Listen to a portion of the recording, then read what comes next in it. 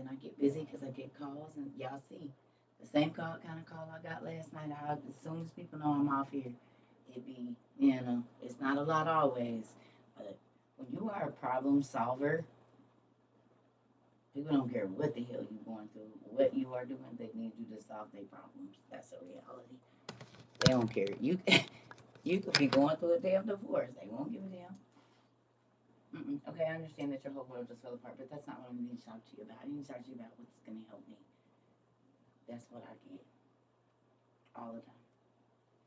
I understand that your life could be falling apart. It doesn't really matter. What exactly do you have to tell me about my life? That's how it goes around here and has for a very long time. For real. God use me to help people with their life, and then they turn around and be trying to screw mine up. I just don't understand. Good morning. So, good morning. Let me get this. We outside, and yes. And yes. And yes. We are outside. So, look at this. I've been trying to calm my mind down because there's a lot of stuff going on in here. You know? Can I ask y'all a question?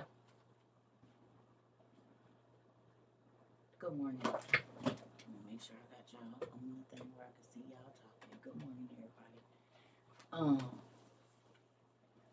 What do you do when God has given you every single thing that you could possibly think of?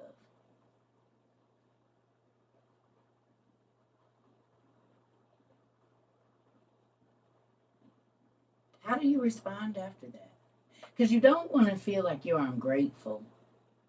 No, no, no, no, no. Yes, you. No, no, no. Hear me what I'm saying. Listen to what I'm saying. Okay, so let me break it down a little bit more. Okay. No, no, no. No, no, no. Okay. So let me go into a little more detail. All right. This is how my mind be. Okay, so you know how y'all writing y'all thank you list right now? You know how everybody's writing thank you lists? And there are things that you need, and God, if I just had this, I could do this with it, and I could, do that with it, and all of those things, right? What do you do when he didn't feel all of them?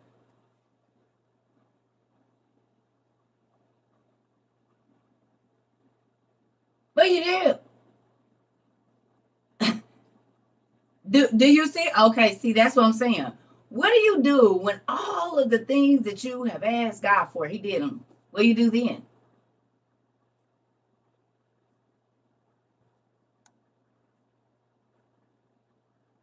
What do you do? Do you ask for more? Because see, you guys might be thinking about this stuff. But I'm saying I wanted to be a grandmother. I got 3 grandkids.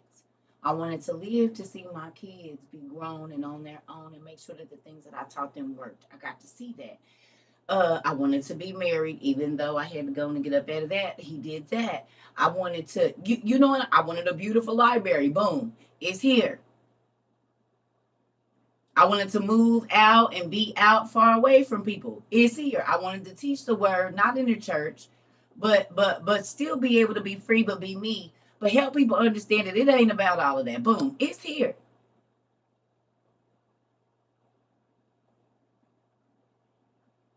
You see what I'm saying? So then you get to a place and it's like, dang God, but I don't really know what to say because all the issues I had at first are not my issues anymore. You fixed all of those problems. All the problems I had crying about God, well, I gotta stay in this marriage. Okay, I'm divorced. Okay, God, my appearance changed a lot. I want to go back to kind of how I used to look. Boom, this weight is here. Like these are the things that I think about that what do you do when God answers all of your prayers?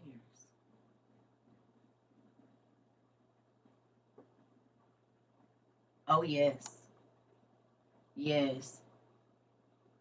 You see what I'm saying? So this is what I'm saying. This is why I ask y'all to journal. Make your thank you list and then journal. Because you get to go back and see what I okay, let me tell y'all something. I showed y'all a piece of paper or a picture of a piece of paper a long time ago. But even in this, I was in tears the other day because God gave me Tatnai Place years ago. It just had a different name to it. And he told me the other day, go back through your pictures and look at some. And I seen it, and I had to blow it up because it was real little blurry. You know, it's back in the day. The pictures wasn't that good and all of that, so I had to blow it up. The first time I studied Job, the first time I studied Job, the Testament of Job, and God really broke that thing down to me. He gave me everything that we do here. I literally started crying, y'all. It said we gonna give out daily food. Our services is gonna be between 7 and 8:30 in the morning, between 12 and 2 or something like that, and then 6:30 to 8:30. Y'all, do y'all know that's the times we was getting on here at first? I would get on here between like 7 and 8:30 before everybody was going to work. Then I lay down for a couple hours, get back on at lunchtime, and then get on at 9 o'clock. In there, I said that I wanted to teach people, but I wanted to feed them. I wanted to help them. I wanted to give away clothes, whatever it is that they needed. And God just was giving me this. And people used to laugh at me. Do y'all know that's what we do here? Everything that God gave me back in 2013, 2014, 2015, we literally do here. It's been a while since I've been here. How can you donate towards the 18th trip? We still got the same cash app and everything. Trova CERCA 22, I believe. Please check the website because I don't be knowing and I don't want to give you the wrong thing. I don't know none of the stuff. I don't know the P.O. box address. I just know how to get there. It's all on the website. That's horrible, isn't it? Well, that's how you know I'm not like the people have to tell you what the thing is. Well, how do you send them the Venmo? I don't know. I don't even know the Venmo name. I think it's 10 Blake. Like I don't know. That's horrible, but I don't. I know how to put the money where it go, but all of that, I just don't be. I did it back then. We set it up, and it's just been what it's been. I don't know. I don't need. That's horrible, but I don't because I be having too many other things working. Anyway, that being said, I said that family because I want y'all to understand that God will fulfill the things that you write on those thank you lists. Good morning, Auntie. God will fulfill all of the stuff on there. I promise you. Him healing pain from 30 years ago, whatever it is that you put on those thank you lists, He's gonna do it if it's in His will. Now, let's talk about that. A lot of people get disappointed when something that they wanted doesn't happen when they wanted it to. So they get mad at God or get all angry and nasty and all of that, right? But you have to remember that if you put whatever is in your will first,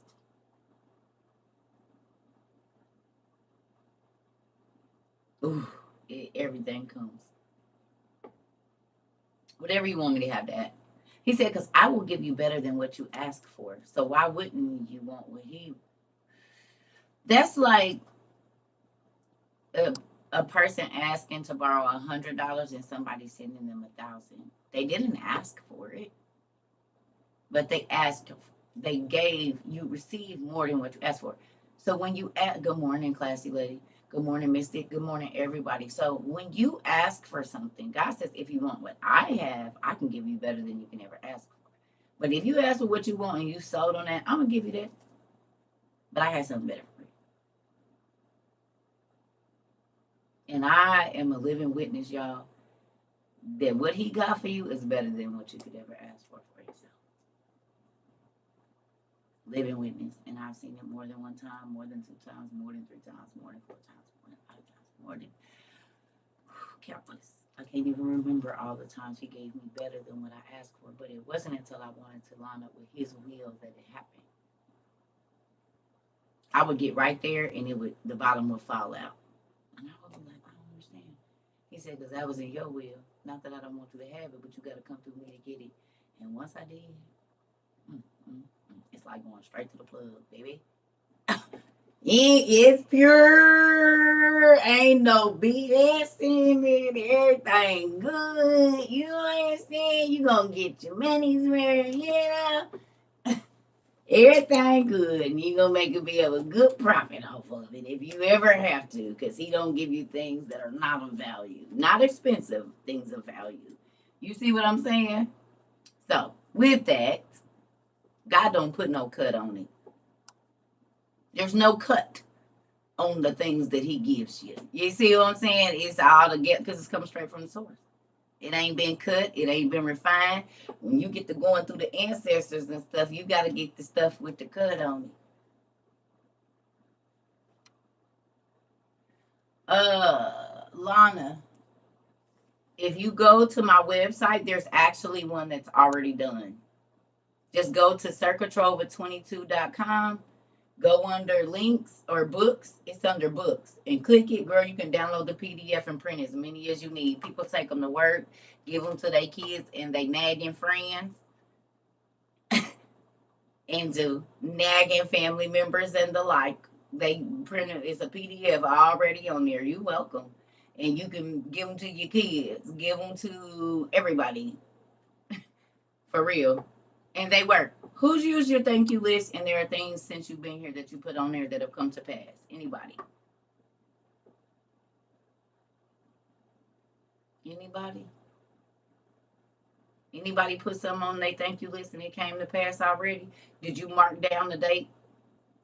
Okay, so it's fair. Okay, listen now.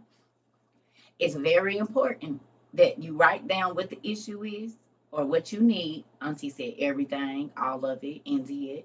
Okay, so it's very important that when you make your thank you list, you have to date it. And then when it happens, you have to go back and date when it happened because people make it like God be taking all day to answer. No, he don't. And when you start to write down the date that you asked and the date that he did it, you get to see that them times it felt grueling, but it really wasn't even that long.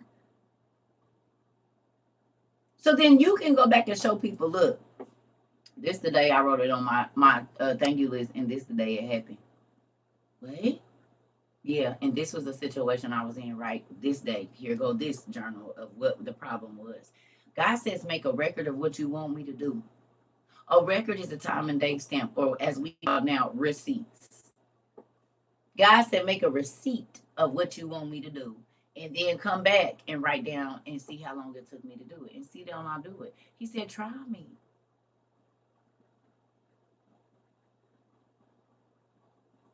Because that is your proof to other people that God answers prayers, y'all. We would not believe the stuff that we believe if we didn't see God do it for the people in the books that we read. If we didn't see the stories of faith where God got them out, he sent the angels to help them, whatever it was, we would not believe. Your story could be in the next Bible. We don't know what's going to happen in the next world. I asked God to stock up our supplies, and he did it. And will. And he'll do other stuff too, girl. It ain't nothing he can't do. Nothing. Nothing, nothing, nothing, nothing, nothing. It's nothing he can't do. I promise you, it's nothing. I didn't put him to the test of so much stuff. It's ridiculous. I used to just ask for crazy stuff. Just to see if he was going to do it. And he did. He said, try me. Do y'all really try him? Or y'all be on some, I'm going to try him, then when I don't see it as fast as I want to, I'm going to go get it myself. Y'all want to see my house? I finally finished coloring. Isn't she cute? Well, hello there, little house. If I build me a house, it might look something like this. I don't know. This will be we be on over here at these, trying to calm our brains down while everybody else be trying to be mad. We be trying to do something that's gonna calm our brain down. Thank you. Mm-hmm. And do. Thank you. I done started on another. I'm about to stop being shy and get to asking for everything. Girl, y'all be playing, honey. He said ask for ALL. And I used to write that all the time. Thank you, Dad. I'm asking for all. PBC be like, that's greedy. Why when he telling me to ask for all? No, you don't know the word. Leave me alone. Cute. Need a bigger house. I know, right, Auntie? Because this one, it'll be stuff on the top of it. Yeah, you right. I'm going to need a bigger house than that. fooling with y'all, I will. That ain't gonna work. That probably would have been the case before, but now you're right. I'll have to have two of those little hut things with a thing in the middle, looking like a barbell. Oh, is the first thing on my list. Come on, Auntie. And you didn't see all of it you said.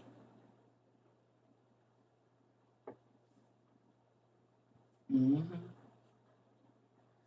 That's why I be like, don't try to tell me what not to ask for. Who has seen that pretty much everything I even thought about has came this way? I guarantee that did not just start now. God started building my faith. Oh, come on, Todd. You already know, Miss Nicole. We already on it. Um, we. I don't got time to be playing with you. You mad because I know how to ask for stuff and it show up. Don't. Instead of hating on it and being ugly, how about you figure out how to get you some? Excuse me, can you tell me how you do that? I surely can, because he got enough for everybody. He has enough for everybody.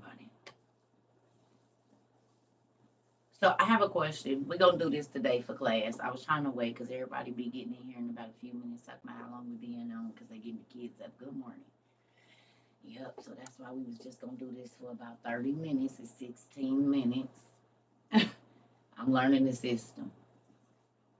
But one of the things I want to ask y'all, what I want to talk about today is what happens when a prophet gives you instructions? Good morning, everybody. What happens when a prophet gives you instructions? Think about that on today, because that's a little bit about what we're going to be studying about. Because, prophets give out direct instructions, and some people add or take away from it, and then they be upset that they don't see what they thought they was going to see. But did you follow the instructions, the specific instructions, the way that you were told to? Right? So, say for instance, I say, okay, take $2, right? Or take $20, and the next 10 people you see, you just hand out $2. And you say, I'm not doing that. I'm going to take a 10. Only thing that I have some blessing with the same position. I recognize the same because he has something else for me, and my son affairs not been completed. Come on, Auntie. And once you realize all the stress strains out, and you're like, I'm here till I'm here. And then when you're ready for move, I will. All the rest of this is just teaching me something. Okay, moving on. Right? Once you realize that it's for your good, for whatever it is, then boom. It be your training for stuff. It be your training. Because your new position just might not be where you at right now. Could be somewhere else, bigger and better, with better benefits. You never know. Hmm. So,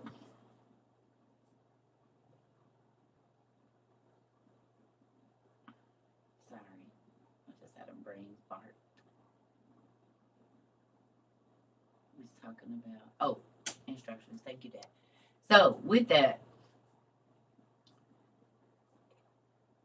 the 5 people, well, not just giving money, I'm just using that as an example because that's everybody can relate to money. I could have used other things, but just I'm using that today. So, say for instance, the prophet tells you to give 5 people, you know, $2 a piece, or 10 people $2 a piece, or whatever the number is. And you say, I'm not about to do that. I'm about to find one person because I don't got time to be looking for nobody.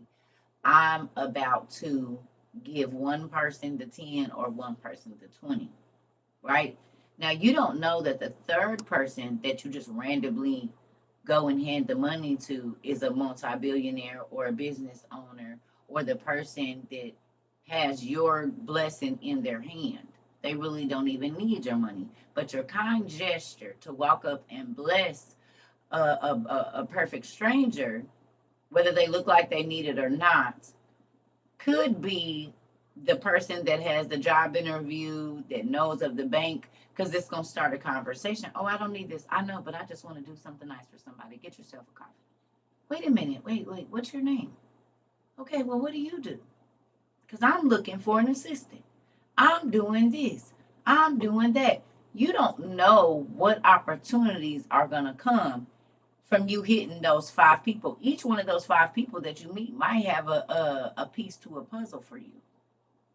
Good morning. You see what I'm saying?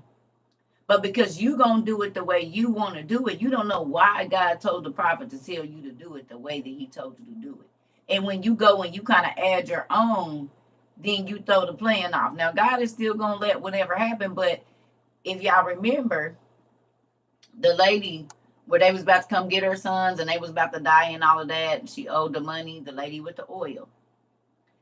He told her, go to all your neighbors and get as many containers, pots, bowls, anything that can hold cups, whatever, as you can. Don't tell nobody why you need them. Take you and your sons, go in the house, shut the curtains, close the door, put the camera on, and start pouring the oil. And don't stop until it run out. Get as many jars as you can. Now she could have went and was like, oh, I'm about to, and the prophet told me, and then people would have been trying to figure out what she was doing, so the miracle might not have happened. But because she obeyed specifically of how he told her to do, like she obeyed the whatever, everything that she needed was taken care of. And a lot of people don't look at it like that. I've been told to do some weird, like this doesn't make any sense. And then later on it made perfect sense. And I was like, wow, I'm happy I went ahead and did this. I gotta run to the bathroom and I'm gonna make me some coffee. I'm happy I went ahead and did this because it supernatural means outside of logic. We just gonna put it like that for this story. Supernatural means outside of logic, like how people didn't think going to dip in the dirty Jordan River was gonna make them clean. But God had a plan. I need to show you that I work outside of logic. That's why he says, I don't got to come when they say I'm going to be there on time and it's always going to be right. That's outside of logic that you still in your crib and you had an eviction notice and ain't paying no money. You see what I'm saying? That. Or people said your marriage was going to break up and y'all still together 25 years later. Even though the enemy didn't came every way he could against it. Like, that's outside of logic. I'll be right back. I just need to get everything.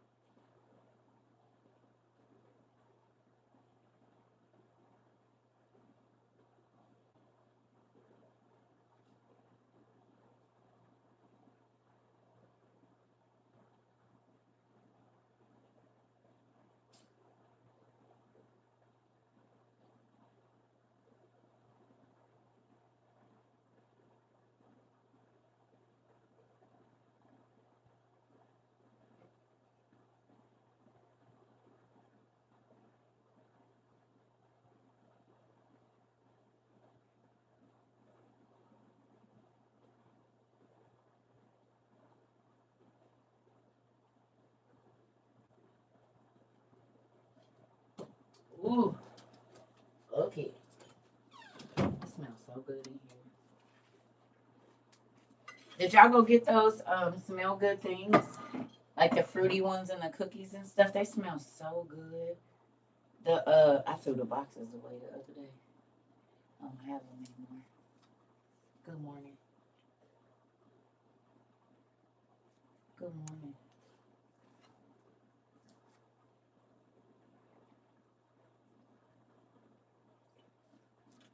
Ooh wee. Gotta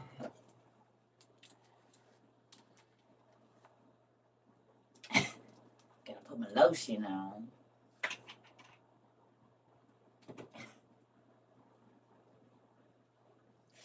Ooh.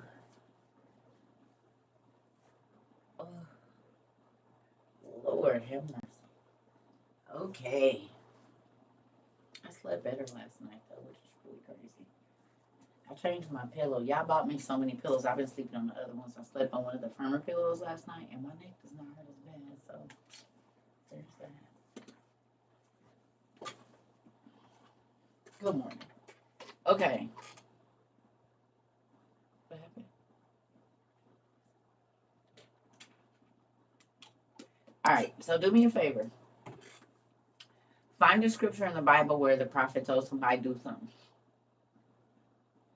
Yes, girl. Ooh, it's an alignment in our hips.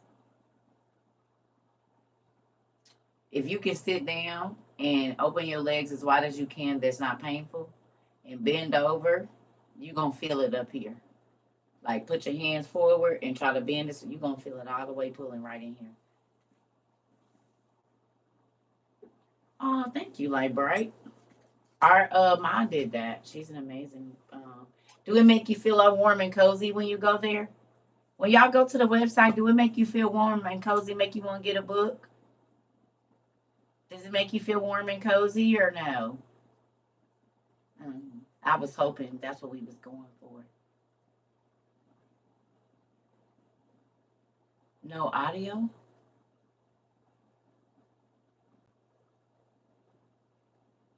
Yeah. Y'all can't hear me?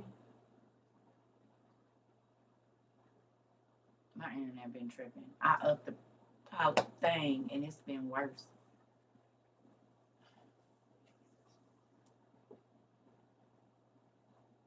I was asking over here. So, do me a favor. Go find the scripture about, okay, it's the cold weather. Yeah. Listen, ladies. If y'all have a lot of like middle back pain and back pain right here, I'm gonna tell you two stretches that's been helping me like crazy. You know how you squat down when you're gonna tie your baby shoes? Or if your pogo sticking, if you do that on the side of the bed,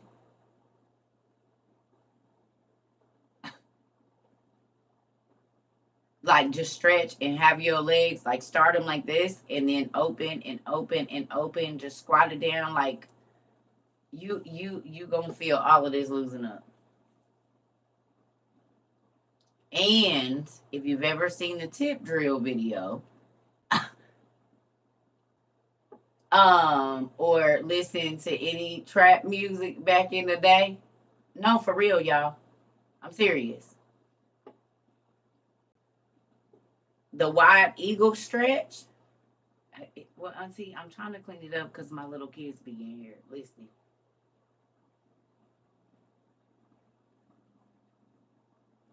Why is y'all?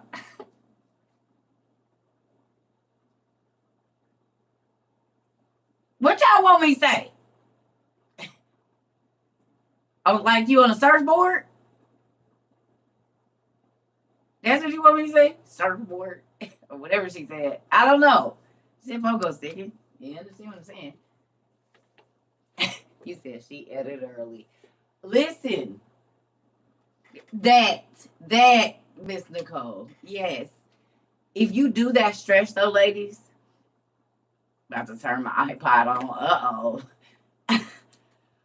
Oh, Jesus. Listen, y'all, I'm saying don't bounce. I'm saying do that stretch and you will feel. Thank you. Hold on, Miss Dusty, because they playing over here. You're going to feel your neck and stuff open up. Okay, do those two. So this one and then that stretch. Like you just get down like, you know how you get down like you tying the kids' shoes and squat like this on the side of the bed. You can hold yourself up and just start your legs like this and then kind of push yourself like on the side of the bed, like toward, you know what I mean? You're going to feel all of your back open up and this. You might even feel it pulling in the back, like right here. You said y'all ladies be tripping. Listen.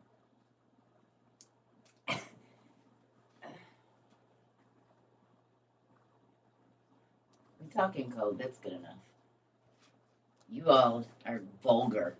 Just say whatever you like. So at least I knew twerking was an exercise. Oh, it worked. Twerking works every muscle you have. If you do it right. Mm-hmm. Bet I'm gonna do it. No, for real though. It helps. Yep. Yep. You can, or if you have a chair or something like that you can squat down in front of, it you gonna see a difference in even when you stand, everything. Because a lot of our tension be right here. Like a lot of that tension be like in your middle section. And so then that makes your legs hurt, makes your shoulders hurt. Like it's a whole thing. It puts tension right at the back of your neck, right here, which just cause tension headaches because those muscles are so tight. So just try it. I promise you, y'all gonna be like, oh my goodness. You're gonna feel better. Now do it slow. And was Taji. And was. And was. Mm-hmm. And was. Packing kids too. Hell, I had 4 kids under 6. Carrying babies in diaper bags and strollers and groceries and washing powder and baskets of laundry, baby. That'll keep you vacuuming, sweeping, wiping down walls. Honey, you working every muscle you got running after kids. If you do it right, because you constantly bending, squatting, wiping, sweeping, picking up. I pick up stuff with my toes though. I can't be bending down doing. I've been doing that. I had too many kids and it was too many little things on the floor, so I just learned to pick up stuff with both my feet, and I'll just pick it up and have a basket or something. I ain't about to be bending down. It's too much. Anyway, yeah, raising kids keep you fit, and if you can do it in some elevated heels, everything gonna be where it need to be.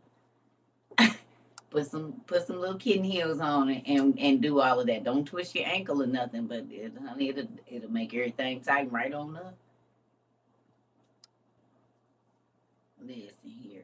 Okay, so back to what I was saying.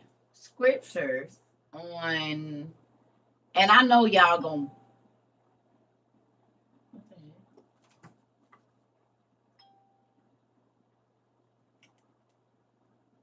Y'all know I got this new phone, and I'm still not. I gotta change the dings on here, cause I be thinking it's my doorbell. I be thinking it's my doorbell. You see me like, who the hell is ringing the damn doorbell at 5 o'clock in the morning? Okay, no, I don't want you bouncing. That's what I'm saying. No, you're not supposed to bounce. Good morning. You're not. You're just stretching. You're just gonna go down in the position like that. And if you can't, sit on the floor, open your legs like we used to, little by little. Don't pull nothing, and just go forward as far as you can. I promise you that stretch gonna have you all the way together. You're gonna feel it on, like point your toes and then put them up and do it, and then point your toes. Like you're gonna feel the difference. You won't feel so tight and tense.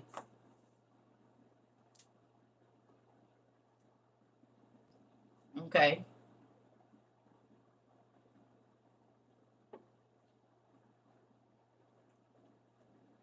Okay. So anyway, back to what I was saying.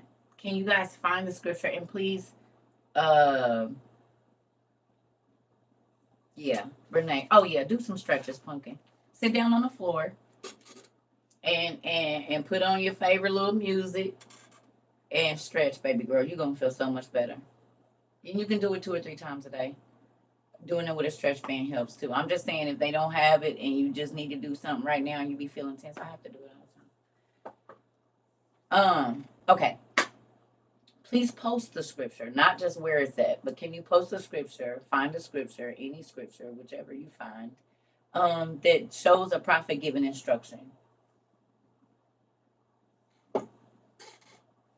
You're welcome. Don't try to do it fast. Take your time. Do it slow. Get in position. Warm your legs up a little bit.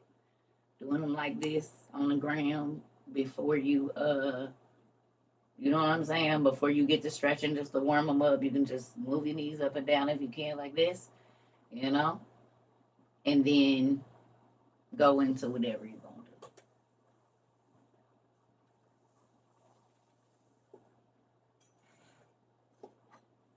Y'all about to hear 2 Kings 5:9. Auntie, I need you to post a scripture. Like the whole, copy and paste it so we can see what it say. 2 Kings, though.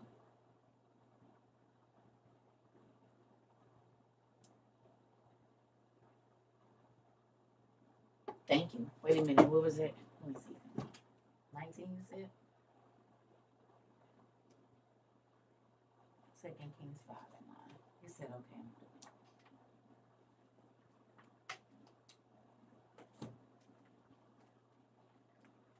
Y'all about to hear my stomach growl. Real now.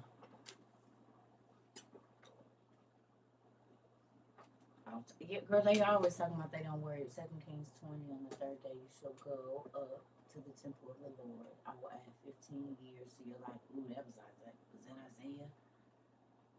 Elisha sent the messenger to Naaman who said, go and wash in the Jordan River 7 times, and the skin you have will be healed. Okay. Come on. We asked that question. Who was that? It was Isaiah. I remember because my mom prayed that prayer for my grandmother that he gave her 15 more years. I think he gave her 5. Okay. So the reason I want y'all to look into those scriptures is because it's very important. And I'm not just saying, listen to every prophet, but I'm saying if a prophet has been sent to you, a real one of God, and they give you specific instructions, it's for a reason. And most times it doesn't just benefit you when you listen. It benefits all the people around you.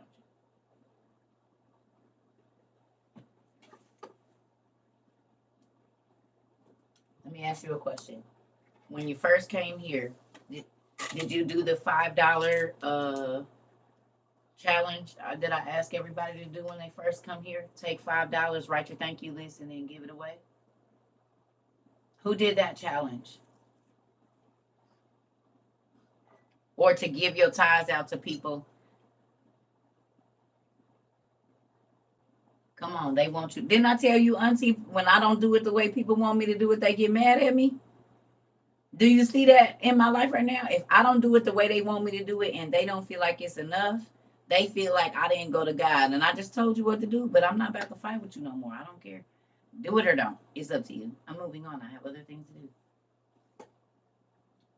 Yes, and you still doing the $5. Okay, hold on.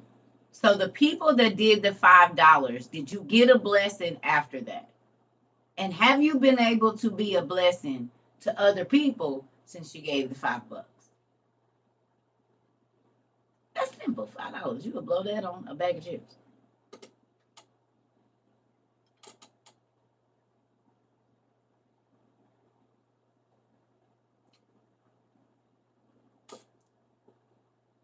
I wasn't a giver. Now I'll be looking to give to every time I go out. Come on, Anzu. Anzu. Anzu. You said you need something. What you need? You need it? You don't need nothing? You sure? It's like the old man trying to. No, I don't need nothing, sir. You sure you don't need none? You positive? Because I got it. If you need it, what you need. Everybody done turned into the creepy old man now trying to. You sure? Oh, okay. All right. I got this fudge sickle over here. No, listen here. I'm joking. It's a joke. I'm just saying. Now you be trying to give everywhere you go. Good morning.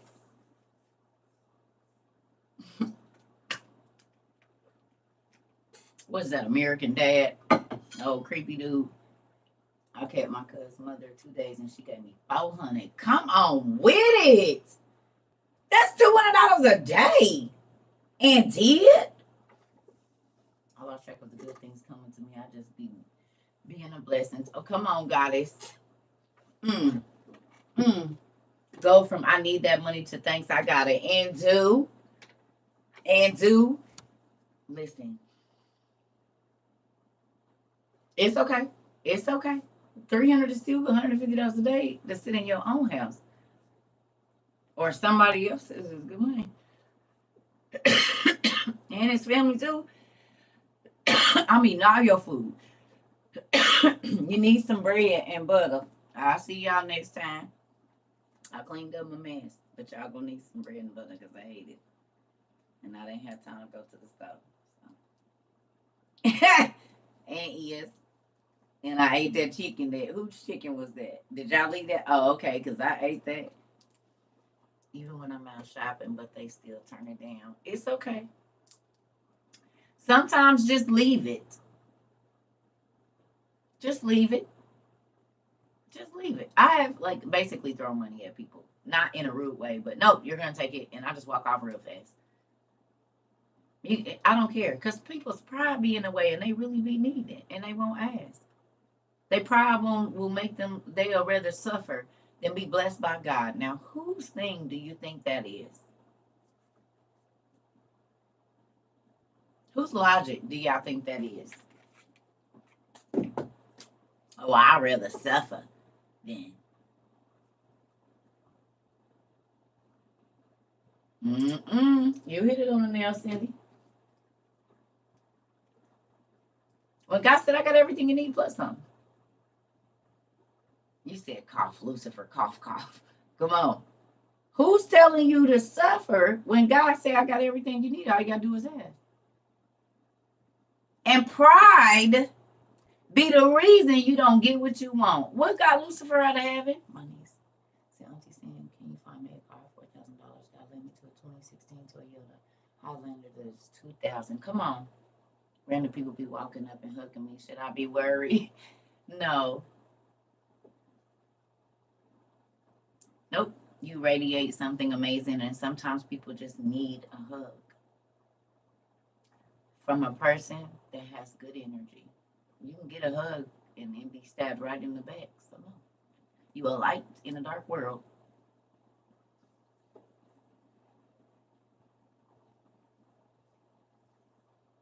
You said, oh, the head you busting already damn at 5:49 a.m. Love y'all. Right. He wanted to be like the Most High. And so he'd rather suffer than get rid of his pride.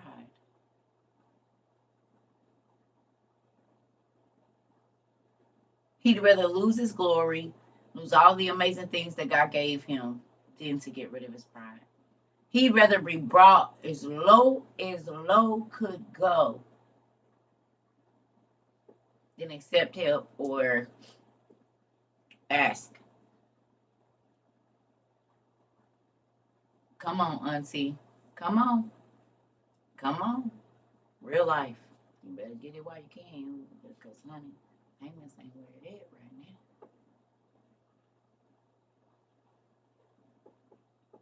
now. Okay? And then you'll walk around mad at God, but really it's your pride as to why you ain't got what you want. I ain't got none. I will ask.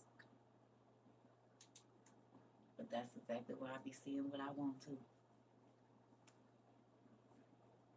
Girl, you better than me. I guess I am, because I'm so getting it.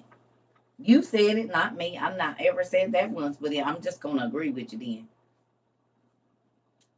because you keep on saying it. You better than me, cause you better than me, cause you're right. I am, and that's what I keep seeing. So maybe you should change. Come on. I mean, they telling you you better than them. Am I wrong? You better than me because I would have kept the money. You better than me because I wouldn't have said nothing. You better than me because you better, and that's why it didn't happen to you. And that's exactly why it didn't happen to you. You must be God's favorite. You could be too if you do what He asks and will. And they don't like that because they still want to do whatever they want to do. And come on, you be mad? Don't be mad. Line up.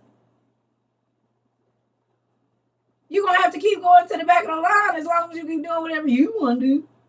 I want to be at the front. But I don't have to put myself at the front. If I put myself at the back, he comes say, okay, everybody line up. Now you come to the front.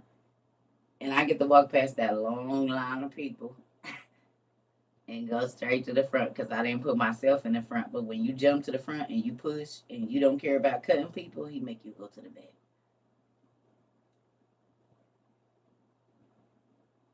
I just seen it happen a gazillion times. When you put yourself in the front, he make you go to the back. When you don't care about being in the back and letting people go before you, then he just calls you out randomly and puts you in the front of stuff.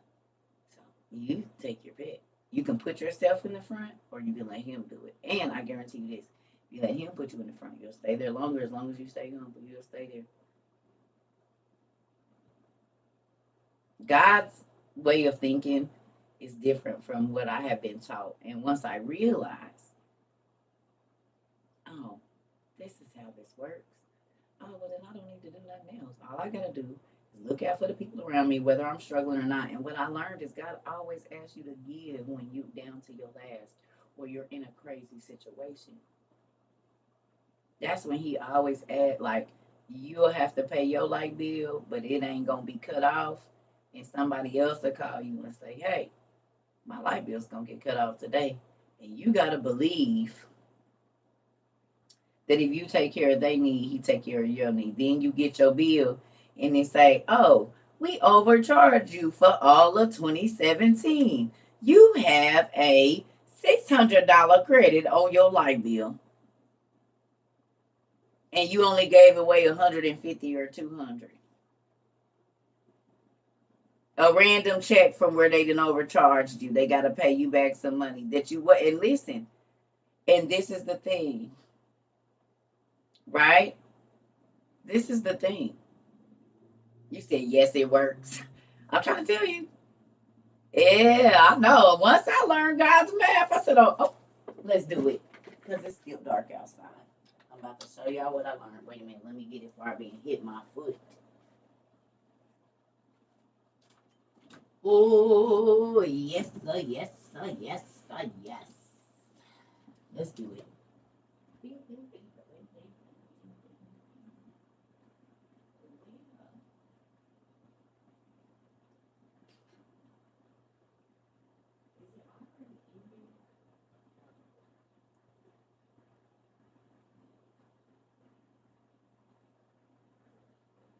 I didn't walk right past it. Oh, yep. It was behind this bag. So look at this. Hold on. Hold on. I love these. And so y'all can see it going. Oh, y'all can't see it. Is we ready? Oh, because God's math be doing what? And y'all already know what he do. Hold on. Let me turn this backwards. Hold on.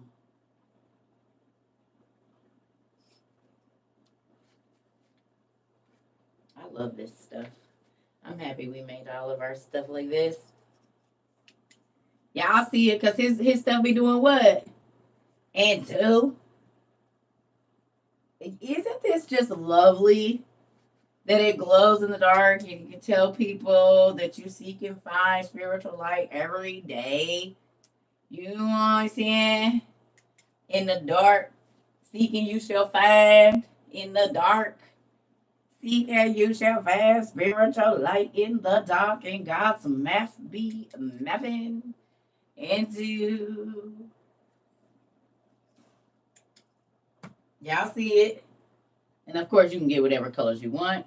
Nerd Junk Shop. But this is what I be talking about. His math be mathing. Thank you, Kayla.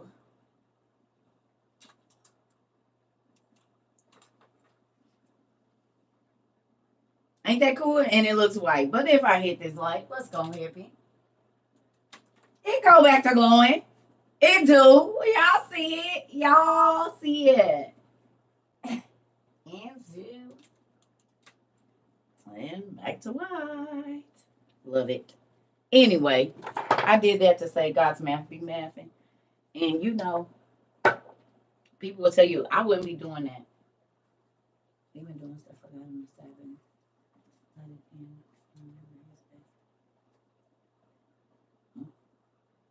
I don't like no candles, but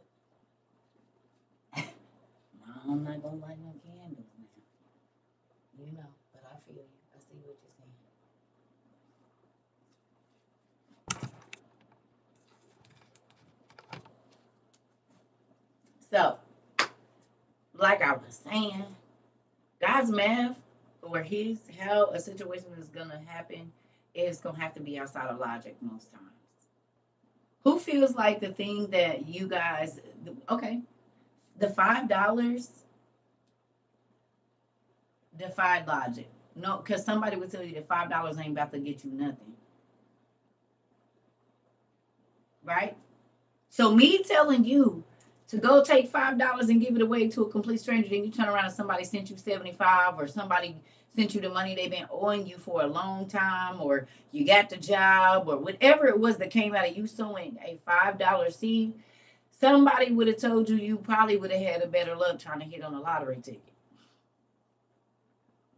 But because you sowed that seed in faith, $5 to a stranger, for over a year, for sure, you've probably seen your life take a drastic change in certain things, finances, or you see things that you want to see come very quickly and not as hard as maybe you used to have to work for it before. Kind of crazy because a prophet asked you to just give away $5 to a stranger, and instantly you started to see blessings. And I said, okay, listen, you ain't gotta take it nowhere. You can give it to the girl that need Pampers. You can give it to the lady behind you. You can give it to the people that need it, and you will see God show up in your life. It's gonna be crazy, and it don't take long. My check ain't increased, but it goes further than it ever had before. Come on, baby. How do he give you more with the same money? But I got a cousin. Listen, she was working the same hours. And I said, cousin, if you start paying your tithes, I think she was bringing home $200 a week when she first started this job. This was just a couple years ago, like 2017. I said, I know it ain't much, but you just got to do what you got to do right now. Pay your tithes on it. She got her check, like, she did like 3 weeks of that. Got her check the next time. She was like, cousin, I think they didn't overpay me. It was like 3 something, 4 something, 5 something. Still working for the same clients. No raise or none of that. And her checks was $800 a week. I said, how you go from 2 to 8? You working the same hours. These people haven't gave you no raise, but your check is $600 more than it used to be. I said, you still working it? We laugh about it now. You still working the same hours? Still working the same hours. You got a raise? No raise. You got it? No. So then make it make sense, because you still doing the same thing. You still driving to the same clients. You still on the same. So how did your check go from 200 a week to 800 a week? And you still working for this? I promise you. And they ain't gave her no raise or nothing, because she used to be fussing at them about giving her a raise. God gave her a raise, and whatever she needed, I said, how you make that make sense? And she would cry and say, it don't. I said, okay.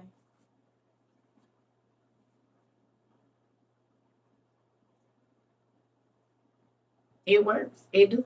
And it don't have to make sense to nobody, as long as it makes sense to you. I'm trying to tell you what to know. I don't care. I don't have to figure it out. That is above my pay grade, but I'm telling you what it is. I got what I needed.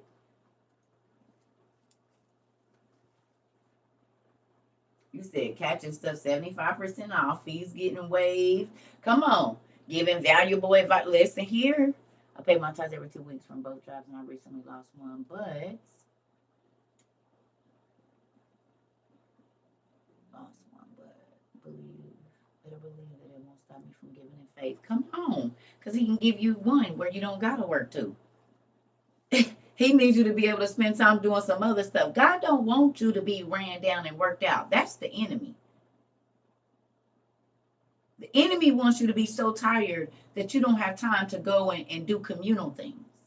That ain't what God wants you to do. He needs you to be well rested and in a good mindset so that you can go out. That's why he told the people that followed him, don't worry about what you're going to eat. Don't worry about what you're going to stay. Don't worry about what you're going to wear. Don't worry about none of that. I'll take care of that. You just do what I need you to do. God say, you take care of my business, I'll take care of your business. And I am a living witness. Like I told y'all, the same day that my daughter got diagnosed, it was over 15 people that needed to talk to me. I didn't even get 30 minutes to myself. Do you understand me? And when I got back to the place that I was staying at, after I just found out what was going on with my daughter, it was all of these people in the house expecting me to teach Bible study. I said, y'all gonna have to give me like 20 minutes. So I went into the closet where I was sleeping on the floor in between my friend and her bathroom, her room and her bathroom. And I let out about 10 minutes of tears, and I had to suck it up and get out there and teach Bible study after I just found out my daughter got a brain tumor, is what they saying. Kid you not. And I was in that Bible study until 2 o'clock in the morning.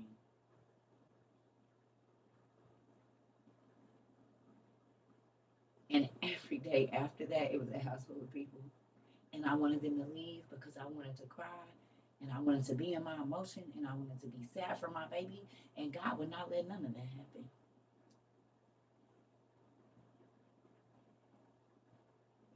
None of it. Very few days that he let me sit and just wallow. He had people calling me at 2 o'clock in the morning. I was up almost ministering. It was like 18 hours a day. Constant. I put my phone down. Somebody else to call. Somebody will walk through the door.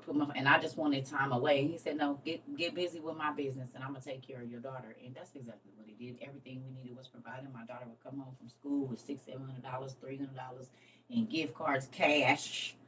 Oh, y'all trying to get my baby robbed? Y'all sitting this 10-year-old, 11-year-old girl, 11-year-old girl home with $500 cash. This is a kid. But good thing she was a good child. She thought she was in trouble when she had to go to the principal, so she wasn't gonna dare open it. And I'll open it up and just give her a kiss, cause she don't even know I was in the closet playing for it. Like, God, I don't know what we about to do. I don't know.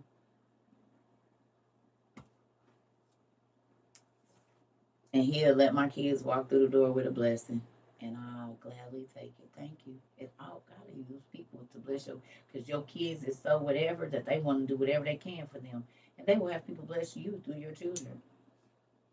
This is why it's a good thing to raise your kids well too, because people will love on your kids to where they want the parent to be okay. Because I love this little baby. So what do I need to do? Because this little baby didn't change, and I love seeing a little smile. So how can I help? You never know how God is gonna bless you. I promise you. Because I've been a blessing to people because I loved on their kids, and then I saw their kid change, and I'm like, hold up, what's going on? Well, my mommy, her don't have no money. And we don't have no food. Oh, okay, baby. Don't even trip. Auntie got you. What kind of cereal your sister like? What kind of cereal your brother like? What kind of food your mama be cooking? Tell me, she make chicken? Yeah, and her make good pork chops and rice and and in the morning her be making. Oh, okay, and I go to the store, grab all of it, and take the baby back home, and hurry up and skirt out. Don't ring the doorbell and put these groceries up here first. And then I send the kid up, and then I just skirt off. You ain't got to say nothing. We good. You didn't have to do that and didn't, but there you go. I don't know if you need it or not, but if you do, just trying to help. Don't worry about it. Yeah. I don't gotta be doing all this. Oh, no. I don't gotta go and be in your business. I can talk to your kids about what you need. You said y'all don't got no toilet paper. Okay. Okay. You don't gotta go and be like, I'm gonna go to the store, and you don't gotta do none of that. Just listen to them kids about what they need. Go get it and take it home with them. Put it in the backpack and just drop the kid off. Just go. You don't gotta do all the announcing and whatnot. Just be a blessing to other people, and God will bless you tremendously. Lots of times when people get on and living in my car,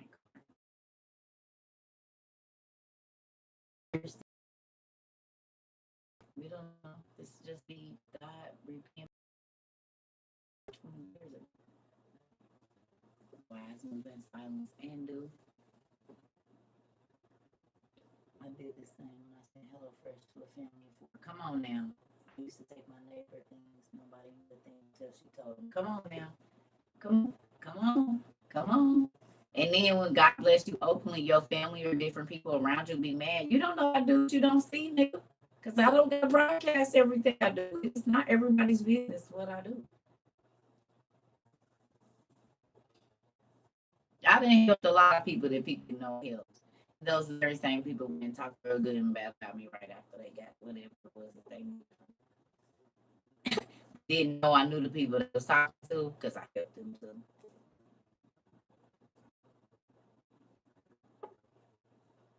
too. For real.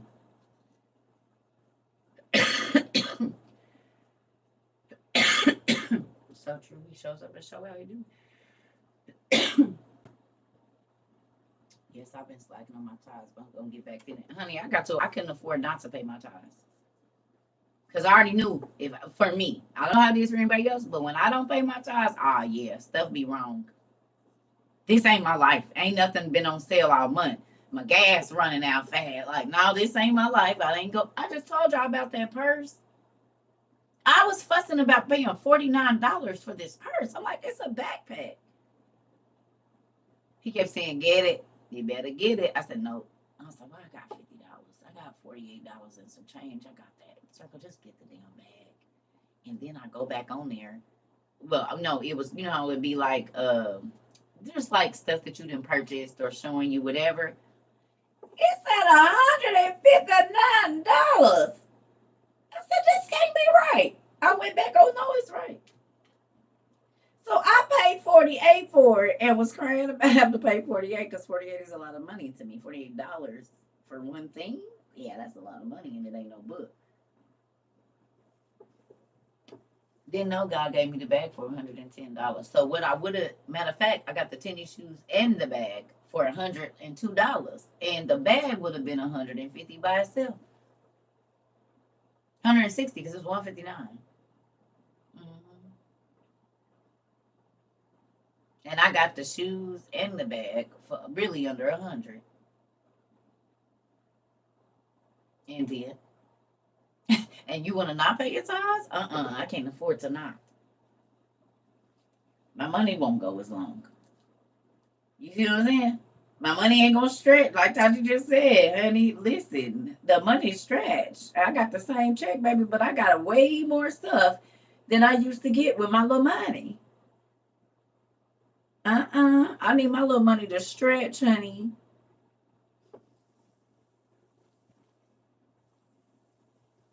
And that's why I can't afford not to pay my tithes. I can't afford not to. Because he said, I rebuke the devourer off your finances when you just give me the 10. I'm going to make that 90 so good to you, you won't even miss the 10. You'll be trying to get the 10 away as soon as it touch your hand. You ain't trying to hold on to it or nothing. Here, take this.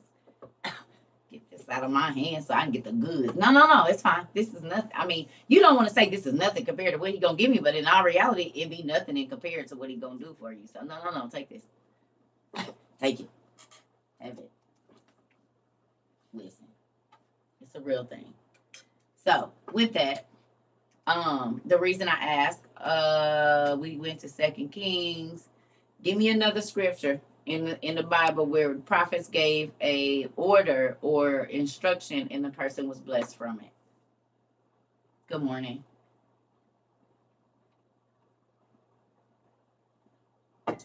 Do you pay your church? No. I give my tithes away to people.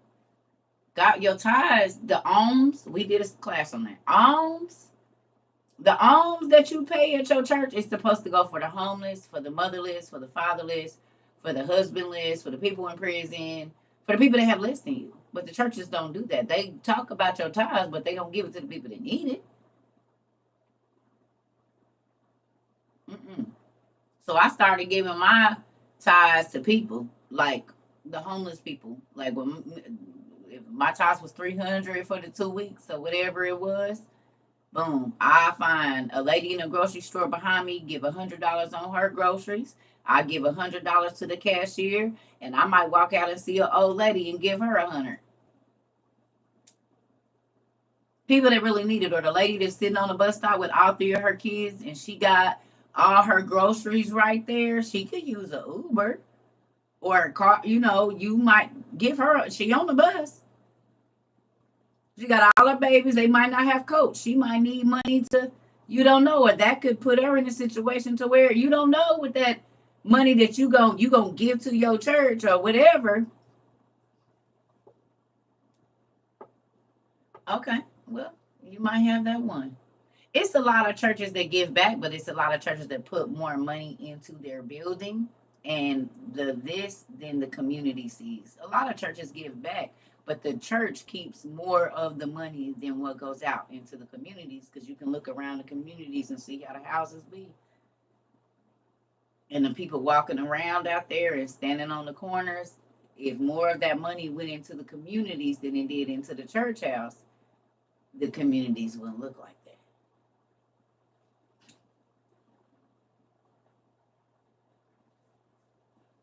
I don't care what nobody says, it's always a crackhead around the church. Standing out there somewhere, or drunk, or a lady of the night, always close.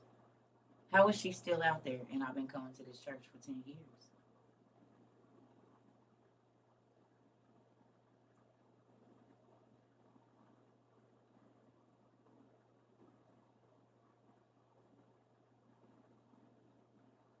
So then church people get mad when they come in here and they know people pay their tithes here. Guess what?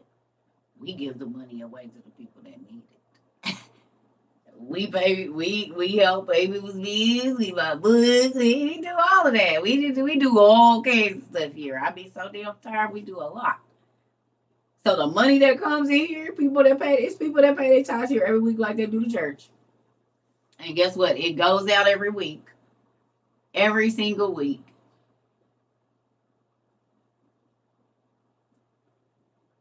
Yes. I understand, Marvina. We're a nonprofit here too. I get it. I get it. We have a nonprofit. It's called Tap My Place. And we do the same, and we have to keep focused. Matter of fact, we just ended our first fiscal year, October 15th. I totally understand. Because I do all the paperwork. Yeah. Dean, CERCA TROVA. Mm-hmm. You said, I'm here for the healing. Come on in. Listen, the more you heal others, the more you heal yourself. Okay? Um, you're more than welcome to DM me. I cannot promise you exactly when I'm gonna get to it.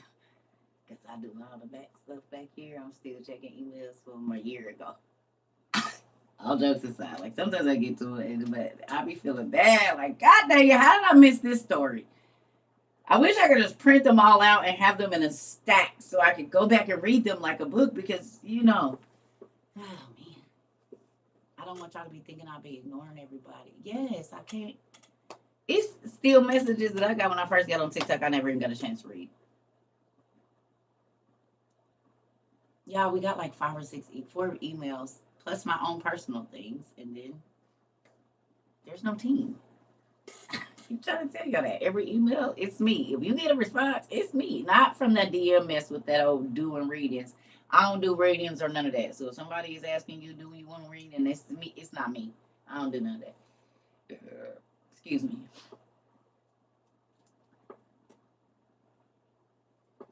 Listen, this is the thing.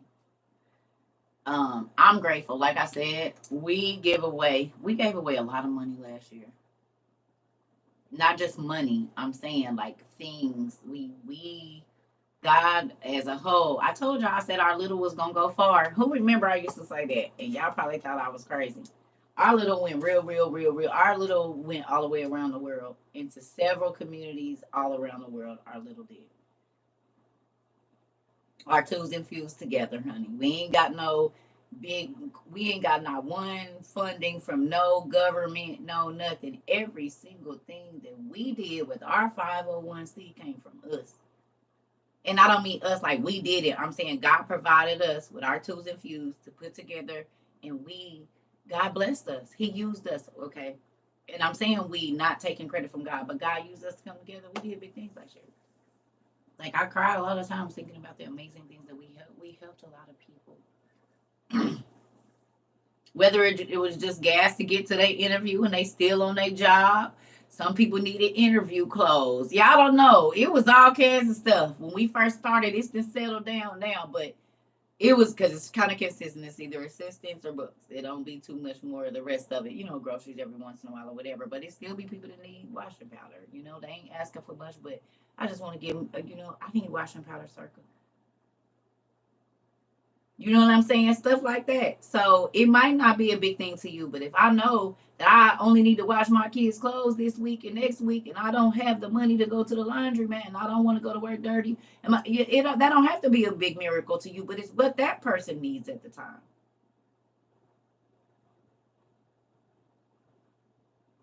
That's why I like when y'all be like, well, who's ever in need? Because there'll be a lot of people that be in need for certain things. Now, if we don't have the finances there, we can't do it. Certain things we can't. But we will help with what we can. You know what I'm saying? And I know a lot of people's getting their stuff together, buying winter clothes. So it's a lot of different things that's going on. And we don't trip. We do what we can. If we can't do it, we just can't do it. And that's just it. You know what I'm saying? Because there is no government funding. We ain't got none of that. It's what God has blessed us to do here together. So I be grateful for that. I do. And especially since a lot of us ain't never met in person.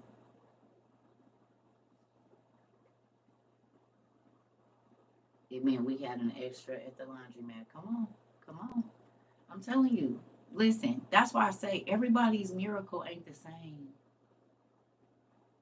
Everybody's miracle is not the same. You might need assistance with your rent. Might just need the Old Testament supergrapher that's going to change your life. And just think about this, y'all. The people that came in and studied, and they might not be here no more, but they still have the Old Testament supergrapher. We don't know how many people that they've taught or that they've given information to, or kids' lives that are going to be changed because they heard their mommy and daddy talking about the Old Testament supergrapher. Like, this could be exponential, like seeds that are sown. Yes. Yep, it's an offering. Same thing at church. It's the same thing. But it all goes to help. I guarantee you that. It goes to help. It definitely does. Mm-hmm. Yep.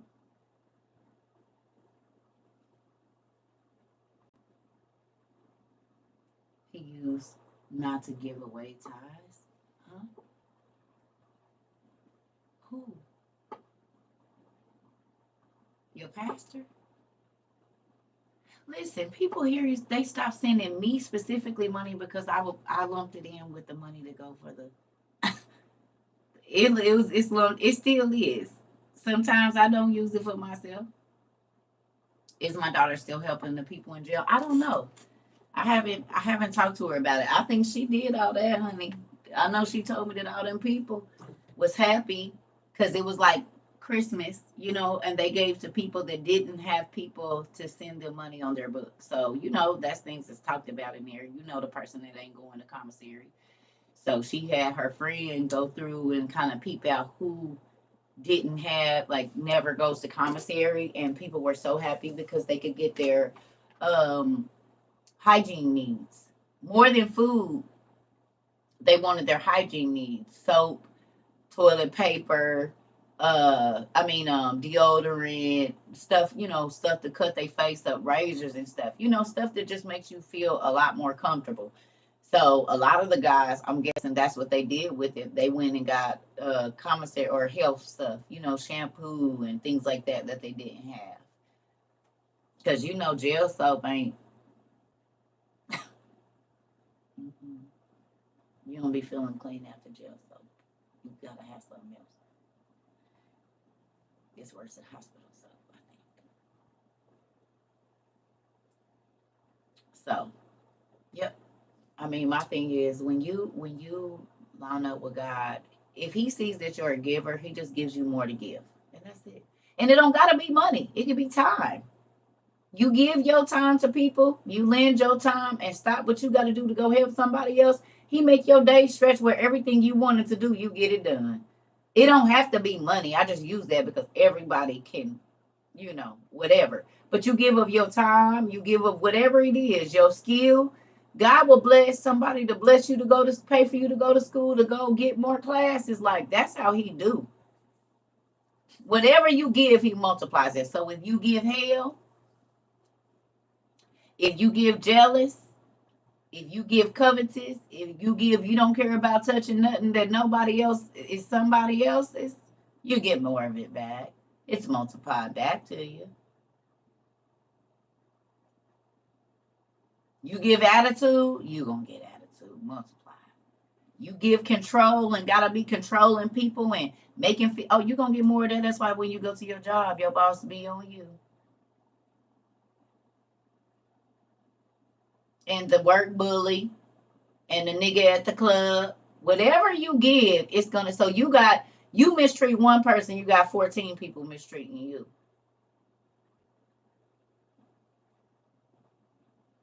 Whatever you give, it's gonna come back multiplied. So you'll not be wanting to give out hell and drama and irritation and trying to get under somebody's skin or whatever it is and vengeance, because you got that coming back multiplied, silly. The hole you dig for somebody else, you will fall in it. You're gonna forget where you laid your trap at and be right in there.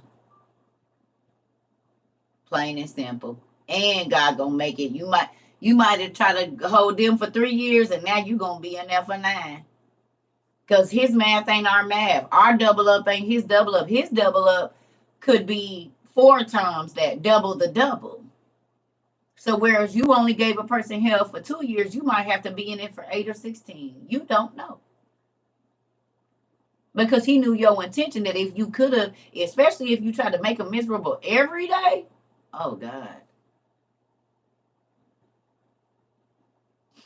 Been trying to tell my brother that he's so hateful. Listen, it's a real thing. I'm trying to tell you.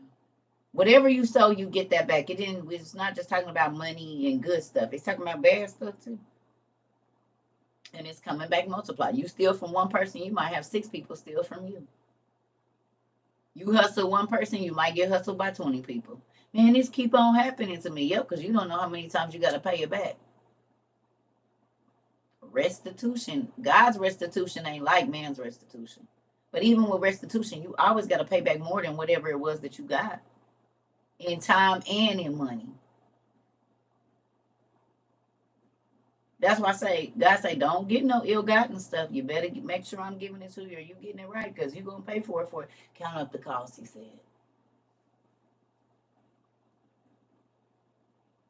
On everything you're doing, he said you better count up the cost. And y'all know we did the numbers. One weekend with your boo,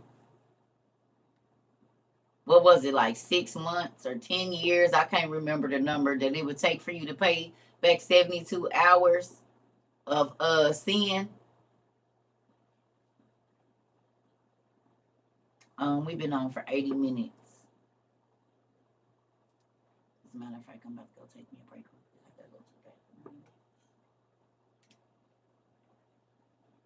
Come on.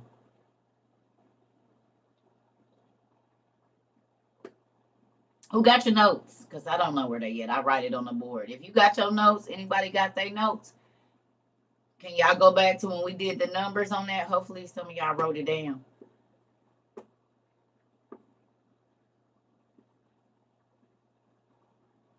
You said y'all gotta start texting me. They be, I don't know what they be doing. I don't know how they be telling people I'm on here. I don't know, but look at this. Because who would have ever thought? Do y'all see that? That's crazy. Look at. I'm like, okay, look at what I can do.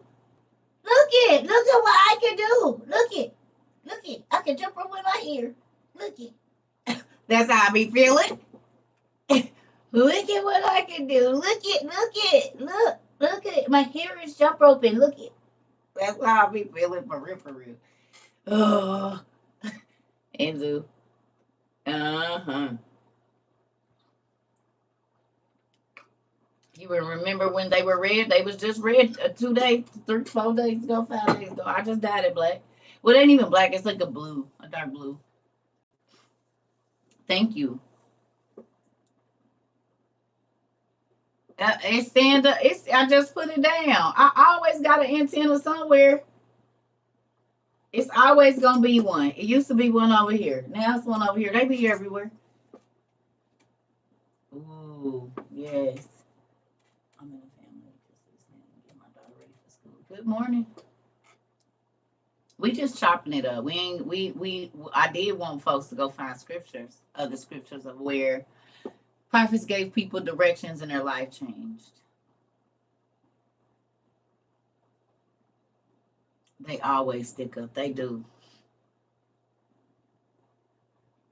Do I have a TikTok message to me? It's probably somebody, a fake account.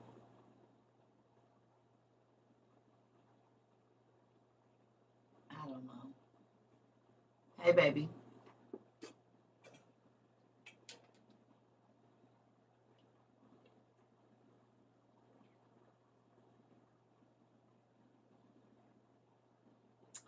So look at this. These Gnostic texts in the other Bible as well. Yes, they are.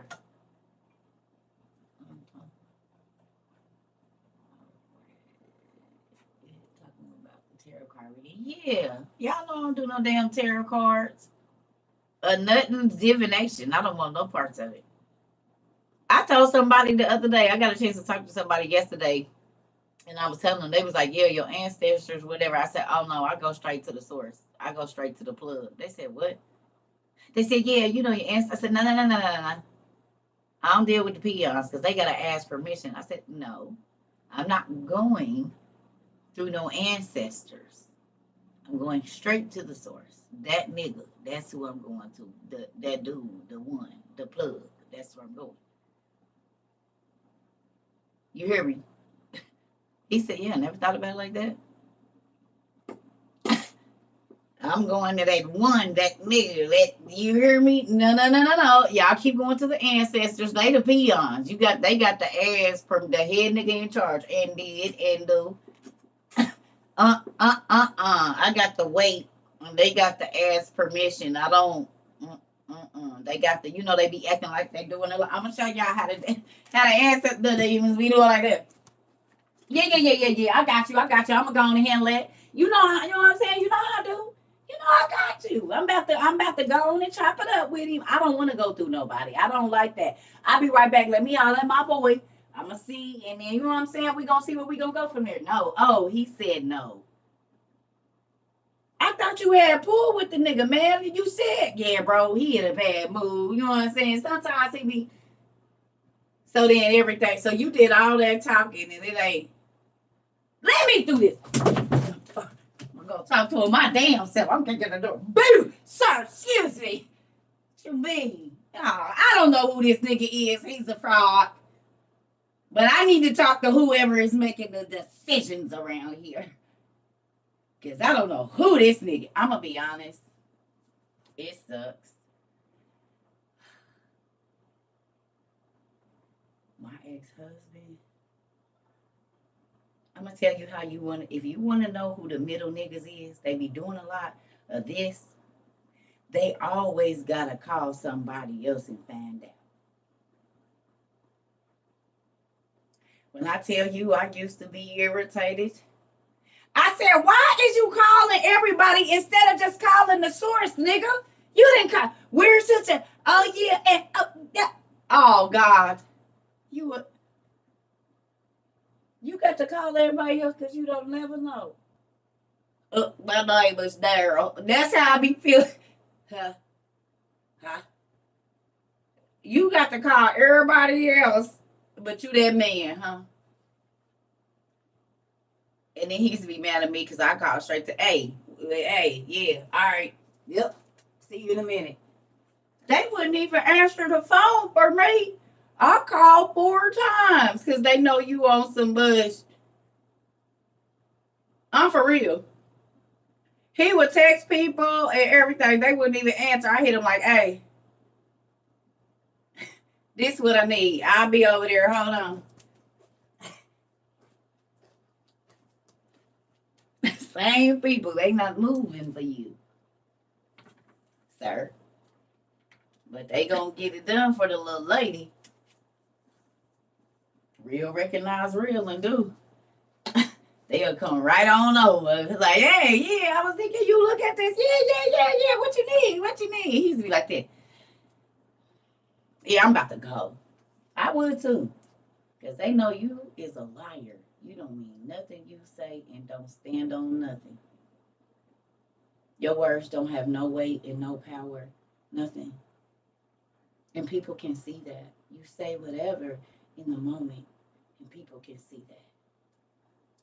You like whoever you around, and people can see that. This moment you over here, you acting like them. This minute you over here, that's the one thing you used to tell me. Well, one thing I can say, you ain't never changed right. Because I'm 10 toes down. Move around. But you act like whoever you around, I ain't gonna be able to do it. Not gonna. I know I don't like any of that, and I won't be doing it. I don't care if everybody in here is doing it. I don't want none. You got to be able to stand and say that. You got to be able to stand and say, I don't care what nobody else is doing. I don't care. I don't like it. Leave me alone. Go over there. They want it. Go.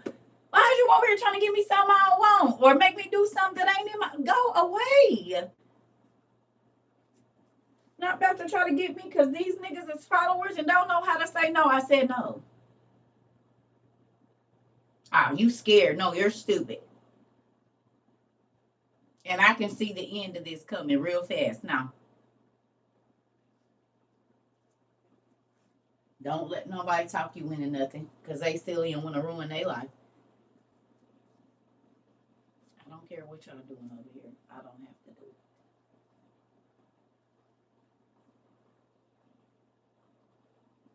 And my friends will tell you, or the people that I associate, yeah, she ain't budging. She don't want to do. She don't care. She don't care if everybody in here doing it. I will be sitting. I don't want to be a part of it. You're not gonna make me. My friend used to call me lame because I was a homeboy and didn't want to be around too many people. Come on now. Come on. First of all, it's the people that's always all over, that's always in some mess calling you, the person sitting at home, to come help them. Call the people you be running around with. You want me to mess up my good, comfortable life here because you don't know how to stay out of chaos. Do you understand how silly that sounds?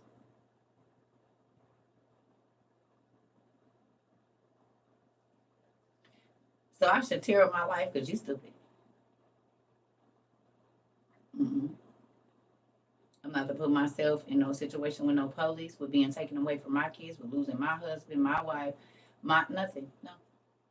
And I know you're gonna be out and be on this, or I can be hurt, and then what happened to my kids? Because you can't even take care of yourself or get your own life together. So how you gonna, what you gonna do for my kids if something happens to me?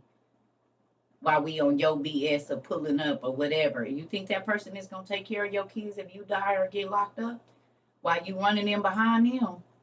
Is your kids gonna live the same life if you not there because you trying to run up in behind one of your friends or one of your homeboys? Is they gonna take care of your kids? Is they? Not are they, is they? You letting your friend drive you around drunk and you just want to have a good time knowing they putting your life at risk, Are they going to be able to take care of your kids if you're not there no more? Chick got you running in stores. If you go to jail for 6 months, can your kids go live at her house? Because these are the decisions that you need to be thinking about before you go running in behind people. And these is the decision. Oh, girl, hell no. Because who going to take care of my kids? Girl, that's all you be worried about is your kids. Dummy, that's what I'm supposed to be worried about, my kids. And your grown tail shouldn't expect me to put my babies in a situation where they don't have me to help your grown girl. Bye.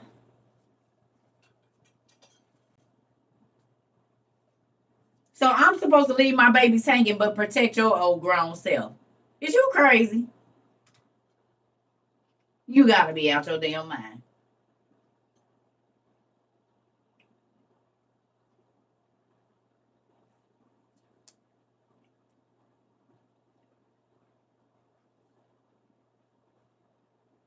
Oh, thank you. The story of Jonah. Yeah. Y'all better start thinking about that. I gotta go to the bathroom. These folks that want you to pull up to their nigga house with them, she ain't gonna quit messing with him. And if the chick bust at y'all because y'all trying to jump her and you die, what happened to your kids? Or niggas, the same thing. What happened to your kids? Is they gonna take care of your babies like you would while you giving them that energy?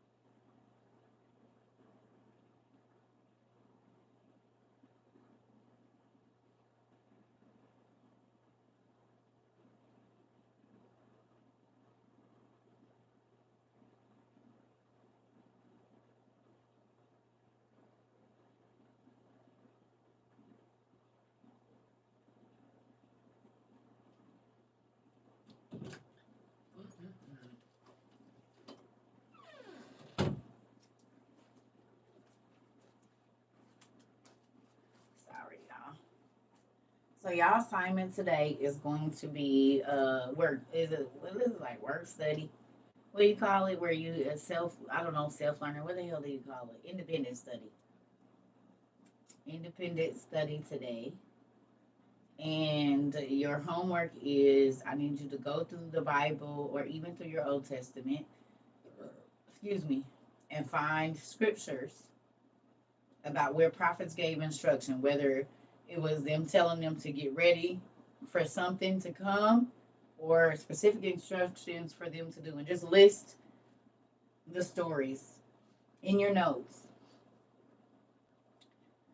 The reason I say this is because as your relationship with God grows, this is why I can't use different oils on my face. Y'all see this? I use a different oil and you got my face out. My skin is so sensitive. Um, what was I gonna say? Oh, list the instructions that were given or the oracles that came through or the prophecies that came through. Find scriptures about that because and then listen, if there was an instruction that the prophet told them to do, like the lady with the buckets, I want you to write down what happened if they did it and what happened if they didn't. Okay?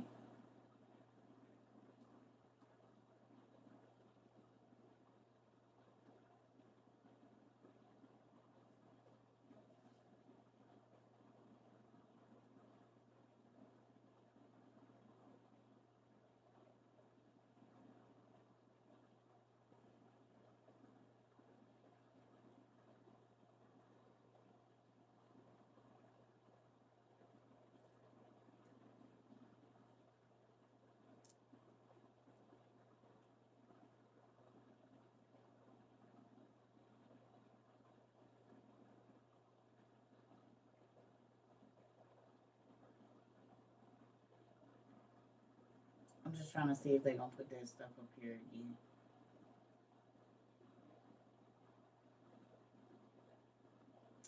Y'all be killing me with this.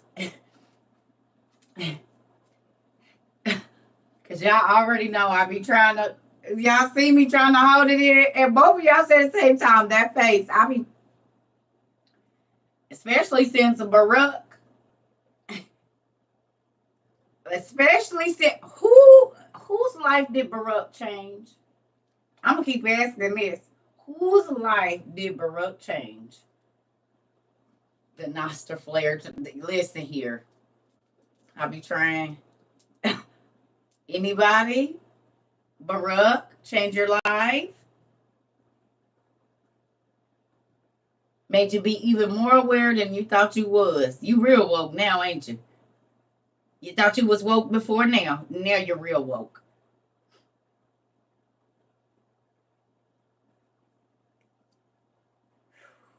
Listen.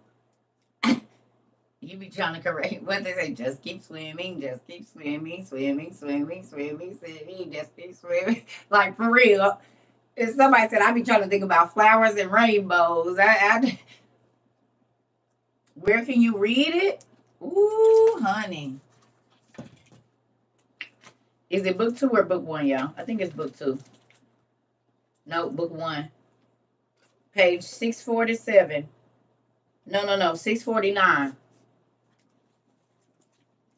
Book 1, page 649. Gonna change your whole entire. Just read that whole page. It's gonna change your whole entire life, ain't it, y'all?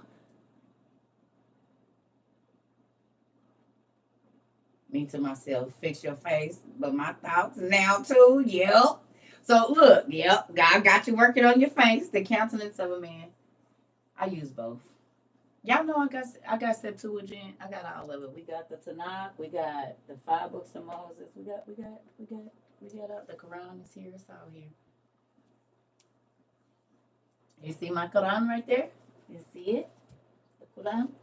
We got the Quran right next to the step 2 with Jen. We got the 5 books of Moses. We got the interlinear Bible with Hebrew, Greek, and English, and the like.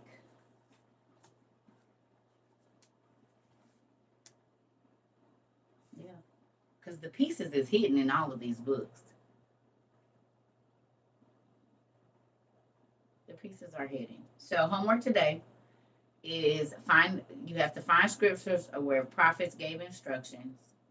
If the people followed the instructions, what happened? If the people didn't follow the instructions, what happened? And the instructions that God gave to the prophets. Okay? I need you to look at what because it was some prophets that disobeyed and stuff happened to them too.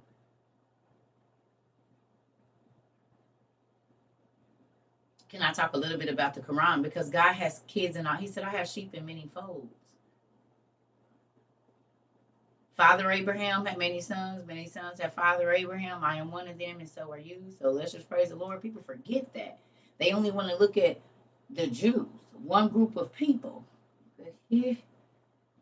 Clearly, with Abraham, you can see that one nation became Muslim and one nation became the Jews or the Christians, or however you're going to look at that all the way down. So then because we know that Abraham was with his son. After Sarah died, he went and found Hagar in Egypt, and they moved over to India. You don't think he was teaching his kids nothing after Sarah died? So that's how I can go in Buddhism and Confucianism and Mohammedanism and see Christianity. It's Psalms and Proverbs right in there. A lot of those same things are right here in these 2 books. If I go to the Hindu, the Bhagavad Gita, or however you see the Bhagavad Gita or whatever, it's they talking about Abraham and Moses and Sarah Newman there. But you got to know what you're looking for.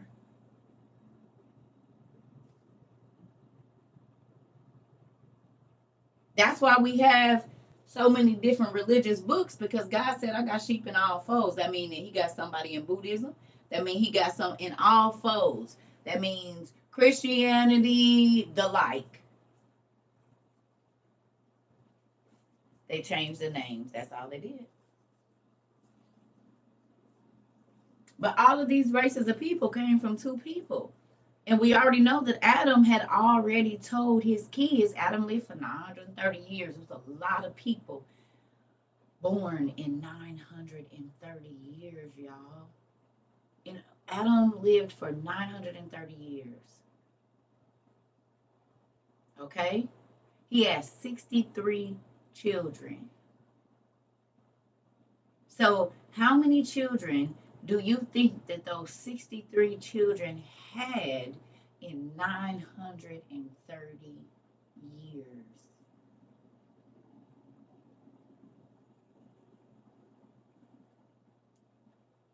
Do you understand? We got to look at it because the way they make it seem in the Bible is cutting short. But no, to find out that Adam died just a few years before Noah was born, or Noah was born while Adam was still alive, they don't be explaining it to us like that.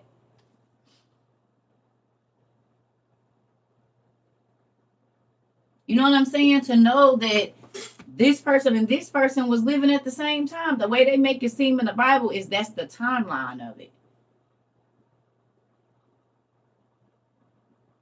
He lived 930 years. He lived 930 years. God cut him short 70. Other races have, okay, if you go into Japanese or Asian culture, even the Indian culture, they're gonna, if you look, okay, let me show you. At the same time that all of them people was living a long time, it was other people, because the nations of the world has started, y'all. So, okay, these is,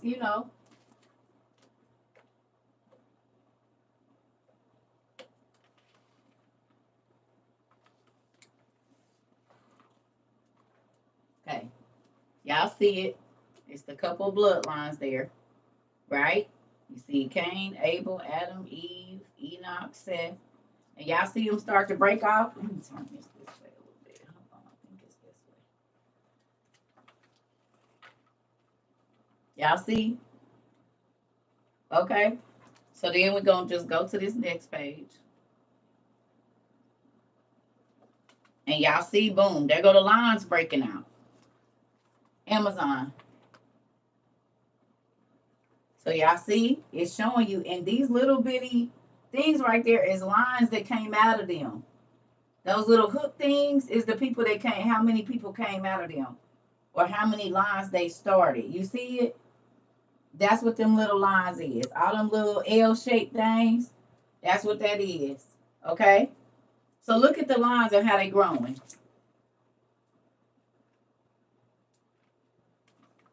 Boom. Now it's more. And see how they breaking off? See, Lamech lived 777 years. And you see this?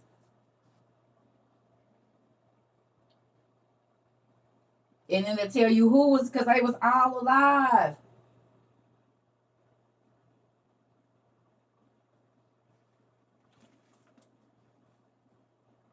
We use our manners.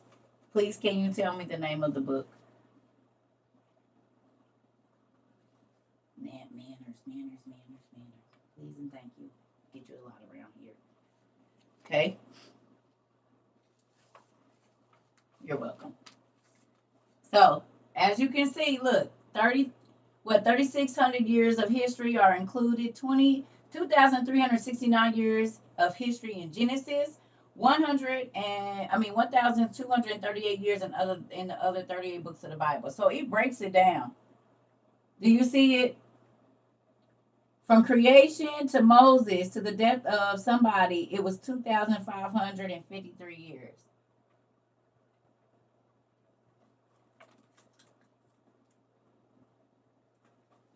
Look how them bloodlines is breaking down. You see it?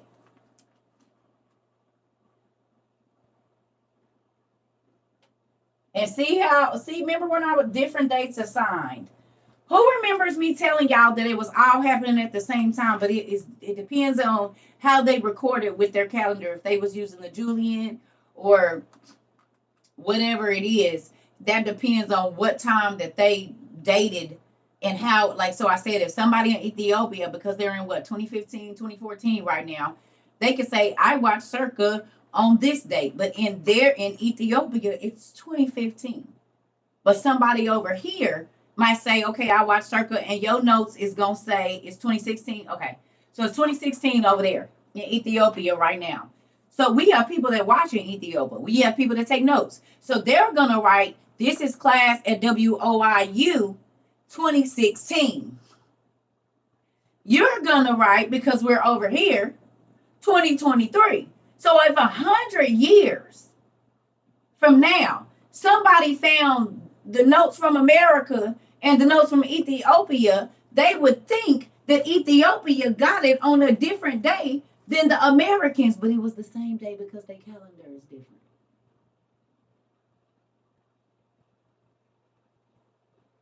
Why doesn't it have Native Americans on that? It does.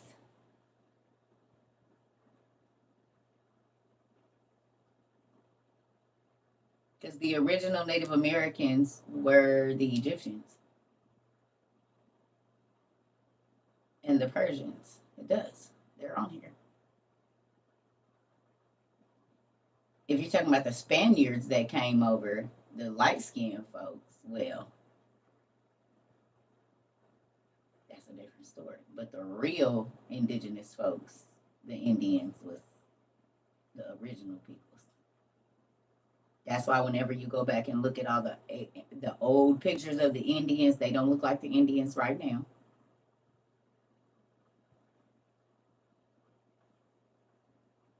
They darker than me. They look just, some of them look just like the Nigerians. They skin be that dark with silky hair. And that didn't come from the Spaniards either. Mm-hmm. A lot of the Indians you see right now are $5 Indians.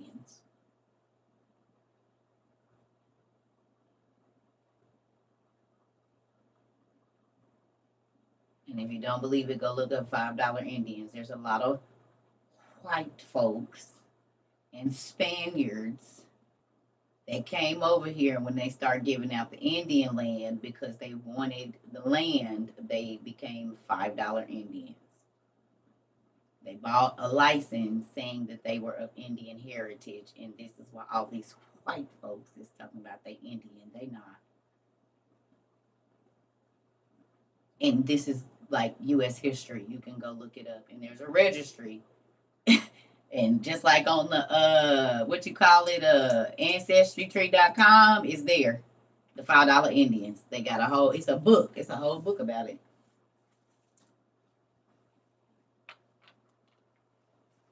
Just because you're white doesn't mean you're not Indian. Yes, it does.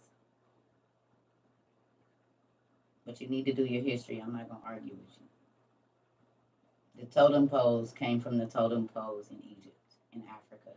The rain dances came from the rain dances. The feathers and the skirts and all of that are all originated from Africa, honey. Yes, it does.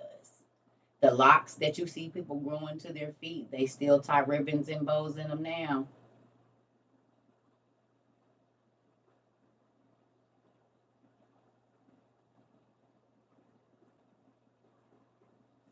Yeah, it does. Like I said, you need to do the research about the $5 Indians and where the pale skinned Indians came from. This is U.S. history, honey. This ain't nothing I'm trying to tell you. They got records. You can go see which one is the ancestors brought Yahweh into the Indian heritage. And that's why the real Indians are living poor, and the other ones, well,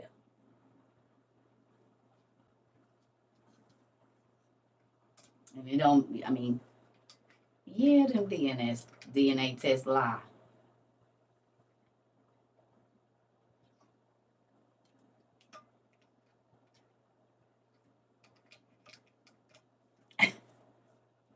Some of it might be real, but yeah, no. All you gotta do is look up $5 Indian and read the book, baby, and you gonna see it for yourself. You can look up the records and everything. So a lot of these people is, oh, black people are lazy. No, no, no, honey. Y'all folks is cheats.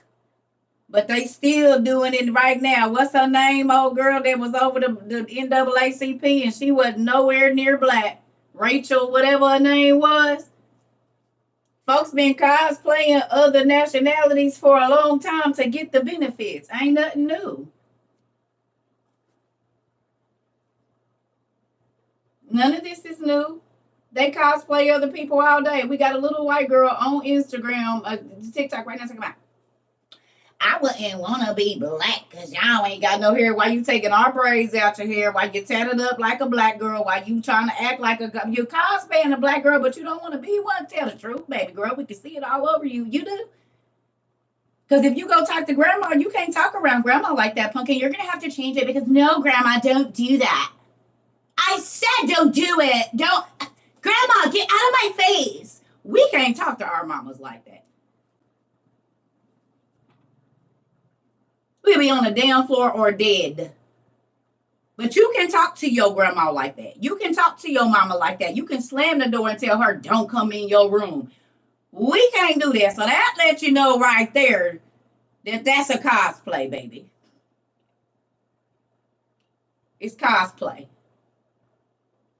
Because you can't tell me why you taking down your braids out of the weave and clacking your fingers together, what used to be considered ghetto with your hoops and all of this and all of that. Because if you go into an interview doing that, baby, they're going to call you ghetto.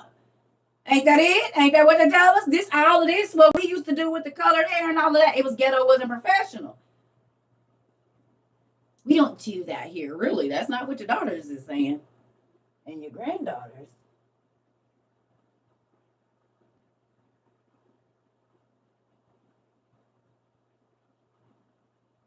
Cosplay.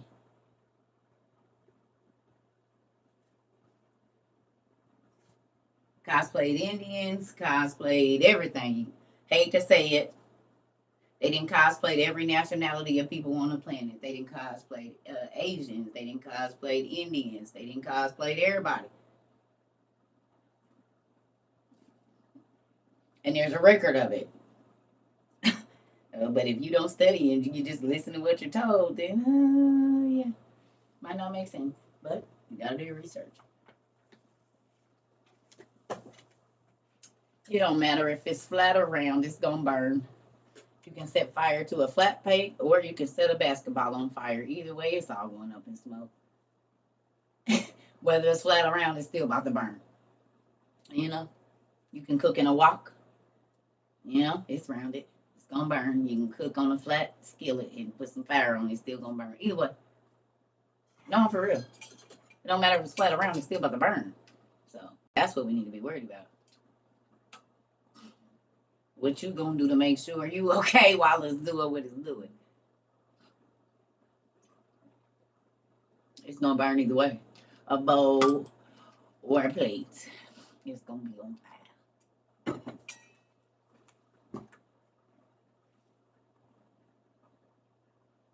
I ain't even concerned about the land over the ice wall because that's gonna burn too. God is getting ready. The whole earth flooded. That's what I was about to show y'all. The whole earth flooded, and the whole earth is about to burn. And because he had never done it, he's like, oh, it's not gonna happen. They've been saying that for a long time. Don't mean when it started raining, them niggas like, what is that? What is this? What the hell is going on here? You know, man. But I want to show y'all.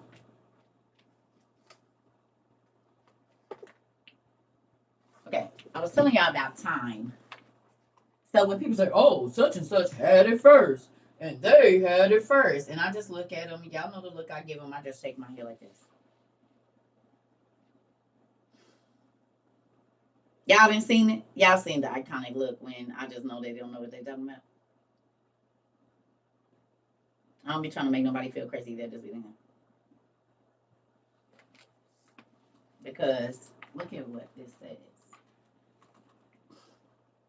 Different dates assigned. So the Hebrew Bible says it happened in 2288. Playfair 2352, Clinton 2482, Samaritan Pentateuch 2998, Josephus 3146, Dr. Hills 3155, and Septuagint 3246.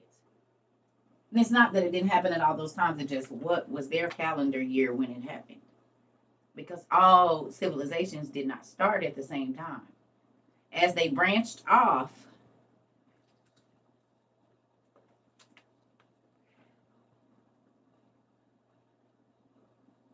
do you see? So like I said, in Ethiopia is 2016. Right now over here is 2023. So if they're recording these classes, all the classes that they've been recording have been from 2014 to 2016 and not 2020 or 2022 to 2024. But y'all see how all of these bloodlines start to be the Asian dynasties down here at the bottom, the Latin dynasties. Look at this.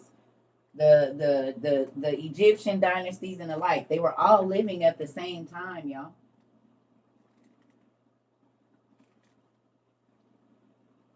They were all living at the same time. So the Persians, Homer, boom. There go Homer right there from the Iliad. But he's living at the same time.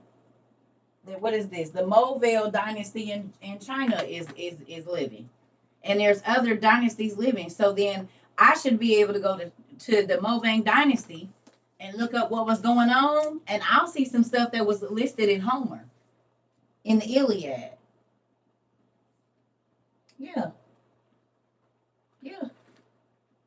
Yeah. But Homer was a real person that lived right after Jesus. He didn't live too long after Jesus, after the crucifixion. He was living at the same time Samuel and Kings was being written. Hesiod, Theogony, right there. The Greek poet. All of this is being written while the Movang dynasty, the Chalvane dynasty is going on. Latinus, Silvius, who else? Medon, and I'm trying to look for some other names we might know. Agis and his sons. Meles, the king of Meles the first, the king of Lydia. David and Solomon, Hiram. So all of these people were living at the exact same time. Not at different times, they were all alive at the exact same time. So Homer was alive during the time that Solomon and David were alive.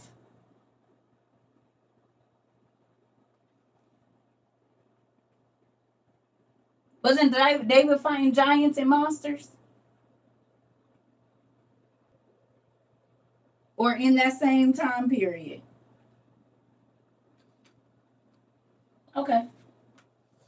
So if you look at it like this, then you understand that when the Asians have stories about fighting giants and monsters and cyclopses, and the Hindus, all at that same time, it wasn't different times. It was all happening at the same time because everybody was alive. So when they say, oh, they had it first, and look at the date, and blah, blah, blah. All you got to do is think about Ethiopia and America right now are showing what, a 7-year difference. So if somebody in Ethiopia write it down from this class, it's 2016. If you write it down, it's going to say 2023. So they would assume in 100 years that the people in Ethiopia got it first when they got it on the same day as we did. It's just the calendars are different.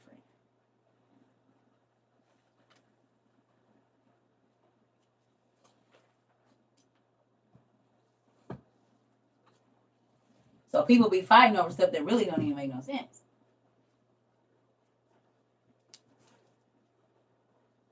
Don't make no sense.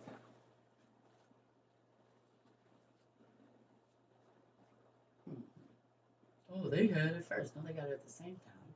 It's just their calendars read differently. The trickery of it all. You see?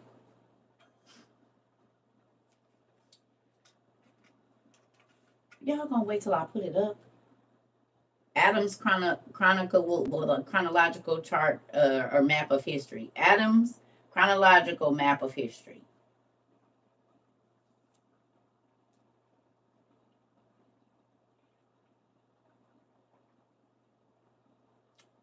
Who's found that all the names and the people was the same?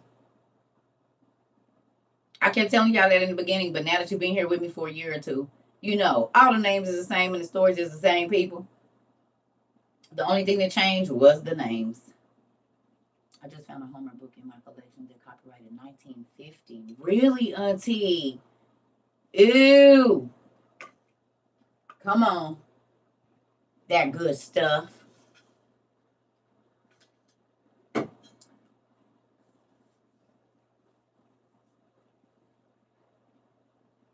Other books about, yeah, these books we read right here. And the book of Jasher talks about Abraham when he was all over the place. Yeah. These two books got a lot. And then the Jubilees, Jasher. Yep.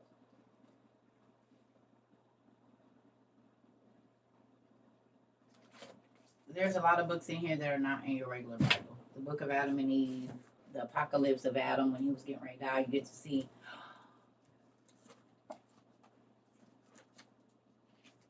I should do it. I'm going to do it.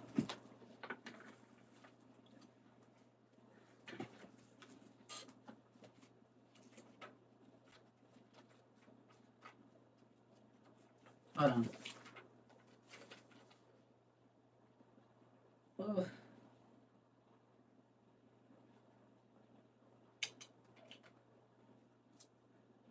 I don't know if it's in this book. Okay, let me see. Oh, it's right there. Oh,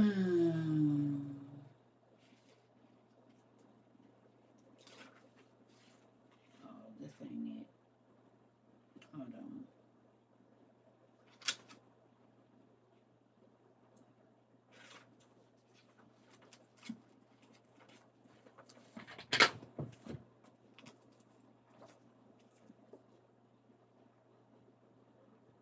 Am I your sister in Christ? You'll decide shortly. Just stay around for a while. Don't put a name on it. Just come in and learn. Because Christians don't really have a good name right now. People hear Christian and they run the other way, so I don't be trying to scare the fish.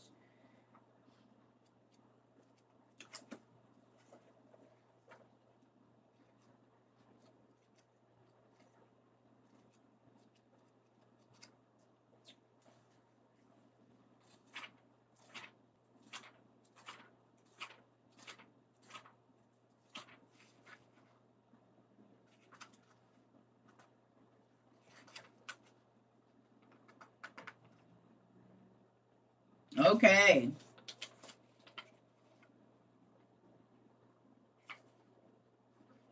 $277 and $287.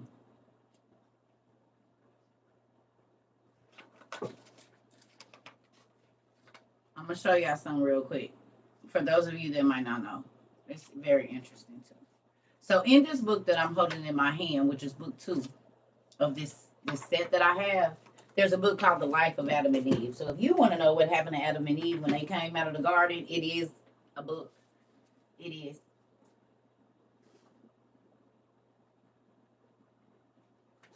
See that? The life of Adam and Eve. So you see, it says Eve's story of the fall and its consequences right here. Very good story to read, right? You see it?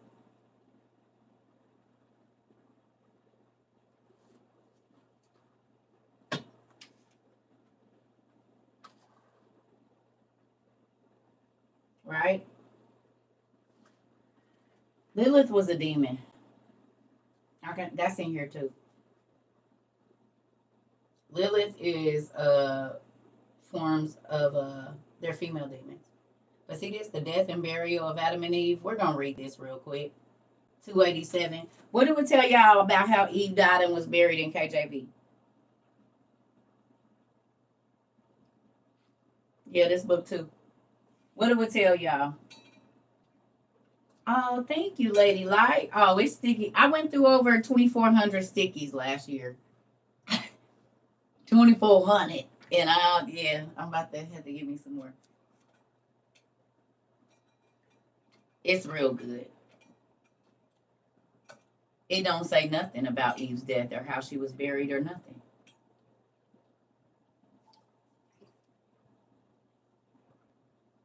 It says absolutely nothing.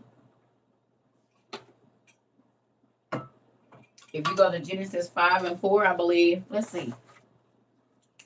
You know, I don't be knowing what I be doing with my regular Bible because I do not be wanting to pull. Oh, there it goes.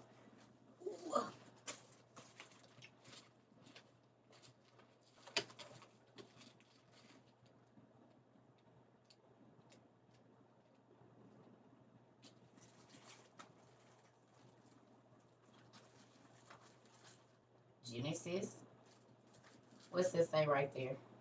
It says, "This is the book of the generations of Adam in the day that God created man in the likeness of God made he him. Male and female created he them, and he blessed them and called them the name Adam, and in the day that they were created, blah, blah, blah. And Adam lived 130 years. We got a son, blah, blah, blah. Here we go. And the days of Adam after he begot Seth were 830 years, and he begot sons and daughters. And all the days that Adam lived were 930 years, and he died. So this nigga lived 930 years, and it says he has other sons and daughters. Other sons and daughters. Do y'all ever hear about them? And y'all pastor and read Genesis and preach past Genesis.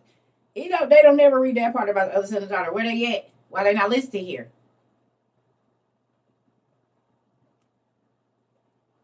They only name the bloodlines that come out of two sons, which is Cain and Seth. But there was 61 other kids.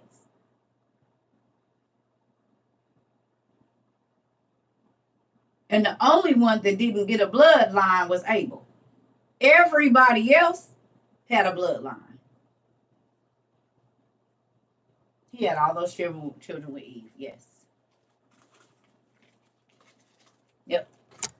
And you can read that in the Jubilees. Jubilees, the book of the Jubilees is called Little Genesis, or the daughters of Adam and Eve. Because even Aswan, Egypt, or Anwan, Egypt, is the birthplace of civilization. That was the name of their first daughter or second daughter. And history says, and our archaeologists say that's the birthplace of civilization. So she would have been the first birth daughter, too, because Adam and Eve were created, not birthed. So there's that. Yeah.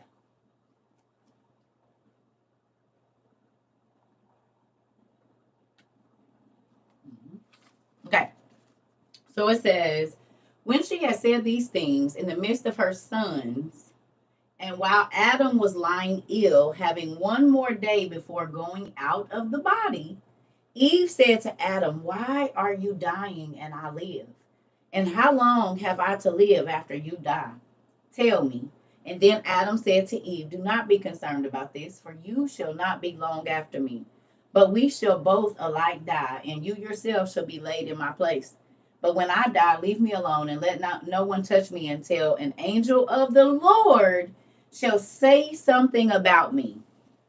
So who knew that Adam told Eve, "Don't touch my body until God sent an angel to tell y'all what to do with me."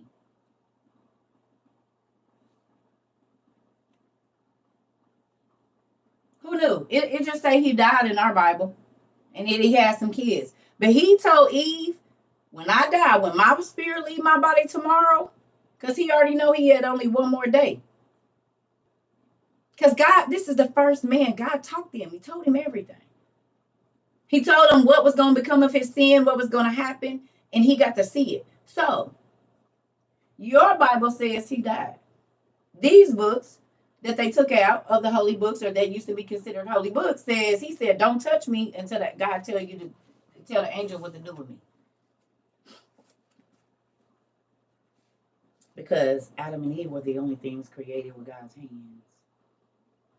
Everybody else came through Eve.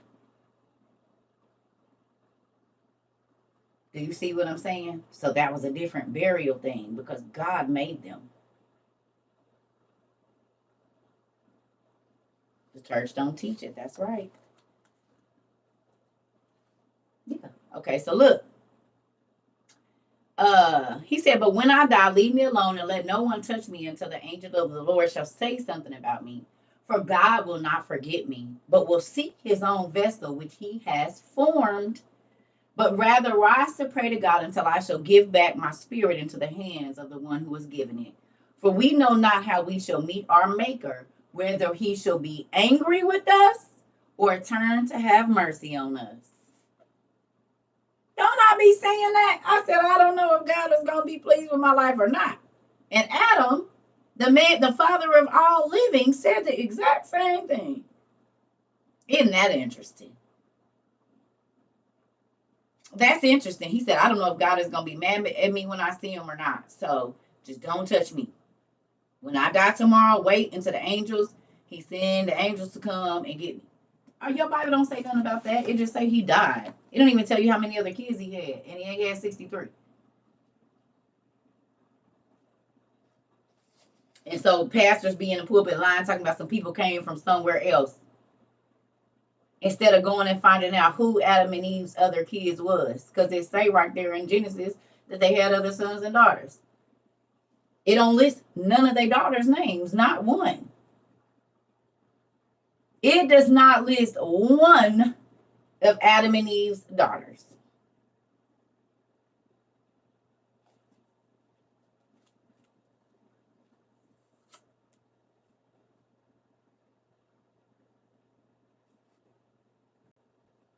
Okay? You took a picture. Yeah.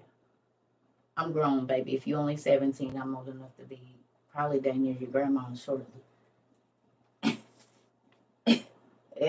Working on being your grandma. Oh yeah, I'm way old enough. My grandson only 14 years younger than you. Listen, look, only 14. Okay, so anyway.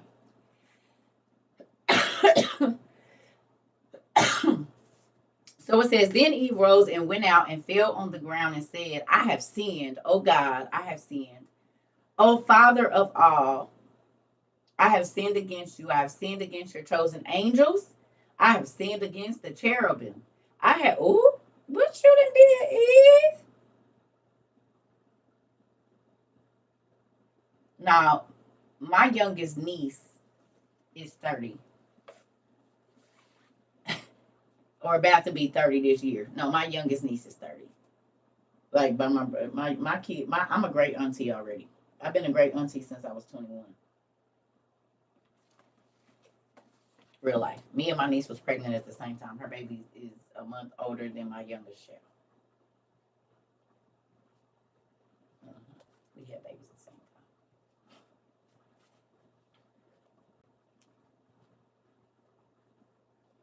time. Okay.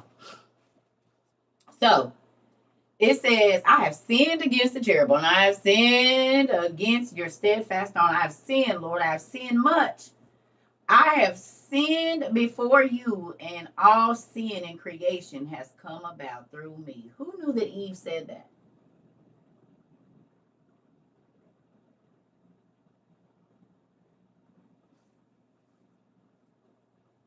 Who knew?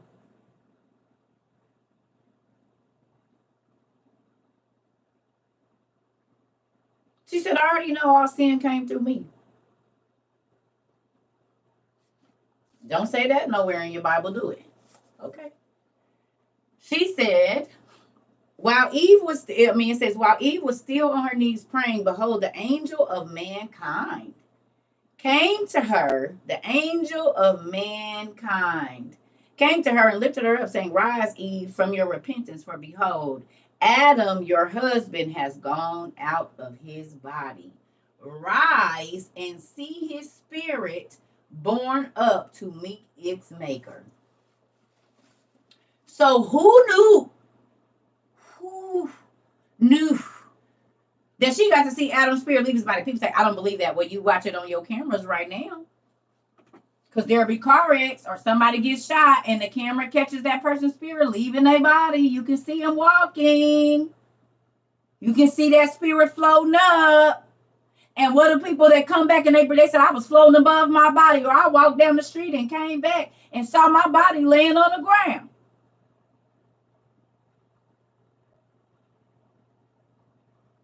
She got to see Adam's body go up to meet Christ. His soul, I'm sorry, his spirit. She got to see it.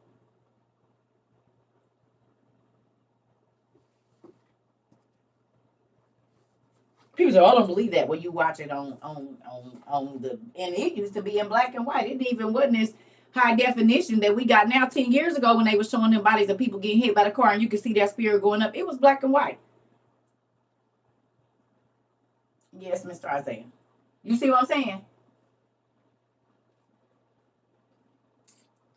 So she got to see it. She was the first to see what we are still in awe of in 2023.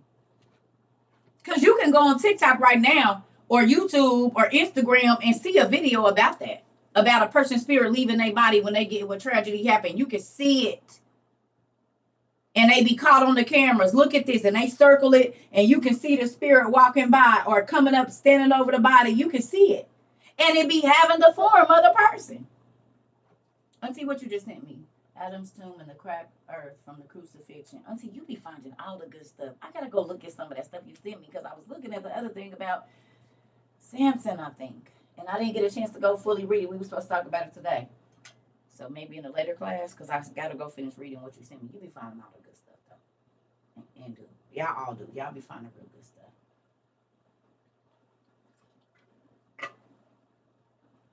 I gotta go to the restroom real quick. Hold on, I'll be right back. Y'all know I'll be drinking all this coffee. So we'll finish reading this just a second. Who's intrigued? If you never heard this before, are you intrigued? It's good, ain't it? See, everybody be trying to blame Eve like she just whatever. But she was sorrowful for what she did, because she realized she was the mother of humanity, and every single thing that came out of her was going to be born into sin. Do you imagine the weight that put on her shoulders? Do you imagine the weight that put on her shoulders, to know that people were going to die because of her? We don't know how she lived her life, because it don't tell us in the Bible. We don't hear nothing else about Eve after she tricked him and listened to the. We don't hear nothing else about her. Go tell me where y'all see scriptures about Eve. Go. How is the mother of all mothers not mentioned? That doesn't make any sense.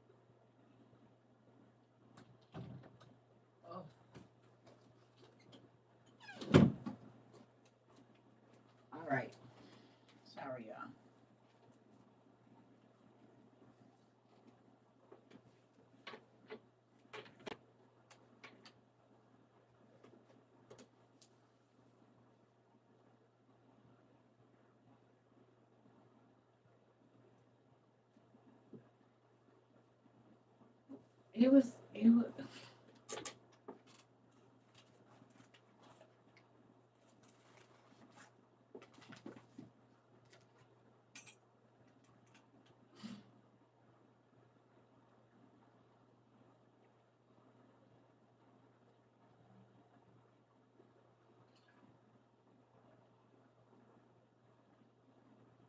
Yes, Candy. Ace, that's true.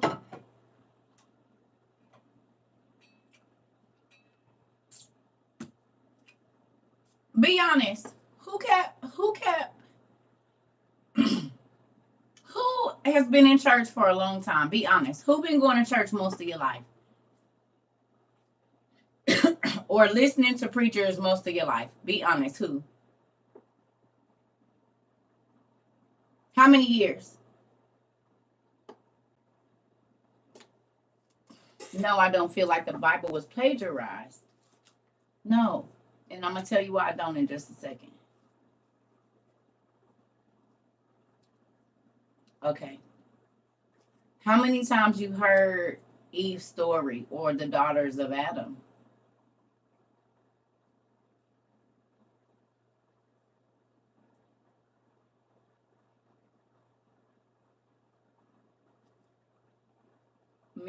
Two men cannot have a baby together. They can adopt, or they can fertilize an egg in a woman and have a baby. But two men can't have a baby together. So where was the women?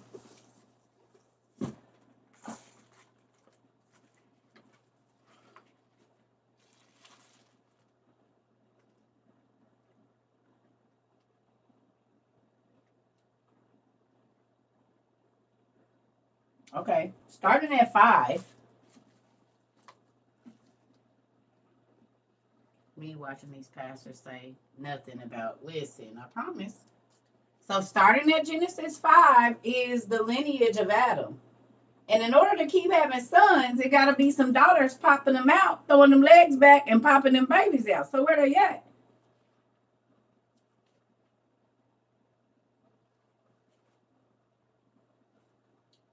This is the book of the generations of Adam, everything that came out of him.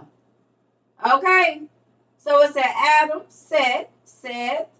Okay, we get Seth, and he begat Enos. Enos lived, and guess who? He had sons and daughters. And Seth lived after he begat Enos 807 years, and he begat sons and daughters. Boom. And all the days of Seth were 900. And Enos lived 90 years and begat Canaan. And Enos lived, and after he begat Canaan, he lived up 815 years, and he begot what? Sons and daughters. It's all of these, and they got sons and daughters, sons and daughters, sons and daughters, sons and daughters, all the way down. Methuselah, sons and daughters. So where they at though? All the way down is they begat sons and daughters. All the way down. Where they at? What are their names? This is what the Bible is talking about when he said you need to search the scriptures. There's mysteries hidden in here. So what would tell you, okay, sense would tell you, well, what's the daughters' names? We've all been church in all of this time, and not one time did any of the pastors go try to find out one name of the daughters of Adam and Eve. But if you read the book of the Jubilees that's listed in here, it tells you who married who, which sister, which brother, what line of people came out of them, and the like. So we've been listening, letting them tell us that this is all it is, and God left graham cracker crumbs to other stuff, but we just take it for what it's worth. And he said, well, if you want surface, that's all you're going to have. But if you study the scripture, you're going to find some other stuff, like the daughters' names of Adam and Eve.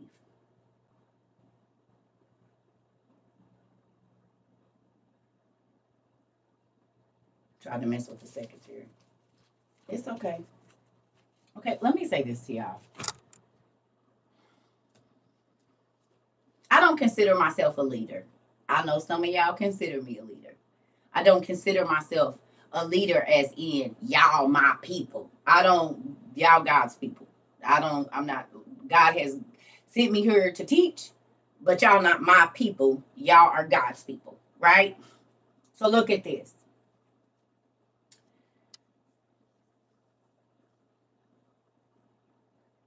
It's a lot of leaders that won't go and get the food that people need to see God. They don't want to. But also, let me tell you this. As a person that teaches, and especially with how many people I teach in a week, if you think that the devil don't gun for my head even worse, he wants us to be embarrassed. He's setting traps for your pastor all the time. And what I need to let y'all remember is this. Yes, I give the pastors a hard time, but in all reality, we deal with a lot. We deal with all of y'all problems, and it ain't nobody to deal with ours. Because if we fall, we supposed to forgive and pray for you and go to God for you. But if we fall on our back like y'all do, oh, I thought they was, we thought you was too. You were supposed to be saved just like me, and you had them legs cocked behind your head. You put them grapes in your car and ate them all up and put that bag back. You ain't no different. People put stipulations and things on leaders and pastors or whoever that they don't put on their own damn self. The person that's teaching y'all, I guarantee you, they get hit way harder than you do because the devil don't want them to teach you. So he's constantly setting a trap or trying to bombard our minds so we're not stable enough to do what we do here. Pray for them. They just like you, but they stepped up. A lot of y'all won't do it because you too worried about what people gonna say, and we stand up here and take arrows all day for trying to help people. Y'all didn't watch me this whole weekend get attacked by complete strangers that was supposed to be Christians and all of this mess. It wasn't a Satanist coming in here attacking me.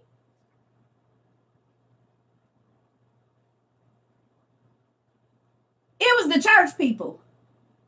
And we was having Bible class. But because it didn't look like I ain't got no fake white collar on and I ain't and all that, they don't.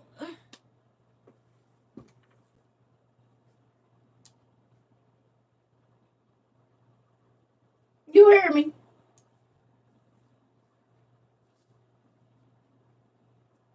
Joe Tan was a giant. Did you know, Isaiah? So, yeah, y'all don't think the devil be trying to throw big tall trees at me, white ones, black ones, because he know what I like. So I can be too involved in my own life to come in here and do what I do here every day. Good ones, too.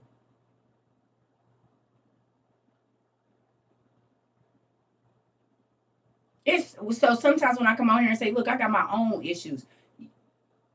Pastors, leaders, teachers have to put aside what they are going through every day to be who they need to be for you. I'm about to show y'all something.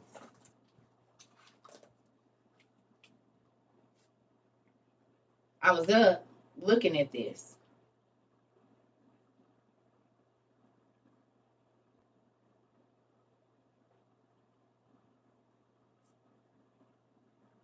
Hold on. Listen to this. It says those who claim to speak for God were held to a strict standard of judgment. Those who claimed to speak for God were held to a strict standard of judgment. Who remembers me saying if I say the wrong thing to lead y'all away, I get in trouble? Y'all remember me saying that? And I don't got time for that.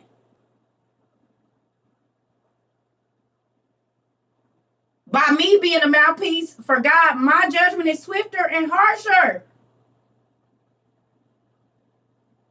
And then I got to deal with the people, and I got to have this looming over my head that if I don't do right, I'm sick.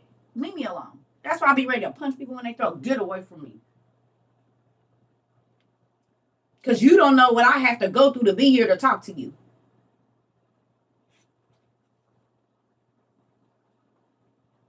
Then it says, Even should an alleged prophet perform a sign or wonder or accurately predict the future, if he says, let us other follow. Oh, no, that's not it. Likewise, that's, where is it? Okay, the 8th century prophet's message to turn more people. This ain't what I was looking for. Hold on.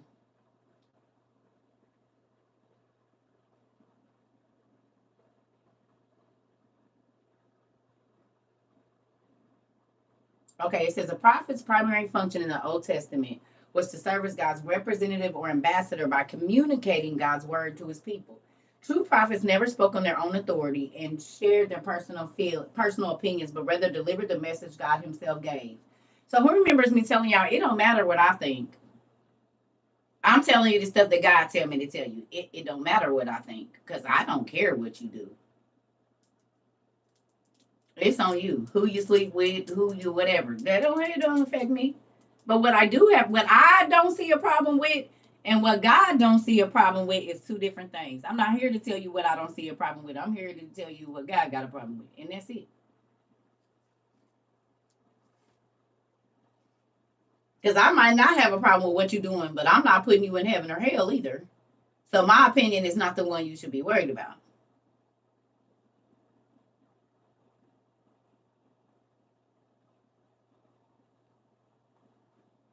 I'm just here to tell you what my daddy got to say. You listen or don't. It don't have nothing to do with me. That's it. Okay? It says, but rather deliver the message God himself gave them. Okay? I was looking for the part where it was saying that our lives be in danger. Why I can't find that right now.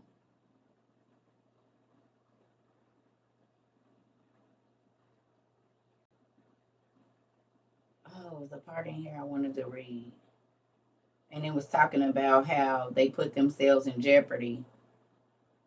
Oh, here we go. It says, being a mouthpiece for the word of the Lord was often a dangerous calling. People frequently mocked, rejected, persecuted, and even killed God's prophets.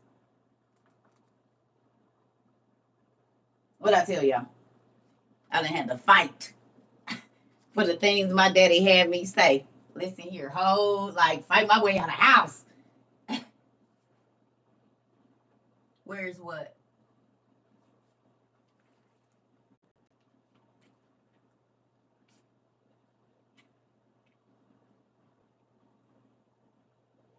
All my life I had to fight. Think about it. That's why the prophets used to be nervous. God had them going up against, and then wasn't nobody gonna believe them either. It's all over. Google scriptures about the prophets. It's every single one of them. John the Baptist was beheaded. Peter was what? Crucified upside down. Just go look at the prophecy. What happened to him? Well, see, y'all Bible say, and he rested with his fathers. But in the lost books of the Bible, it tell you what happened to them. If they was boiled in oil, if they was whatever, if they was thrown and ripped apart by the lions. See, y'all Bible don't say that. That's why everybody be like, oh, I'm going to have a peaceful death. Well, the real people didn't. As y'all can see, they didn't tell y'all what was going on with Adam. We about to read it. All them saying they rested with their father. They didn't tell you how they died. I went and looked. It don't. Where can you find what book? The book we read on Amazon. This with the apocalypse is in it. It's two of them.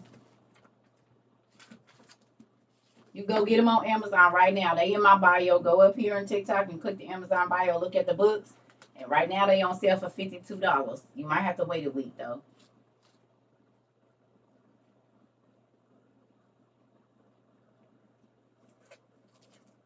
Do I buy all my books on Amazon? I go to the Goodwill. I go to Half Price Bookstore. Ain't no way I couldn't afford it. I go to garage sales anywhere where, because the less amount of money I can spend on these books, on one book I can go get me four more.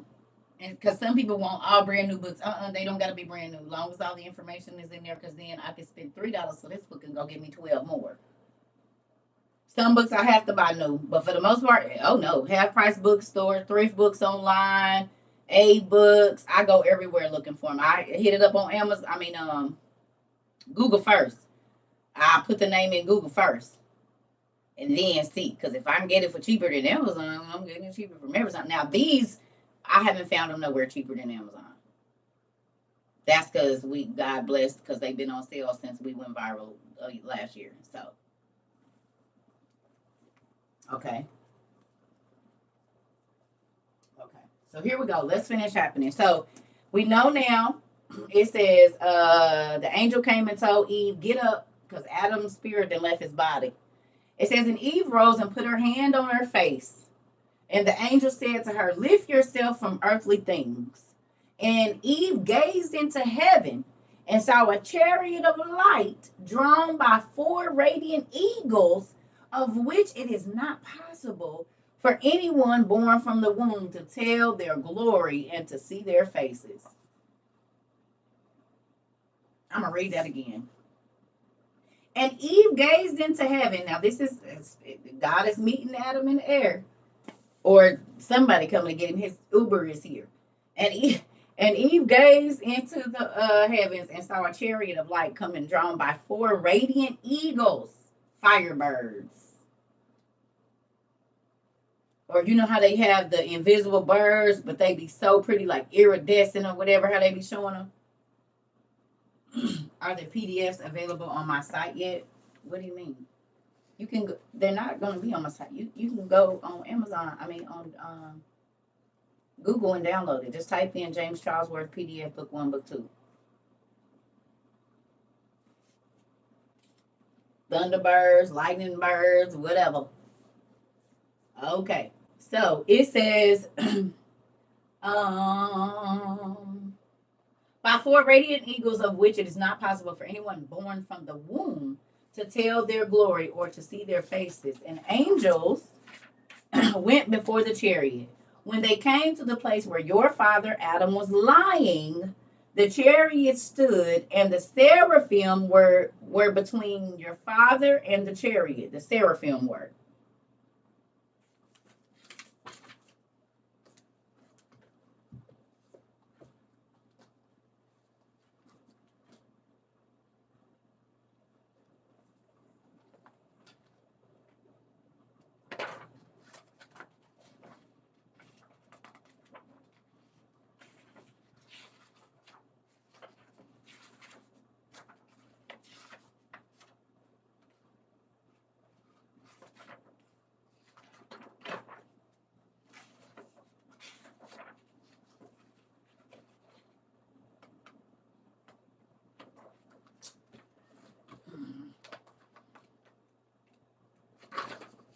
So this.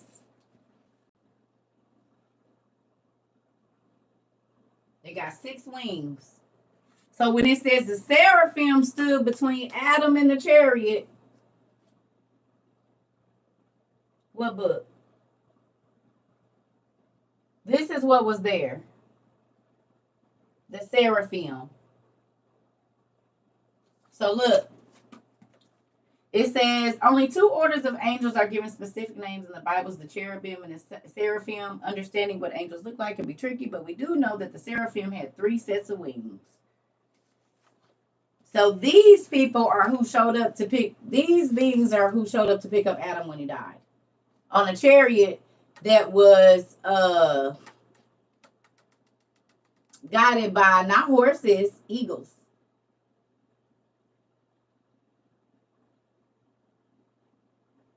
The seraphim.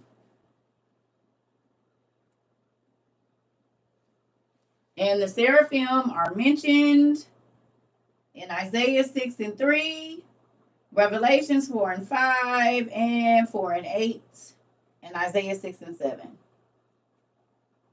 and 6 and 2.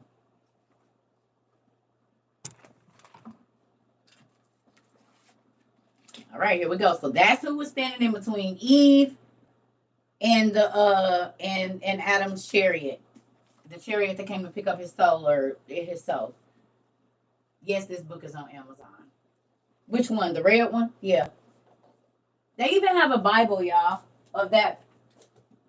This is a kid. These is kids' book. I tell y'all, they be telling y'all kids everything. They got the Bible version and they got that other book. Yep. So you can get the Bible And it got all the same pictures in it. Or you can get the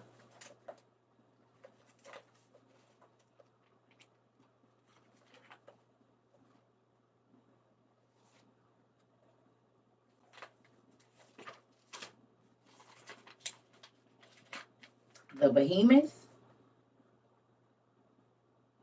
Who remembers me saying there was dinosaurs when Abraham them was alive? And what else is mentioned in here? Unicorns. Yeah, this is the behemoth. And we would know this was what, a brontosaurus?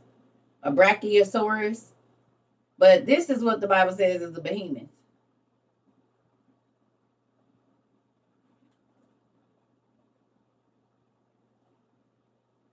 What's that look like to you?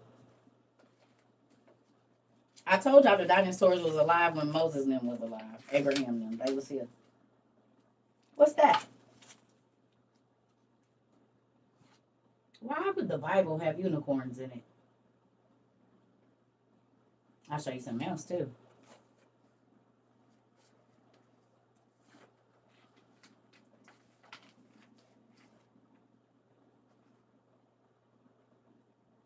Screenshot, because I'm not showing the front again. If you're new here, you'll learn to screenshot very quickly. Because I don't be going back and picking up books over and over and over. To be 20 people ask that. Okay, so let me show you something. Now, not all copies have this. Some copies don't have it. They took it out. But I'm going to show you something.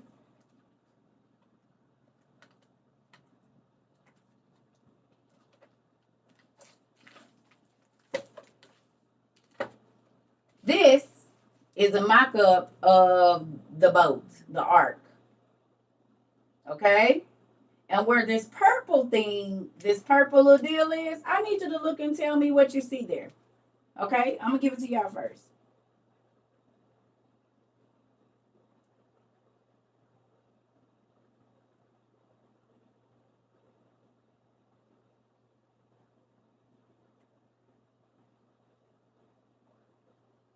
What does that say was on the boat?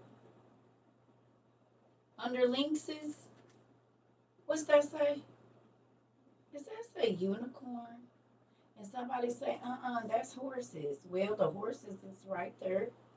And somebody will say, that's what you call it, rhinoceros. No, they on here too.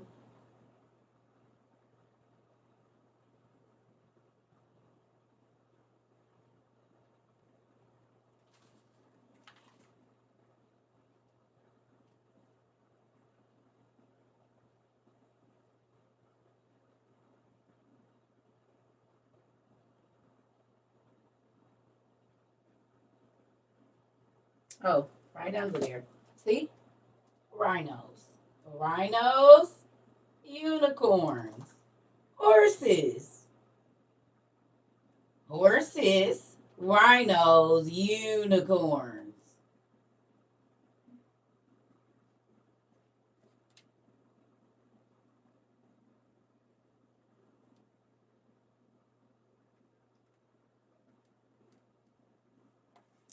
So this is why the Bible mentions unicorns was on the ark or in the Bible, because they was on the ark too.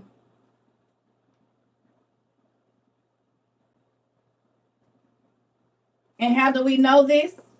We know this because of Enoch and Genesis 6, when it says that the angels went into not only the women, they went into the animals too and created beings. And as you can see from that seraphim, they have human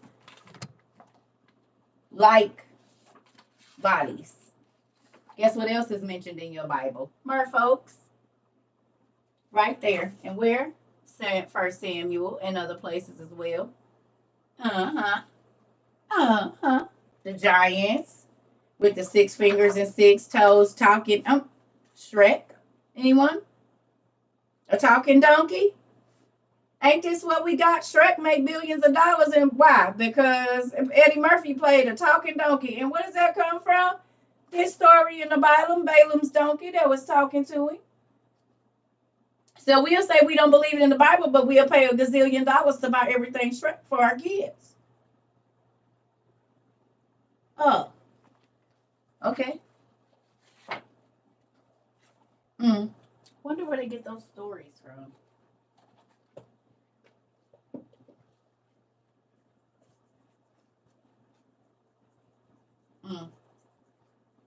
Mm, mm.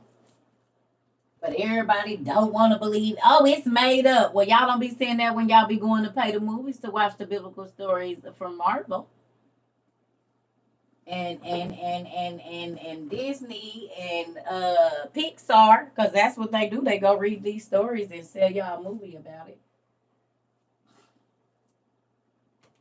And who been here 2 years or longer, or the whole time, you'll see. We literally read the stories and be like, "This is the movie. This is where they got that from."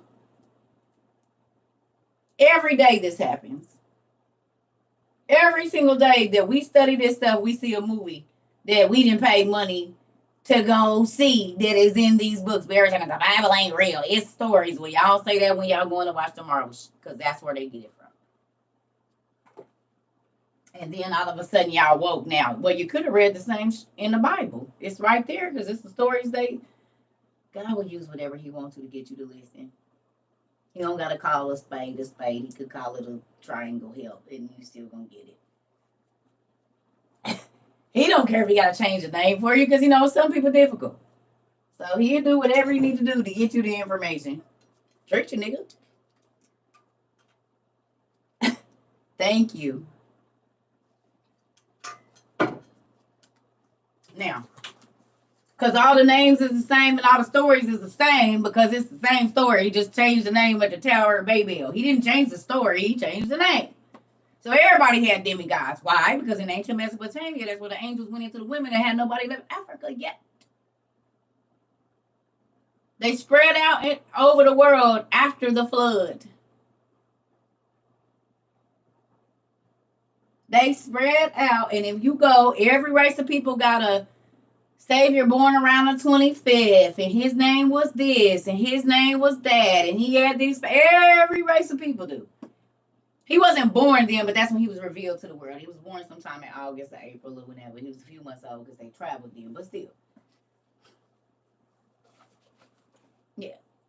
Like a lot of people don't know that Brahma from Hinduism is Abraham. And we talk about this all the time. Brahma, Saraswati. They have a Saraswati and Gagar River in India. It's Sarah and Hagar and Abraham. Brahma is Abraham. Saraswati is Sarah.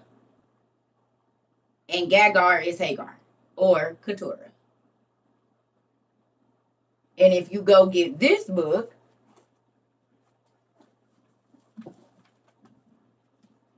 you can see it. This is the Antiquities of the Jews, where you can find out that mythology and the Bible are one. Who's new here? So I can show you that the Bible and mythology are one. I keep turning right to it. Thank you, Dad. Boom. Who wants to know that Bible and mythology are one book? Who wants to know? If you're new, say yes. Good job. I'm going to show you. This is the Antiquities of the Jews.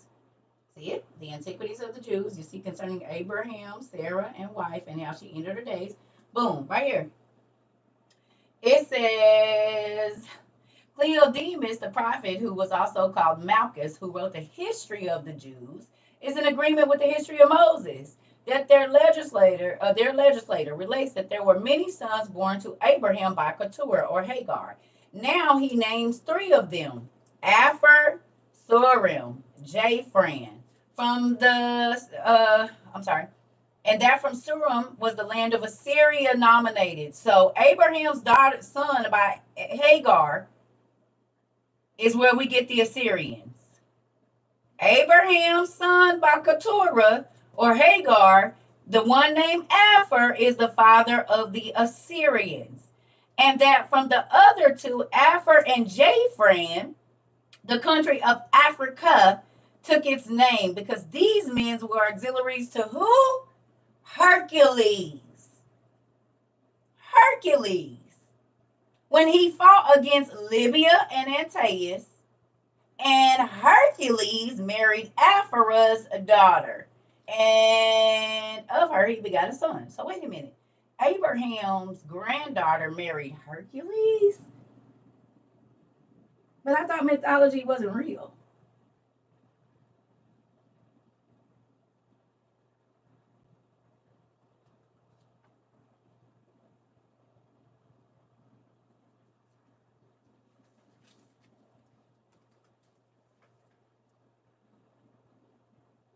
She married a demigod because the demigods were made here.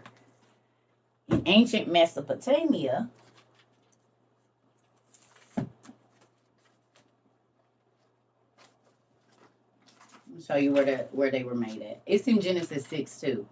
The demigods were made in Genesis 6. I'm going to show you. So let's go here. So this is the book of Enoch. This is the book of Enoch. Thoth was also known as Hermes, yep. Because they all the same people. So the fall of the angels. It said, in those days when the children of men had multiplied, it happened that there were born unto them handsome and beautiful daughters. And the angels, the children of heaven, saw them and desired them. And they said one to another, let us come and choose wives from ourselves from among the daughters of man and beget us children. Boom. That's what it say right there. So now, I'm going to go get Genesis 6 again. Where's my Bible? And let's see what Genesis 6 says about that. Genesis 6. Here go your demigods right here. And this was in ancient Mesopotamia because it was only the 7th generation from Adam. What is this book I'm looking at? It's the book, the Old Testament Supergrapha, book 1 and book 2. It's the rest of your Bible that they took out. You can read this on Sacred Text under the Apocrypha, or you can download it. Okay, so look. Genesis 6 says the same thing. Let me turn this light on.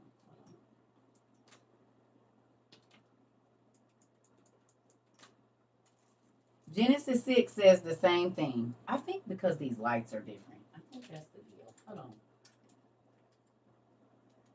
There we go. That's what's going on. Okay. So see Genesis 6 right here? Look. See? And it came to pass when men began to multiply on the face of the earth, and daughters were born unto them, that who? The sons of God, not the sons of men, the sons of God saw the daughters of men, that they were fair, and they took them wives all they chose. And the Lord said, my spirit shall not strive with man. But we're going to go down here, right here. The giants, there were giants in the earth because they came from this union right here. The Bible tells you, but it don't tell you. And also after that. So after the flood and before the flood, there was giants. And when the sons of God came in, the daughters of men, and they bare children unto them, the same became the mighty men of which were of old, the mighty men of renown. The earth had to be flooded because of this union.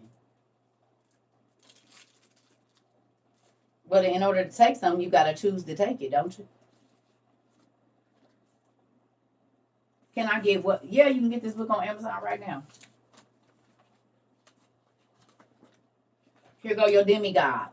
Now, wait a minute. What did they teach? Okay, so did the demigods have magical powers and special abilities or no? Tell me before I read this. Did they? Demigods were birthed. They all had magical powers, right? Okay. And could like change form. Angels can change form. We know this because they're shapeshifters. So they have the shape-shifting abilities of their fathers. Now, here we go. All right. So after all of these angels swore that they was going to be cursed for doing what they did, which is in Enoch 1 and 6, which matches up with Genesis 6. Here we go. Here go the goods right here. This is why all of your demigods had magical powers. The satyrs, everybody, they all had magical powers. This is why they had magical powers. I'm going to show y'all first. Right here. We talk about this every day almost because civilization is messed up because of this union. Now look here. See this? It says, and they took wives unto themselves, and everyone respectively chose one woman for himself. We know that later went away. And they began to go unto them or into them, and they taught them. Well, the first thing that the fallen angels taught was magical medicine. See this? And they taught them magical medicine. If you look up the word for pharmacy, the root word for pharmacy is pharmakia, pharmakeia. Pharmakeia, in Latin or whatever, means spell, incantations, poisons, or witchcraft. Witchcraft, poison, spells, and incantations is what it means. Pharmacy. It means spell. Look it up for yourself. It'll show you right now. Spells, incantation, pharmacy, the word for our medicine. And the first thing that the fallen angels taught the women was magic medicine. Okay? The next thing they taught them was what? Incantations. Incantations was the next thing. They taught them spells. The next thing they taught them is what they would need to do the spells, the cutting of roots, and taught them. After that, the women became pregnant and gave birth to great giants whose heights were 300 cubits. That's 450 feet tall. These giants consumed the produce of all the people until the people detested feeding them. So what did the giants do? They turned against the people in order to eat them. Fee, fi, fo, fum. I smell the blood of an Englishman. And they began to sin against birds. This is where your harpies come from. Wild beasts. Your satyrs. All of that. Reptiles. Your reptilian people come from this union. And fish. Mer people. The marine kingdom. And their flesh was devoured one by another. Cannibalism. And they drank blood. Vampirism.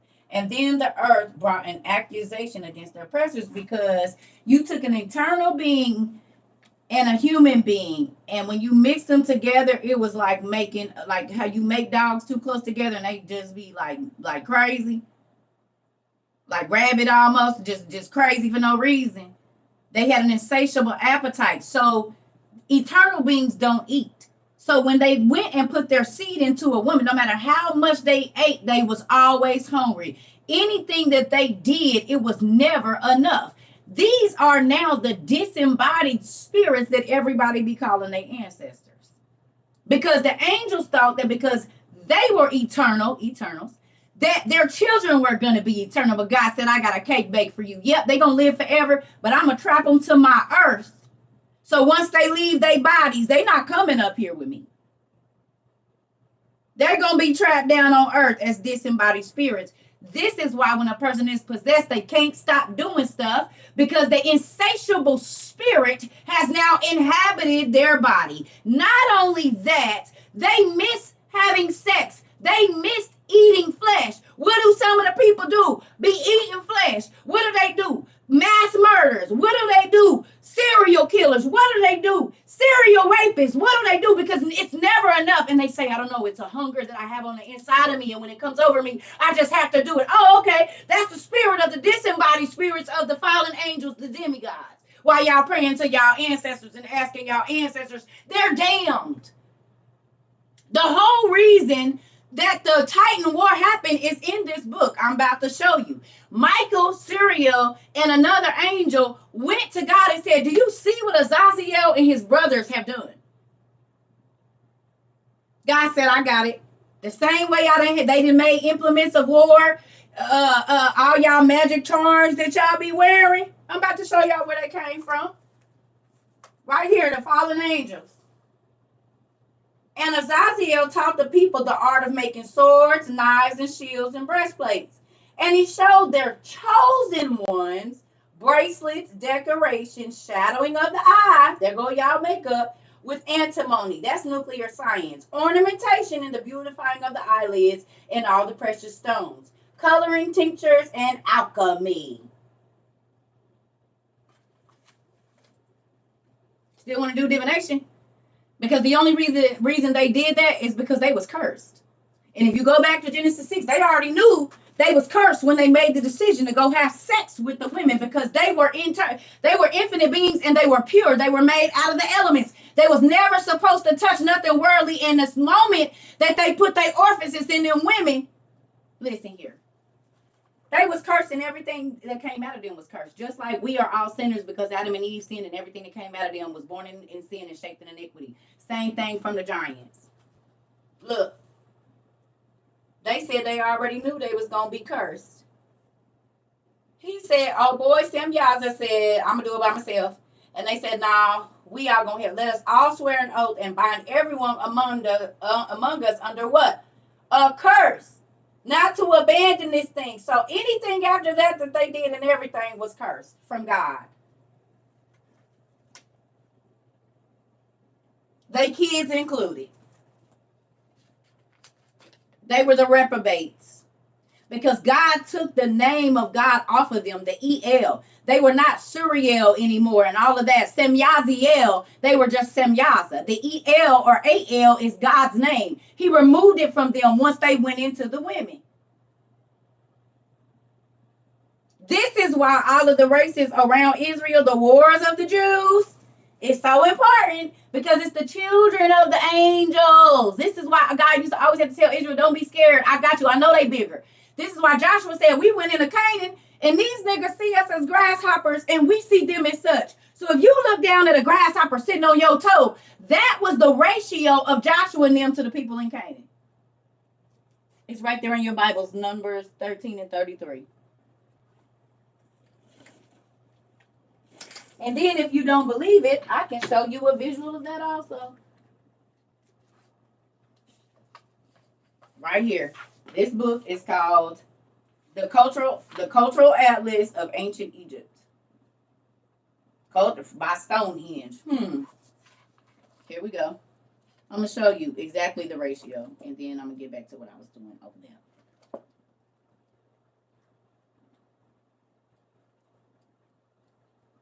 Because a lot of people don't believe it, but it's right in our face.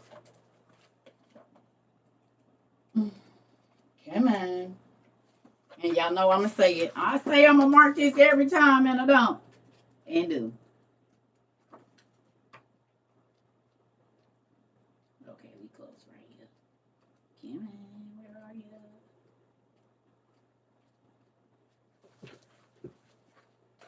Here go the ratio. These is humans on a horse down there. See that dude right here? He on a horse. This is regular sized people. You see this is like 6 foot sized men. And this dude is on a horse. You can clearly see that. This is Egypt for real. Now look. There's a person right there. These is human beings right now, our size. You see it? They climbing up there. You see it? You see the humans down here at the bottom on the horses right there? The little bitty people? Now look at that. Is this not Numbers 13? He said, they see us as grasshoppers and we see them as such. These are life size. Because the Bible in Enoch, it says they was 450 feet tall. Yep. And Canaan says we look like grasshoppers to them and they look like that. This is in Egypt. It was 3 sizes of people. The Titans, the other giants, and regular folks. So when you read Numbers 33 and they said the spies went in there and they see us as grasshoppers, if this thing stand up, you said start a YouTube channel. I have one. We have over 700 of these classes. CERCA TROVA 22 on YouTube. We got Instagram too. And a website, CERCA TROVA 22. You can watch there too if I go live there.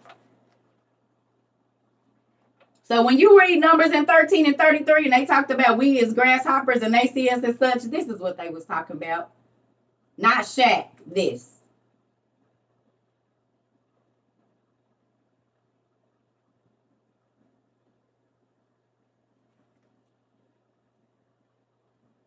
You can see them people right there. That dude is on a horse. And he's still, these people ain't even bigger than that statue's head. You see it? So God was telling the Israelites, go up against these people. You wish you could get into my head and explore? I got 700 videos, over 740 videos on YouTube that let you right on in there. And my library. You gotta, but see, that's the thing, folks. That's why the Bible says, study and show yourself approved.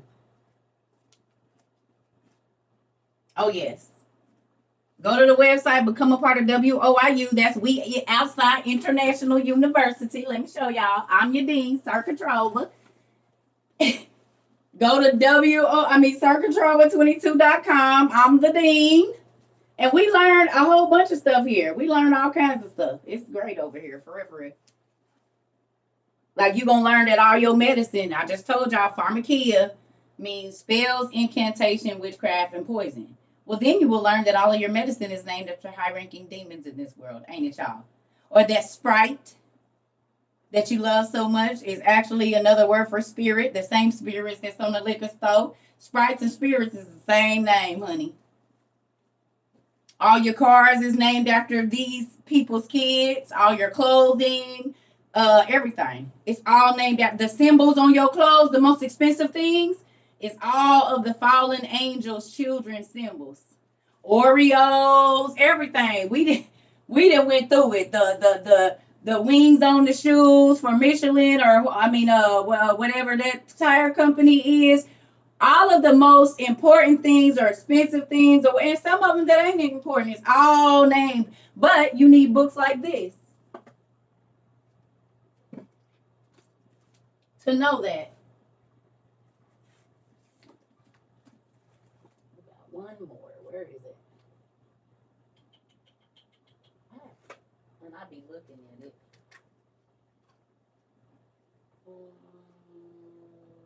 Oh, well, this one will work, but this ain't the one I'm looking for.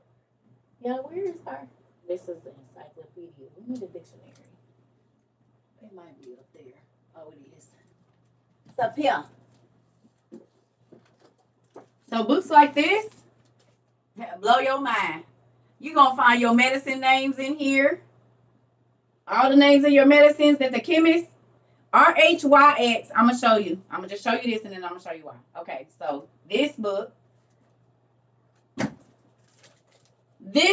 look what it say. The Ultimate Guide of Magic, Fairies, Genies, Demons, and Ghosts. It tell you the names and what they look like. So the monsters and stuff your kids be talking about is in their closet. You'll find them in here. The weird name, you wondering where they got it from. Oh, no, it's the real name. Dictionary of Angels, including the fallen ones. These are so thick for it not to be. How is it this many demon names? And fallen angels and we only know about a few. Encyclopedia of Demons.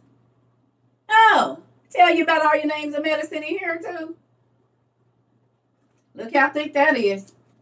Now, we're going to come back to this. I'm going to show you something. If you don't believe me what I'm saying about the medicine, I'm about to bust your head. They took these books out of the Bible, right? They took them out. But in this book 1 here, right? If I'm going too fast, pumpkin, we got videos on YouTube. I promise you, you can go back there and watch this whole class. I've done exorcisms, but I don't anymore. I have had to. Thank you. I'm going to show y'all something. So in this book right here, the Testament of Solomon, which they took out of your Bible. We know Solomon was he's out. Who knew Solomon was the Lord of the Rings? Show you. First of all, Solomon was the Lord of the Rings.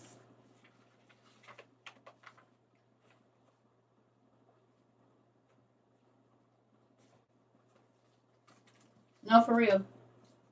See? Through the Archangel Michael, the Lord grants Solomon the magical ring, which gives Solomon the power over the demons. Over the demons, over the air. So he was y'all first avatar. Right there. Lord of the Rings, Solomon. And they teach your kids, too. You don't believe me, I'm going to show you that as well. They teach your kids that Solomon was the Lord of the Rings. Because this is a kid book that they got at your kids. This is a kid's book, like kindergarten to 6th grade. Look at, see? It's a kid's book. Wizardcraft, right? You say, oh, that's not real. Really? Are you sure? Are you sure? Because I'm about to show you something. This book of the Lost Books says that God gave Solomon a magic ring. And then if I go right here to page 37 in this lovely kids book, look what's there.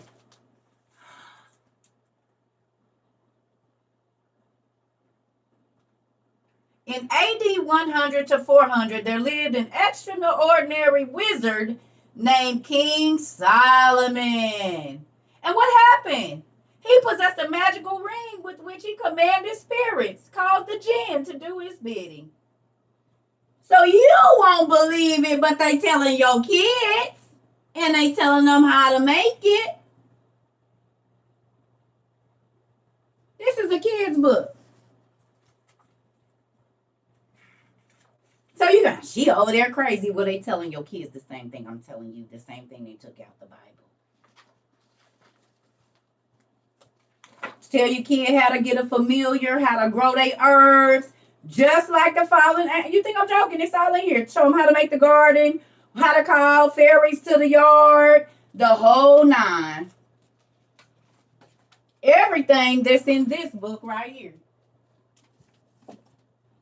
Now, this is the adult version of it, and it say the same thing. History of magic, witchcraft, and occult. This is your baby's book.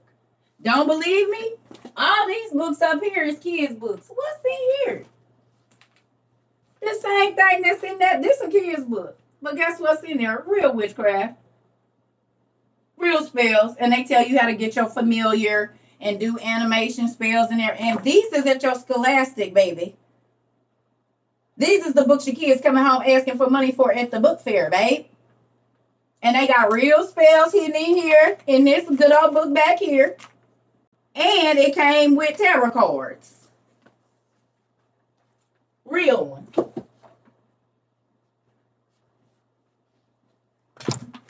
Big ones and little ones. So these is in the little book. These was in the one I just showed you. And I'm going to show you the Wizard's Guide, which is the other part of that book that you would probably buy for your kid. And where are you? There's big ones in here. This is for your kids. See, you got to the Wizards, becoming a true ancient account of wizards in the known world. You see it? Now watch this. I'm about to bust your head. You said it ain't real, but why they put all these damn tarot cards in the back for the 5-year-olds and 4-year-olds and little kids if they not real? Why do I have them? Because how would I teach people they teaching their kids magic if I didn't? Do you understand what I'm doing here? Somebody got to be able to teach you. Solomon was the wisest man in the world because he knew just as much about the bad as he did the good, so he could tell people what was going on. But if you only know one way, then you don't know your kids are bringing home tarot cards and you're playing them with them. Because your teacher's kid is a whole damn witch. Really doing spells on your kids. Because everything that's in this book, I'm going to show you where else it is. Since you don't believe me, it is in...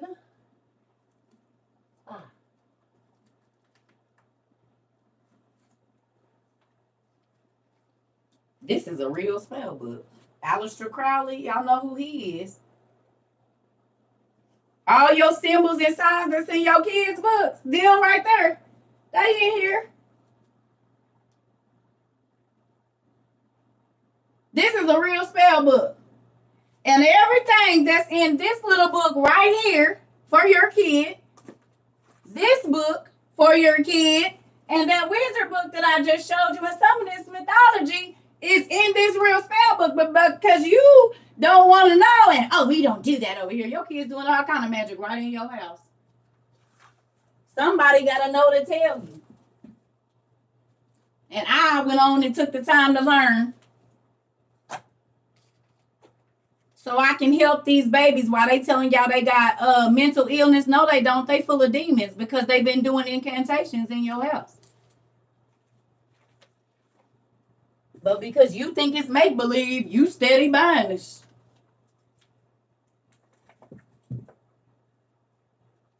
Being tormented by the spirits that they're doing incantation, and teachers is teaching them how to do it. But, you know. That's why the Bible says, study to show yourself approved. And he said, my people perish.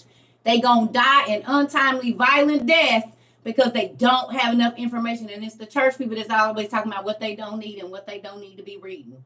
And the church people is the only people that's supposed to be considered God's people. So he didn't lie.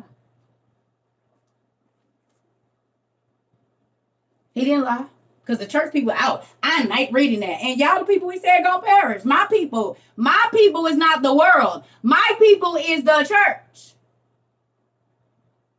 And the first people that'll slap this book out your hand is the pastors, the ministers, and the church folks. But let me show you. Since y'all don't believe what I'm saying about this medicine, it was in Solomon. God told Solomon a long time ago. Look here. You see that? Okay, so now that we know that Solomon is the Lord of the Rings, y'all, RX comes from somewhere. And the prefix for demons' names is the name of your medicine. Spooky. Got to show you. You can see it for yourself.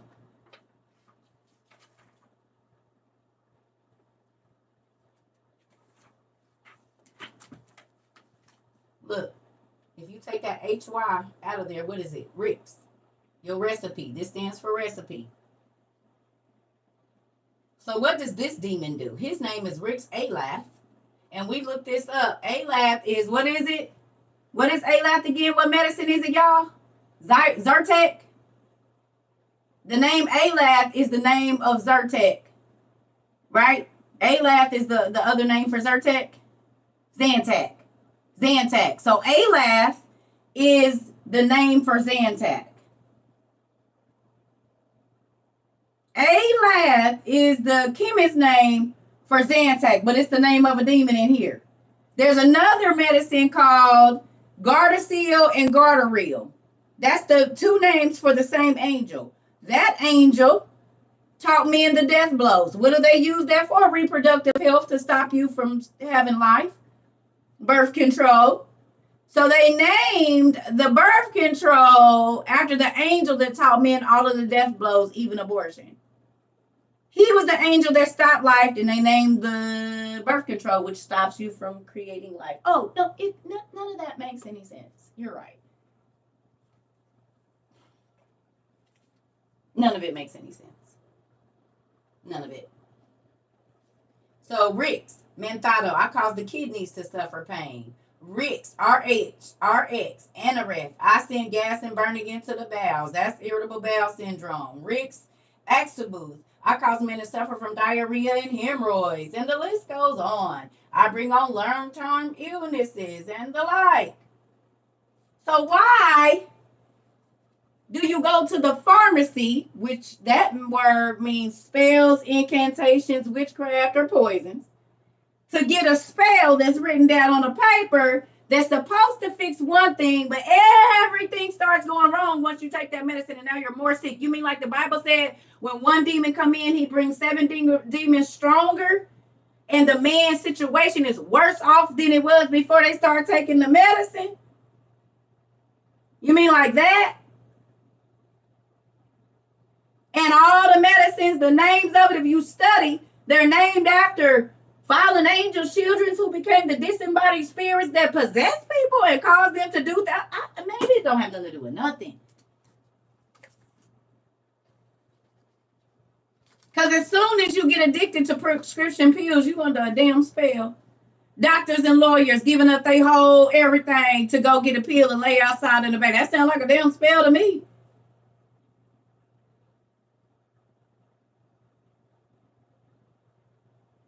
And it all started with the pharmakia from the pharmacists. You mean the witch doctors? They give out spells because Ariel went to go get legs and she lost her voice. Or do we not remember? They give you a pill for sleep, and now you done killed your whole family because you done start hallucinating and seeing. Oh, no, that's not happening when you go to a witch. You don't start seeing stuff when you go get a potion from a witch. You absolutely don't start growing body parts you wasn't supposed to have. None of that happens when you go to the pharmacist. Your voice don't change. Your face don't change. You don't take lisinopril and start going breast even though it's for high blood pressure. Your throat don't swell up when you take lisinopril. None of that stuff happens. Trazodone does that to you? Okay. I'm just saying. So the church folks that tell you not to read that, I don't know if y'all know, but the Catholic Church is on all the hospitals and the pharmacies and the like. So it makes sense because they witches too. Because they got the whole hellhounds on there. And hellhounds protect witches. Anywhere you see hellhounds, it's some witches there. So why do all the Catholic churches that own the hospitals, that fund the pharmacies, that give out the spells that's named after demons? I don't know. I gotta pee. I'll be right back. Y'all think about that and just let me have a moment. And then the witch doctor is in with the teachers at the school. So they giving your kids spell books to go home and do incantations.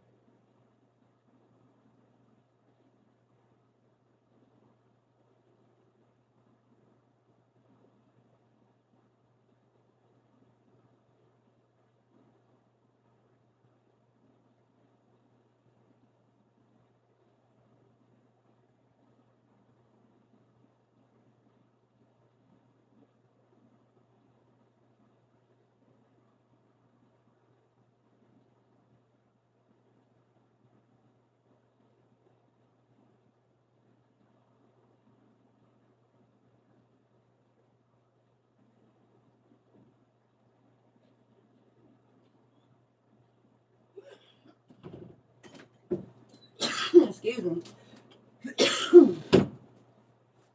Words have power.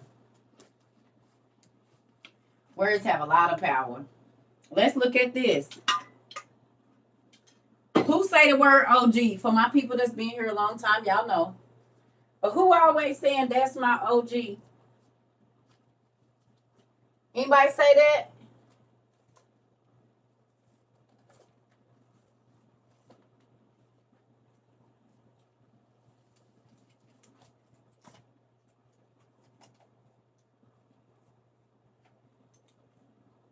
This was a fallen angel's kid. And this guy's mentioned in the Bible. King Og of Bashan, he was a Rephaim. There was 100,000 giant war that was fought. I can show y'all where y'all lovely Game of Thrones came from. Who watched Game of Thrones? Tell me. Did you watch Game of Thrones? Raise your hand if you watch Game of Thrones. I turned right to it. You see this? Now let me bust your head. What's that say there? The dragon siblings with white hair and blue eyes entered the what 100,000 giant war from the east? The dragon siblings that told of a wealthy city in the sky. The dragon siblings who worship gods we do not know. The old gods and the new, ain't that what they used to say? The dragon siblings who were protected by the bright ones. The dragon siblings who joining the army added 20,000 Rephaim to the battle. The kingdom of Og hired the dragon siblings with gold striped from the Baal of Earth's temple. Game of Thrones.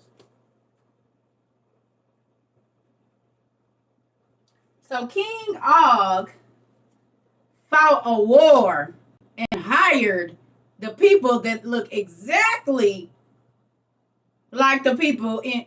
Oh, please tell me, somebody tell me where King Og is mentioned in the Bible. Please. And y'all know who he was going to war with, since y'all don't believe it? Nimrod. Nimrod, that God called a mighty hunter. The reason God called him a mighty hunter and a warrior, because he was hunting cyclopses and monsters.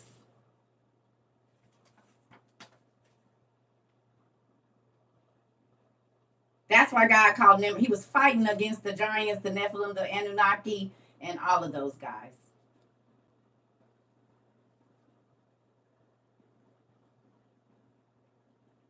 Deuteronomy is where he's mentioned Og. Numbers chapter 21 and Deuteronomy chapter 3. Oh, and what was he in? It describes all the giants. Look.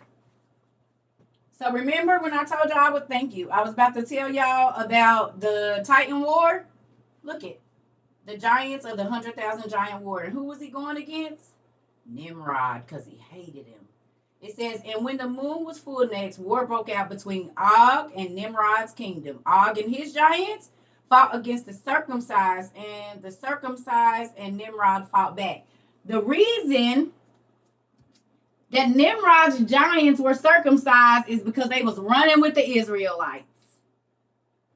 So Og called them the half-loined Nephilim because they had been circumcised.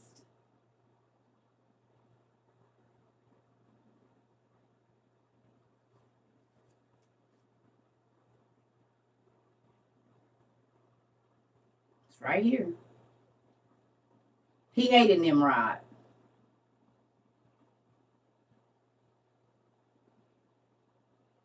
So this is when I was telling y'all, all the wars that Israel had to fight was against these beings that was made out of the people that went into the serpentine. Okay, I'm about to show y'all. Who believes that it was reptilians in Egypt and they show us on the hieroglyphs?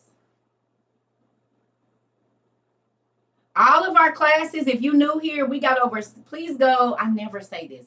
Please go follow my YouTube or subscribe. I don't ever say that. It feels so corny. I don't like saying it. It's cringy. We got 740 videos over there. We go through all of these books this year. We even went through most of them. So it feels so cringy saying it. I don't like saying go follow me. It feels all weird. But if you want to know more, we have videos on YouTube. We have a whole YouTube. Some of our classes are 13 hours long. It's ridiculous. We do in-depth study about everything here. We have over here, let me turn y'all this way. See over here in this corner right here?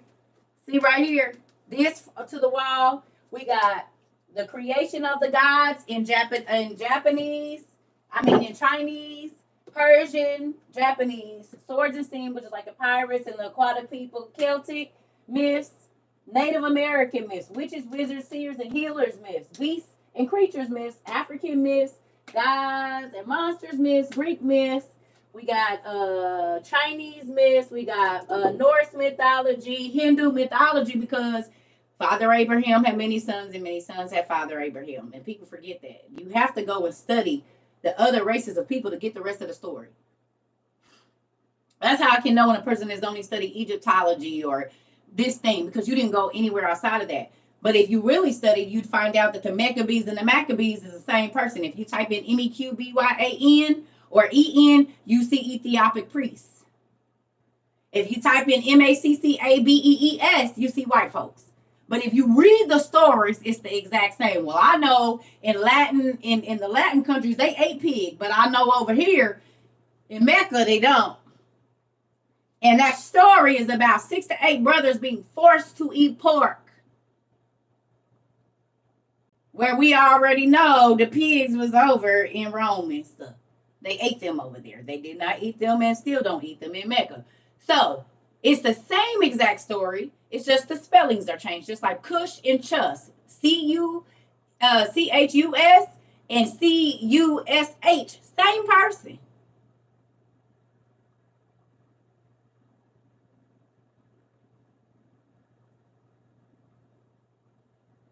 All of the original cities in Egypt are the names of the cities in Rome. Alexandria, Egypt, Alexandria, Rome. We already just did that the other day. Memphis, Egypt, Memphis, Rome, and all of that. The people, I'm going to show y'all. Just like y'all Greek literature, y'all Greek letters, they came from Phoenicia in 1492 BC or 1472 BC. Cadmus took them over there. They didn't have none before that. Right here. I turned right to it. God, you own it today. Boom. Right there. See that? Wait a minute. Is it on the other side? What is it? Hold on. Oh, right there. Okay, purple. I have to remember because I'm looking backwards. See this? See where it says Cadmus took 15 letters of the Phoenician alphabet? You see it? Where is it? Over here.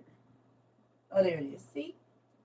Cadmus is said to have brought the 15 Phoenician letters to Greece in 1493. So your Greek letters came from the Phoenician letters, which That book I just showed y'all with the kids, that's what's on the front of that Kids Wizards book. That Kids Wizards book that I just showed you, y'all so-called Celtic letters are really Phoenician letters. Now, why would that make sense? That would make sense because in the 7th or 8th generation from Adam, in ancient Mesopotamia, the angels came down and slept with the Canaanite women, which is ancient Mesopotamia, who ended up becoming the Persians, the Assyrians, the Egyptians, the Babylonians, and the like. And they all were revered as what? Gods. The reason that they were revered as gods is because their fathers were angels. That's why they were revered as gods, and they had superhuman abilities. Don't believe me? Let's go back to the Bible. Let's do this right here. This is a kid's book. I keep telling y'all, they tell the kids the truth because they know the kids will believe it. So I'm going to show you.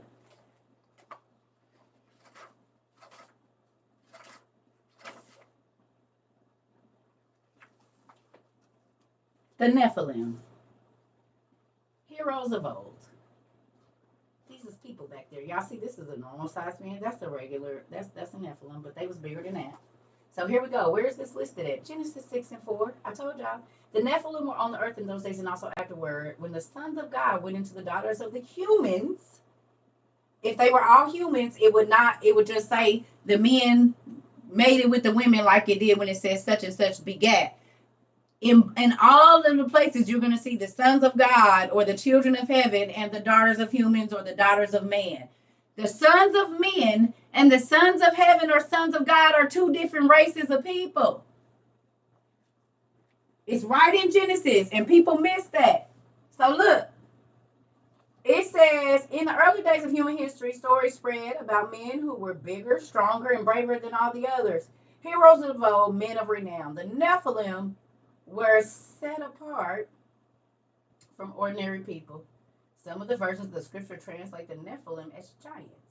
Those with supernatural bloodlines found fame on the battlefield. They were the conquerors, champions, rulers, kings. In your Bible, I told y'all the book of Kings is so important. I kept telling y'all the book of Kings now. The book of Kings. The book of Kings. That's why the book of Kings is so important. I told you, look up the Kings. You're going to see something if you search. You're going to see something. Right there in Genesis. So it kills me when Christians come in here calling me a liar saying that angels didn't sleep with women because it's saying right here. The reason that there are still people born with 6 fingers and 6 toes right now. The reason that there is a condition called cyrinomylia, aka mermaid syndrome. The reason that eczema and things like that exist to make your skin look like reptilian skin is exactly what it said there. That in Enoch, it said that the angels not only went into the women, because listen, for an angel to have sex, we know they're shapeshifters. So they could be a regular size and that baby going to come out regular size, but we know it's going to grow. Look at Andre the Giant and all the other people. They came out regular size. But I'm going to show you something.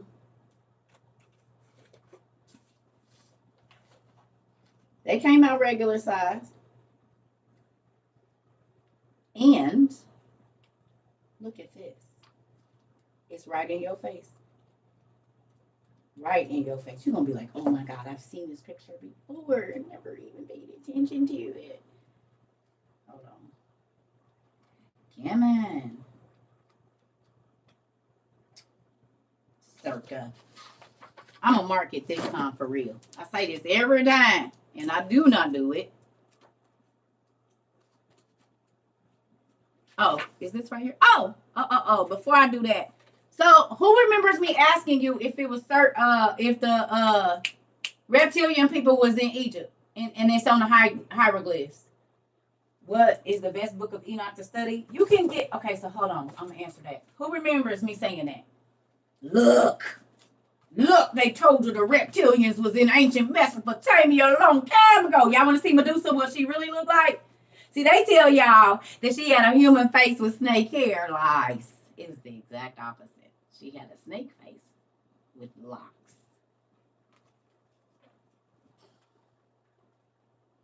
See Medusa right there? See, she got a whole snake face and locks. You see it? That's not a mask, honey. That's a whole snake face. And you see the blue people? You see them? There go y'all avatars. Did y'all see her? Y'all see Medusa right there? She got a whole snake face and locks. So when I read in Enoch, who was alive in the seventh generation from Adam, and it says that the angels started to sin against the birds and the reptiles and the fish. This is how we got Dagon, the fish god. That's how we got him. This is called the Cultural Atlas of the World of Ancient Egypt. So that's really what Medusa looked like, and it's hidden right in your face. But they show you she got a human face and snake hair. She had a snake face and locks. Right in Egypt.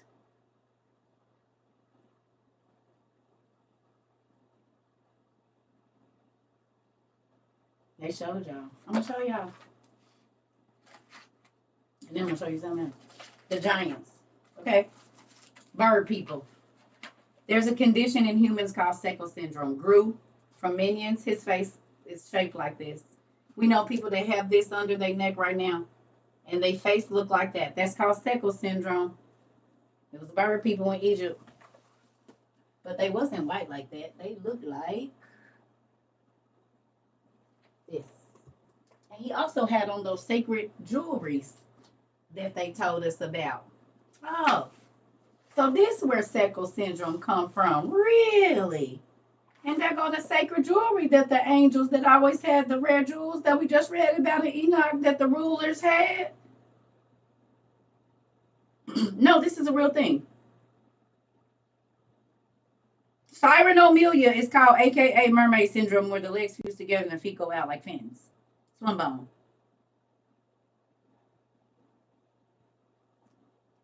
Yeah, and Jasher, the 9th chapter of Jasher, tells you that they started mixing the species, practicing miscegenation. They took Jasher out of the Bible too, but if you go read that, also talks about in the 9th chapter of Jasher that at the Tower of Babel, which King Nimrod built. Okay, we know he's a Nephilim because he's fighting against Og, and it says they're the circumcised Nephilim. He took 600,000 giants with him. Okay? Some of those men were turned into ape men. You can read it if you Google Jasher chapter 9 and read it online right now. You can read it for yourself. It's down at the bottom. They were changed. Some of the men that was building the Tower of Babel, and it was in the land of Shinar, which is close to India. They were turned into elephant people and ape people. What do they have in India? Elephant people. They have people with an elephant head and a whole bunch of arms.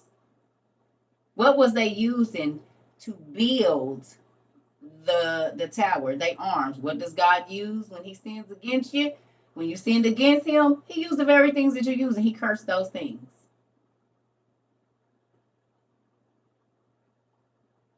Real life. We have a show called Planet of the Apes, or a movie where they were more advanced than us, stronger than us, smarter than us, and knew how to get into space. Oh, you mean because they used to be the children of the angels and God changed their form just like he did the fallen angels? Lucifer and his people, he changed them from beautiful light beings to darkness and ugly. Oh, when you start living a certain life, you start to look a certain way, like death. Dark. Eyes be dark, face be sunk in, everything about you be dark. Oh, okay. So it ain't changed then.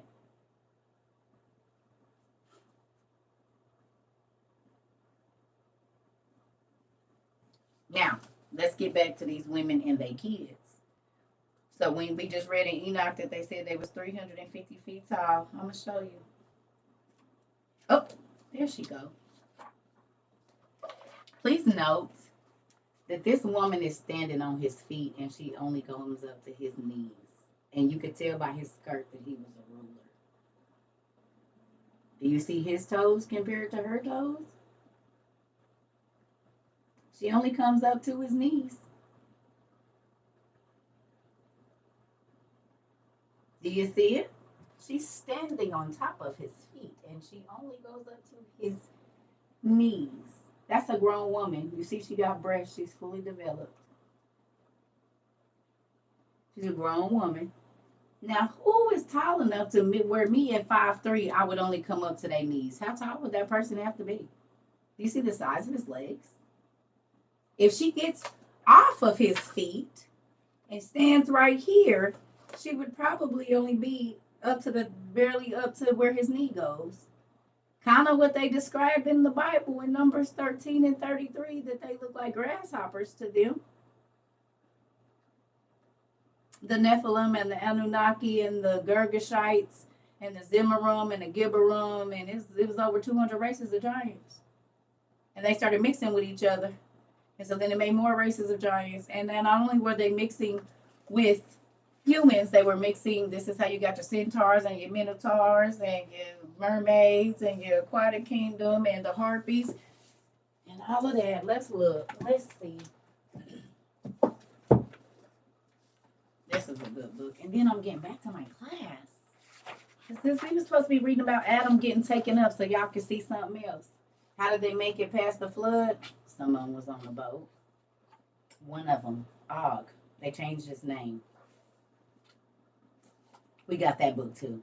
The book of Lamech of Cain is real good. You find out the name of Noah's wife was a hoe to the angels and the giants. She used to be getting litty with them. That's why he used to be drunk. Because everybody had her. Lamech said, stay away from them angels. You're going to be drunk off the blood of the angels. She like, Daddy, I like it. We be lit over there. No, for real. It's a real book. You can read it. It's called the Book of Lamech of Cain. For real. That's why that nigga used to be drunk. So this book right here is going to change your life. It's called The Resurrectionist. The Academy of Medicine in 1869. You see this? The Academy of Medicine in 1869. You see it? No, for real. Lilies are female spirits. They're incubuses. That's the female incubus, the succubus. Now, look here. Tell me real quick, in order for something to be extinct, it had to have what? I'm going to need a break, like a medicine break in just a moment. Give me a second. Because we've been on here 224 minutes. It had to have existed. In order for something to be extinct, it had to have lived. All right. The Book of Extinct Animals. The manuscript of extinct animals. You ready to get your socks blown off? Are ya?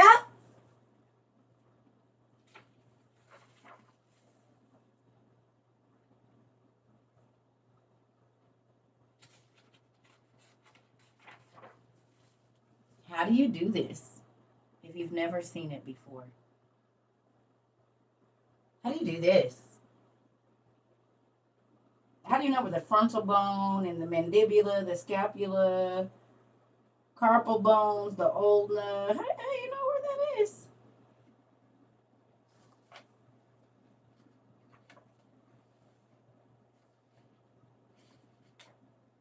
Extinct mean it lives. How do you do this? How do you do that? How do you know where the zygomatic arch is and the femur? If you've never, ever, ever come across one of these, how do you list these things?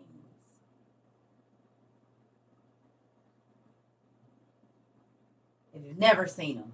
And why would they have them in a book talking about extinct animals? They can tell me the muscular system of this animal, but they've never seen it.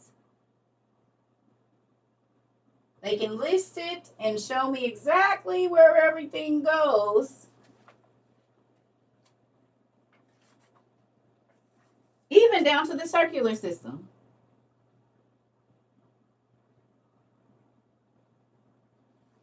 And we have a condition, a genetic human disorder called cyronomelia, where the legs fuse together and the feet go out like fins. It could mean nothing. or it could mean something.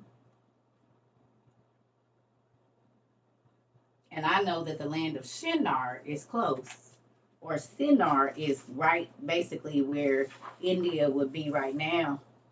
And a lot of the Indian people are born with extra body parts, like extra arms and legs, like the gods that they worship. But this is where it says the elephant people went. And there was a boy, a movie called Elephant Man. Nope, don't have nothing to do with it. Hypertrichosis, werewolf syndrome, Sequel syndrome, bird syndrome, polydactyly, all the webbed fingers and webbed toes, double rows of teeth, cyclopia, one orifice for an eye. Yeah, the list goes on. And if you go look up all the races of giants that was going against Israel, you will see that that was the characteristics that they had, and they're still showing up in our genetic disorders. But I'm crazy. You right. You are so right. They've never seen anything like this ever. It's just made up. Mm-hmm. I'm gonna show y'all something that's real crazy. Now this right here, because it says they went into the birds, and there's people in the islands, like all of the islands, that say that these big old witches come down and they pick up people's goats and they pick up at the owl witches, the screeching owl ladies. They said they still living over in like the islands and stuff. Isn't that funny? I met someone in 2018 that was from Cuba, and the other person was from Puerto Rico, and they have a name for them. I can't think. What is it called? What is it called? The owl screeching lady in Cuba and in Puerto Rico that they said come in the and they pick them up. They be picking up people's kids and stuff. Yeah, it's a Spanish name for her. They have sightings in Ohio. Is it the Lacusa? Okay. They said she still lives. They said they over there still. Look at this. How you do that?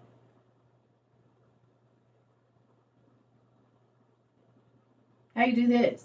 How can you tell me their circular system and where their heart and all of their everything is? You've absolutely never seen it. But I'm gonna tell you what's even more mind blowing than that. You ready?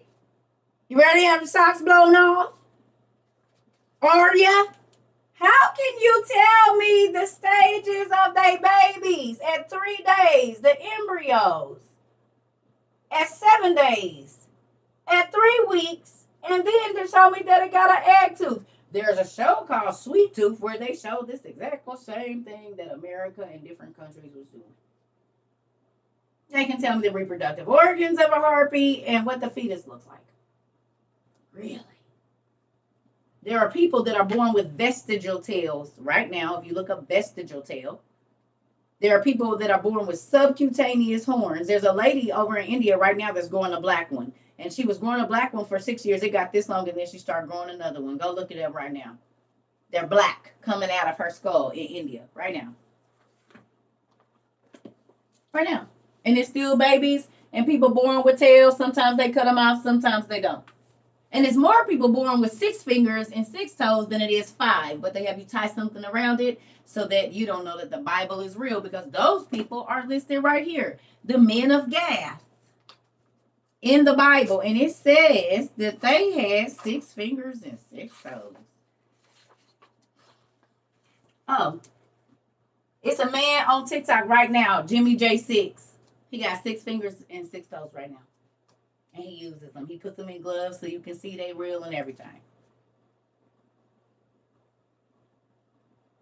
And still another battle which took place in Gath, there was a huge man with 6 fingers on each hand and 6 toes on each foot.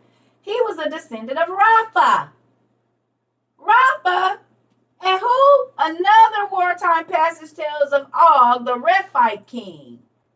Because he was a son of Rapha too in 2 Samuel. He was the son of Rapha too. See, there go Og right there mentioned. Boom.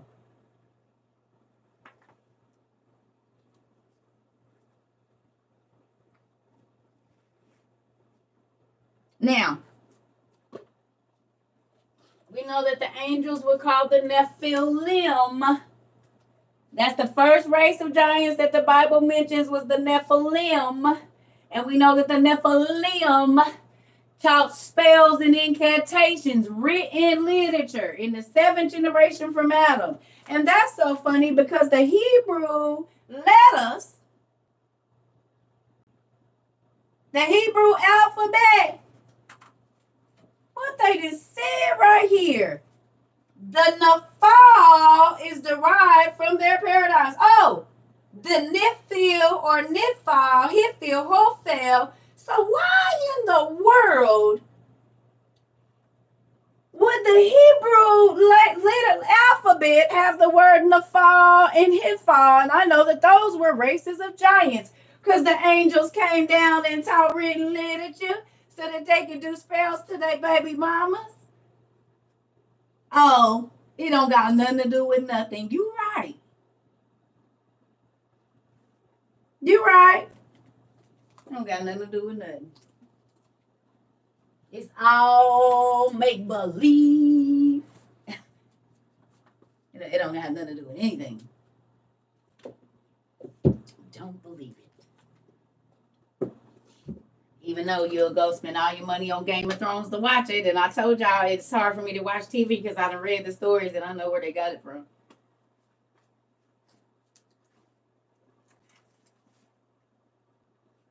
Because y'all, Game of Thrones people was in the Lost Book, The War with the King Og in the 100,000 Giants.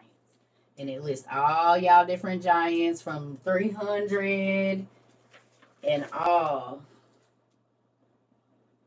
Look, Game of Thrones, Men of Many Faces, boom. Akarut, or Akrut, who wore the skins and faces of many Nephilims he killed. Game of Thrones, Men of Many Faces. And the list goes on. Y'all dragon siblings is in here. And everybody. Look, even Sirach, because y'all know V's was used for C's for a long time. Look at that. Barak the Perfect, whose visage was beautiful, Puff is real beautiful, and received favor throughout the kingdom because of his pleasant appearance. Barak, servant of Baal of the sun. Oh, he's real elegant to look at too, isn't he? He's a dainty one, isn't he? It's real dainty. The way he glides across the stage in his beautiful pants. It's real dainty and how he shimmies. He just needs a little bit. Y'all seen him. Y'all never seen him. Mm-hmm. Who's ever been to Ohio? Y'all know I'm going to hit one every time if I can. Now, come on. Ohio.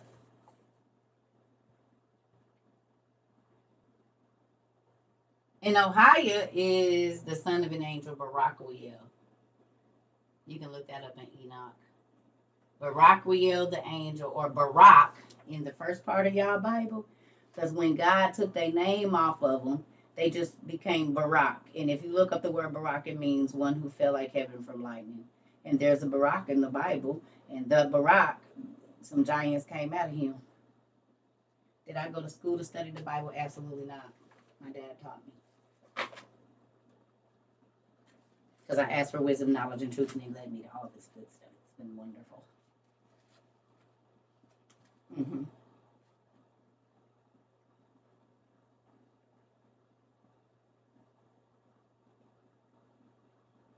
Yeah. And I grew up apostolic Pentecostal, so I was in my church my whole life, but I kept feeling like I would ask questions like, where is this book? Or why do we say this right here? We ain't supposed to learn it. God said, no. They said that. I didn't. Didn't want to know. And he started taking me to stuff. And I started saying, oh my God. Do I have a community I learn with? You right here. Yeah. We outside International University. You're in it. 350,000 strong. Actually, it'd be more than that. They playing on my numbers, but it is what it is. I know my dad is remarkable because if you want to know, he'll teach you. If you want man to keep telling you what ain't, then I don't take man's word for it. God is infinite knowledge, so why wouldn't I go ask him? You don't know, nigga. You right here with me. And you don't even believe the first 10 books of the Bible. You don't even believe everything that's in there. I can't listen to you. So if I tell you angels had sex with women and you say you don't believe me, we're done talking. We are done. There is nothing else we need to talk about. Because you don't even believe the first book of the Bible. So then never mind. Don't even worry about it. You right. You can believe whatever you want to, right over there. And unbelief is a sin. And it's right in the Bible that the sons of God came down. And that's why in most books it says, most Bibles, if you go to Genesis 6, it say the flood. They don't know that the earth had to be flooded because of the people I just showed you. You seen that lady sitting on his feet. You seen that God said they were the mighty men of renown and the mighty men of old. If you go and look up Hercules, that's what they was talking about. I just took you to Josephus, where it said that Hercules married Abraham's granddaughter by Keturah or Hagar. Shows you where the Assyrians came from and the two brothers that started Africa. Literally, in the history of the Jews. Talks about the cave dwellers, the troglodytes that came out of him too. Look up troglodytes. They're called the cave dwellers. And you'll see where they lived. You're going to see the Flintstone looking houses that we used to see, like their version of a high rise. Yeah, you'll see it.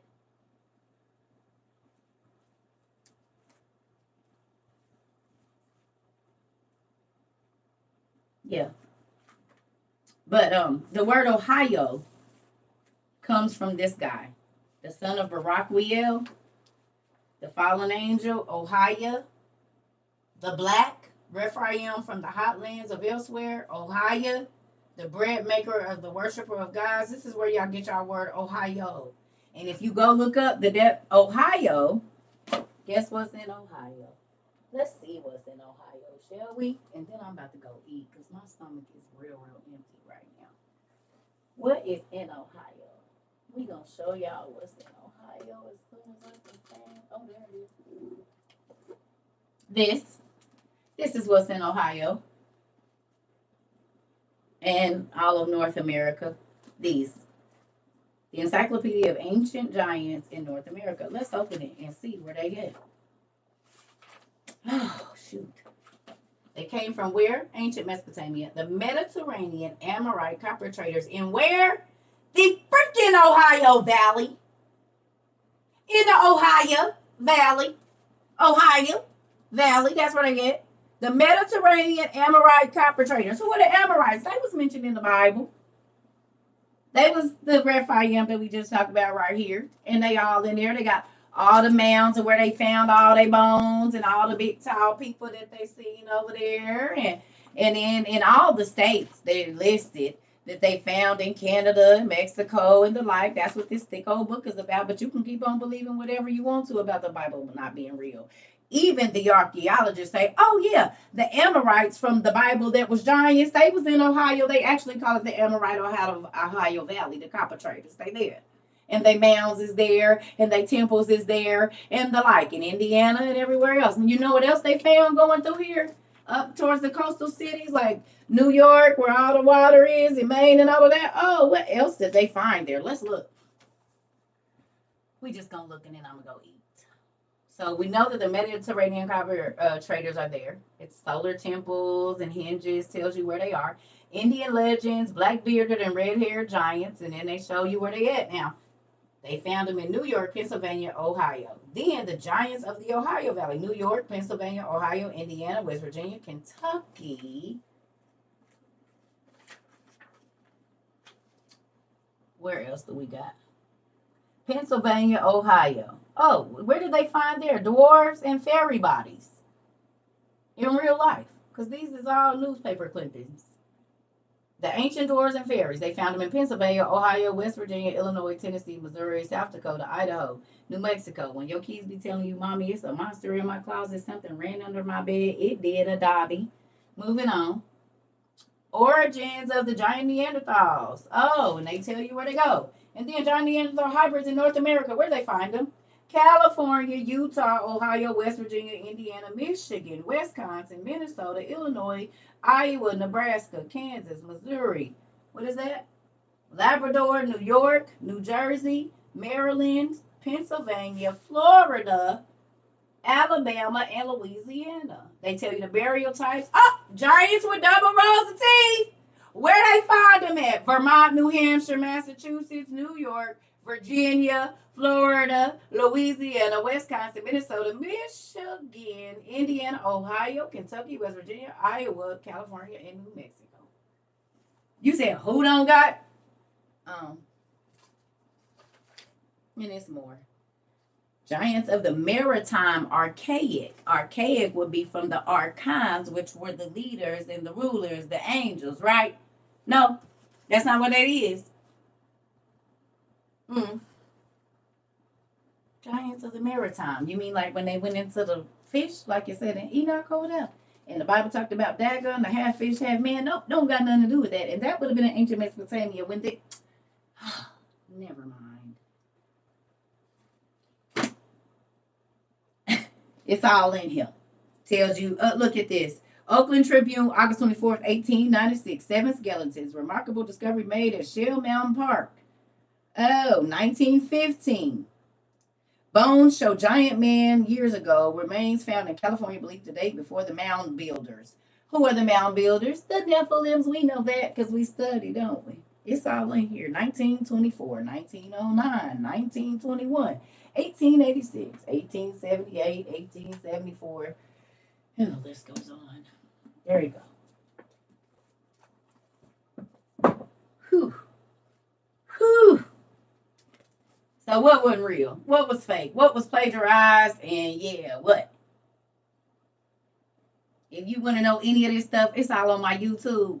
Under the live videos, we got 700 and something. I'm about to go. I'm hungry. Real hungry. Like I need to eat like right now before I pass out. So thank you to all that joined into my class. Hopefully you learned something today. Or a lot of things. Come back. We do this all the time. And we have good vibes here. Every day. Unless somebody come in here talking stupid in the end. And then we go back to having good vibes. Anybody learn anything today? Just give me a handshake if you did. A hand. Just if you learned something. If you know, because you've been here, because y'all know we talk about it all the time. But for the newbies, if you learned something. Pretty cool. Makes me excited. And we do this every day. They work me like a Hebrew slave. Even when I don't want to come on, they start poking at me and making me come on here. Even after teaching a 7-hour class, they don't care.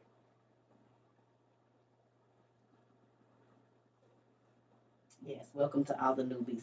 Come back and join us later on. I'll be back on later on. Sometime, maybe about 7 or 8. I don't know. I'm about to go lay down. Ooh. So if you want to know the books I have, I don't have a book list. But if you watch the videos, you can fast forward it and just see what book. I hold it up, screenshot it, and go get it. And you don't have to buy all your books new. Buy them used so you can get more. And you can build your library very quickly if you buy used books. Okay? So this is your first class here and you love it. Oh, I like it. We like it when you love it here. We like it when you love it here. That means you going to come back. And the light bulb is now on. Let me show you what just happened to a lot of people today.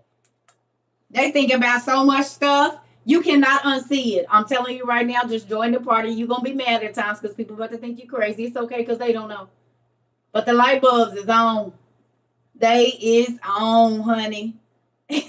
And it feel like all your neurons and electrons is firing. Everything starts to make damn sense. You're like, wait a minute. Oh, my God. Yes!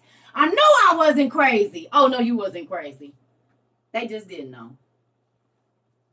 They just didn't know. That's all. It's okay. They just didn't know, and it's okay.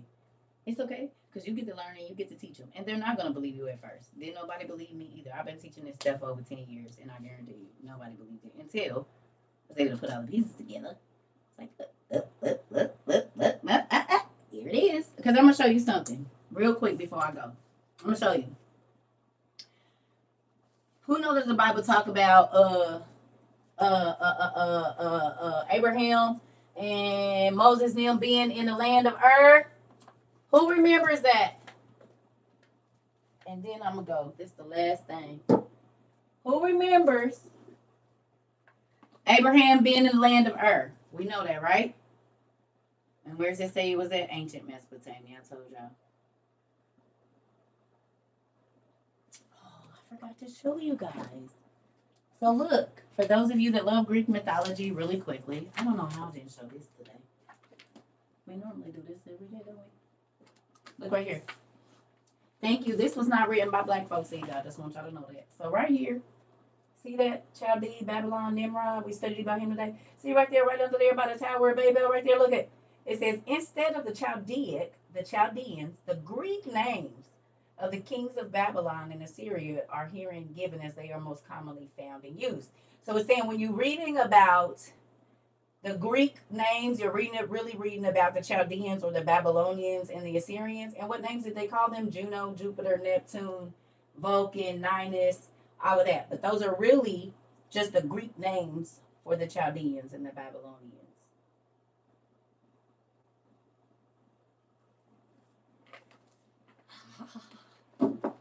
Yes. So it's just the Greek names for the Assyrian and Babylonian kings. So anytime you see that, which confirms what Enoch said, because they were reviewed as the gods, which means the angels were their dads. But the names that you see, Jupiter and stuff, they were really Assyrian and Babylon, the Chaldeans. Now, we know that Moses was in Ur, and all of those people were in Ur. And who started Ur? Nimrod. Nimrod started Calneh, Nineveh, Uruk, or Iraq. It's Iraq, right? Uruk, U-R-U-K, is what is now Iraq, okay? And I believe Iran is Ur. So we'll move on here. So I'm going to show you something. So that I can show you that everything is the same. You see, this is Norse mythology, tale of who? The gods, sagas, and who? The heroes, the mighty mountain of renown. And they'll say it's not the same thing. But look here. Look what it says. The region of torture below, where the Nephilim. And where was they at? The Nephal. See this? I just showed y'all. The Nephilim, the Nephal. Where was they at? In Erd. Take the D off. That was Erd. That was the Nephal. I just showed y'all in the Hebrew literature, this word, they just spell it with an F. The Hebrew language, the Hebrew alphabet has that same word, Nephal, right here. It's just spelled with a P. See Nephal right there? Then Nephal right there. You see it? You see the Nephal? You see it? Okay. So here, the Nephal, right there, were in Erd or Norse mythology. The Nephilim, the ones that's mentioned in Genesis 6.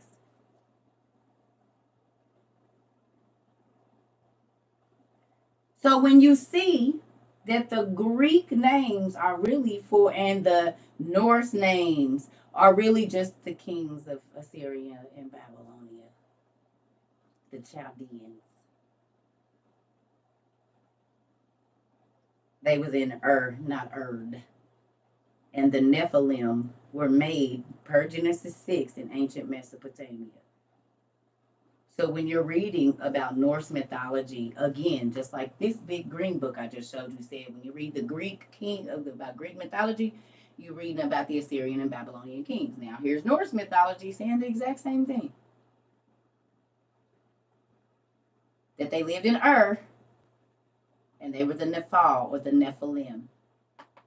This is why you got to get all the stories, because then you start to see, oh, hell, they just added a D to Ur. And it shows that the Nephal lived there. Do you see how that worked? They literally added a D to Ur and said, oh, yeah, the Nephilim lived there. Well, if I go read Genesis 6, it say the same thing. And if I look at Hebrew literature, their letters, the paradigm, the first one is the Nephal. Right there. The angelic writing, most of your spells are written in this. Hebrew. That's because angels taught the spells. And their children were called the Nephilim. And their mothers, you see?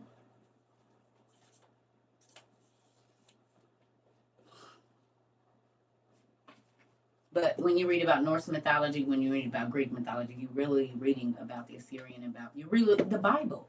You're reading about the wars that was listed in Genesis, Exodus, Leviticus, Numbers, and all the like. That's what you're reading about. They just call it Norse mythology, but as you can see, they was in Ur, where the Nephilim was. And we know if you study Enoch and Jasher, and even just your regular Bible, the Nephilim were in ancient Mesopotamia. And they were the children of the angels, the fallen angels, who were constantly going against Israel because their fathers were the disowned fallen angels. God took the E-L or A-L off their names, his name, the name of God, El or Al. And he gave it to Israel.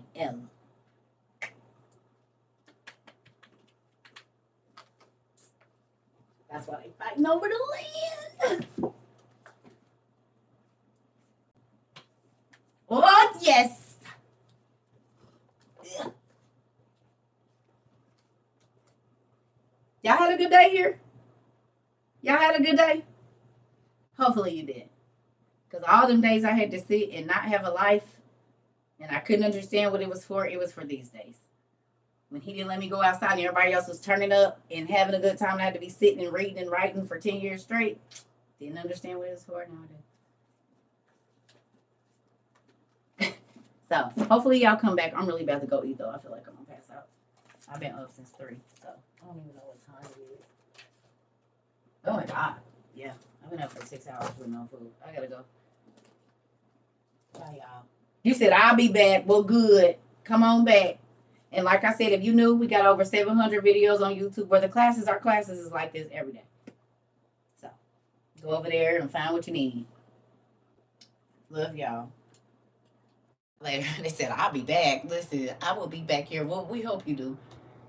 We hope you do. We encourage it. Because we want everybody to learn so we can teach other people so people are not mistaken when God come back. Folks talking about they know Jesus. Do you really? Because he said, I'm going to go away from me, you worker of iniquity. I never knew you. Why? Because you never took the time to get to know him outside of what your pastor told you. Or your organization. Mm-hmm. Yep. So, I love y'all.